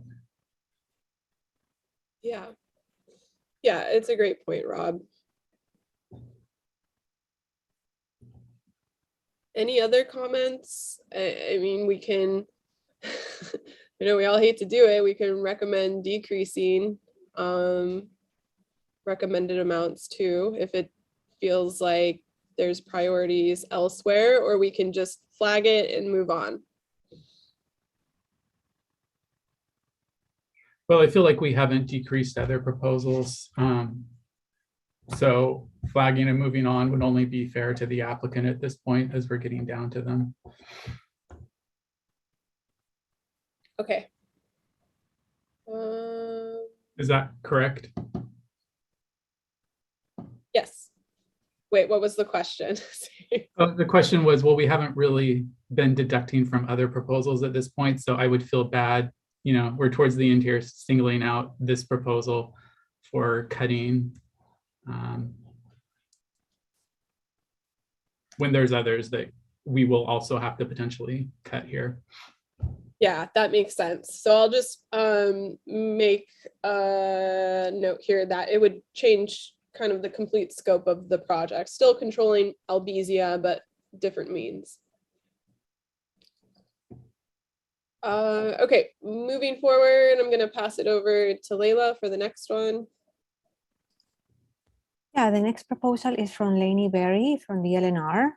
And the proposal is mosquito surveys and larval control on Kauai to further landscape level mosquito control and protect endangered honey creepers. This proposal seeks funding to continue mosquito surveys and larval control on Kauai to protect endangered honey creepers.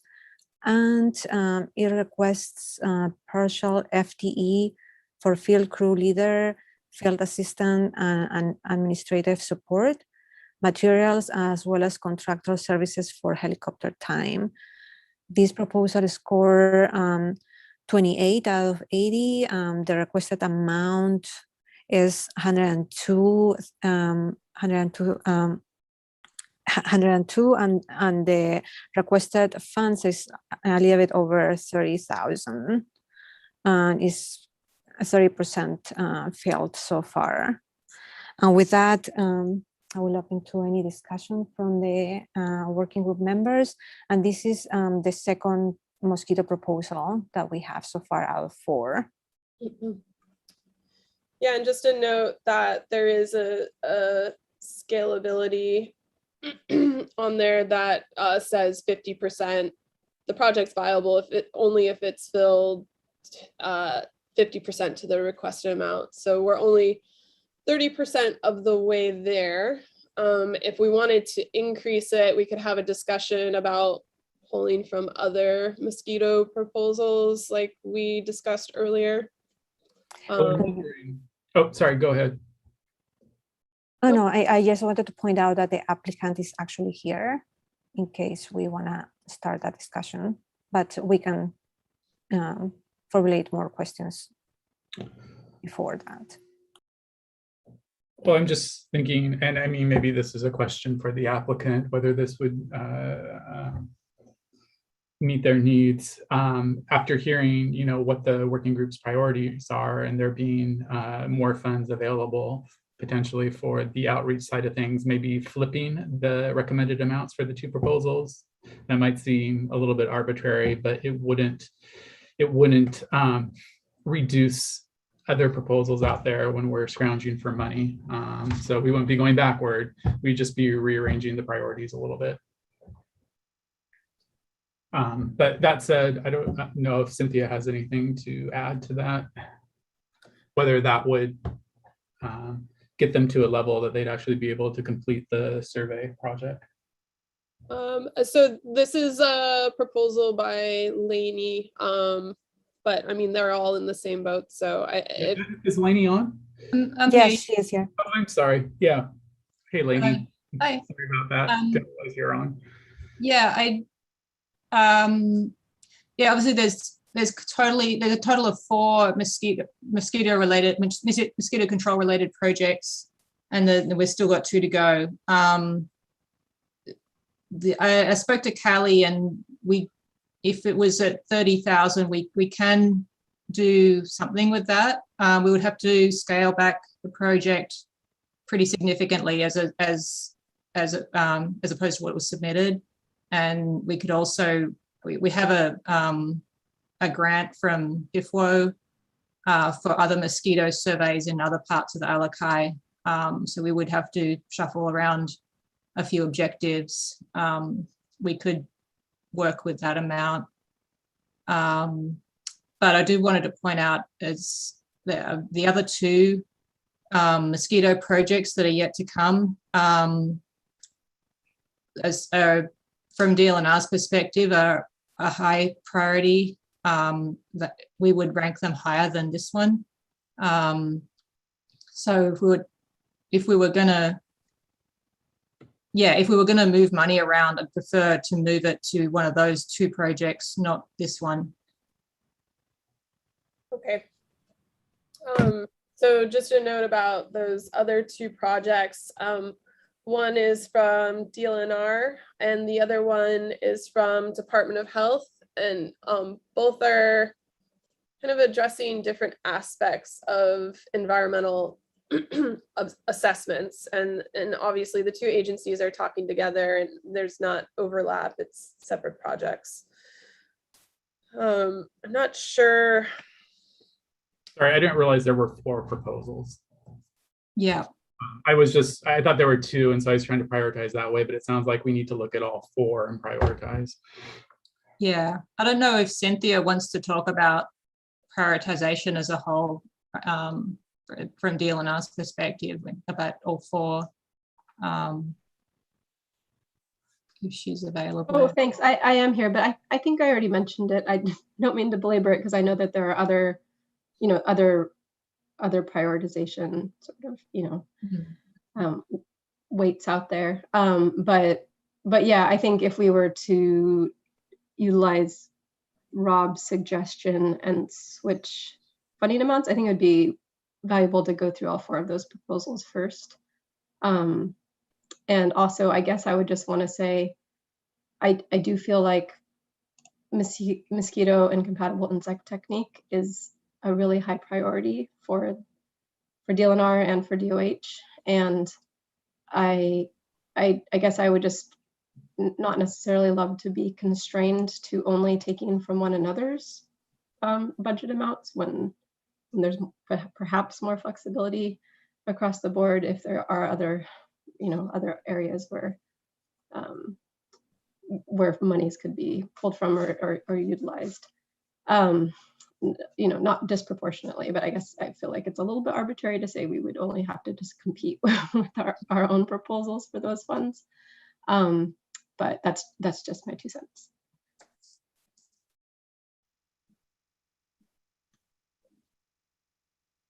Can I say something? Yep. Hi, I'm Callie, and I'm the person who would be doing or overseeing the mosquito surveys on Kauai. And I just wanted to make it clear that, as Lainey said, we can do something with the 30%. At 50%, we would not be changing objectives. We would just be scaling back on the amount of time we did things. At 30%, I think we would actually have to cut out some of the objectives, just so that everyone knows that. Like we would have to tailor back, not just temporally on the length of the surveys or the number of months of the surveys, but we might not be able to do all the objectives under this grant. And as Lainey said, we would probably end up trying to do them under our PIFO grant, which we would have to circle back to PIFO and see if they're okay with. So just FYI.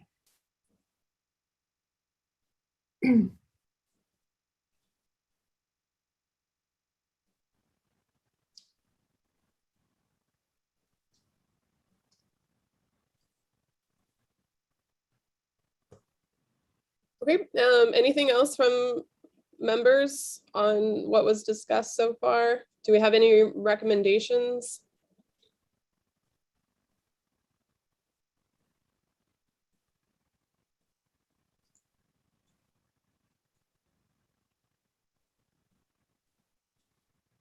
There is a comment in the chat from Thea, and she agrees with Cynthia's statement. Yeah, I totally agree too. And my suggestion wasn't that we should be working within the constraints of 80,000 for all the proposals. It is a deal in our priority, and we're gonna have to start cutting money somewhere really fast here because we have a couple of priority projects, and I feel like the others we haven't been cutting because nobody wants to cut them, and so we need to start making some harder decisions here pretty quickly because it's already 2 o'clock. Yeah, thanks, Rob. We definitely have to do that. And I think the best way to do that is going back from the lowest scoring ones and having those tough decisions. So let's keep moving forward here. I feel like we'll just get through the rest of the initial summaries and discussion. And maybe we can get some voluntary knockdowns in the recommended amounts. But the next one here is Africanized honeybee outreach. Layla, you want to take that one? Yeah, this proposal is from UH, from Ethel Villalobos, and this proposal, the goal is, let me see my notes, and the goal for this project is to enhance the detection strategy of Africanized honeybees by providing support for molecular testing of samples collected at airports as well as from local stock, and providing outreach to local beekeepers and other stakeholders. The applicant will offer apiary inspections twice a year, participation in queen making workshops, which will include offering free queens for producers. And outreach efforts on Oahu will be paired with an opportunity to register and submit samples for Africanized honeybee testing. This proposal seeks funding to support a graduate student, materials for DNA analysis, and some contractual work for a graphic designer, illustrator, and videographer for educational materials. The proposal scored, where am I looking? Scored 28 out of 80.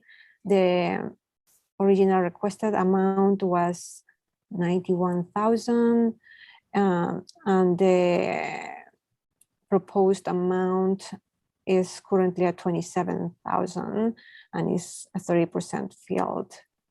And I believe the applicant was here as well, but I think we can first start with any comments or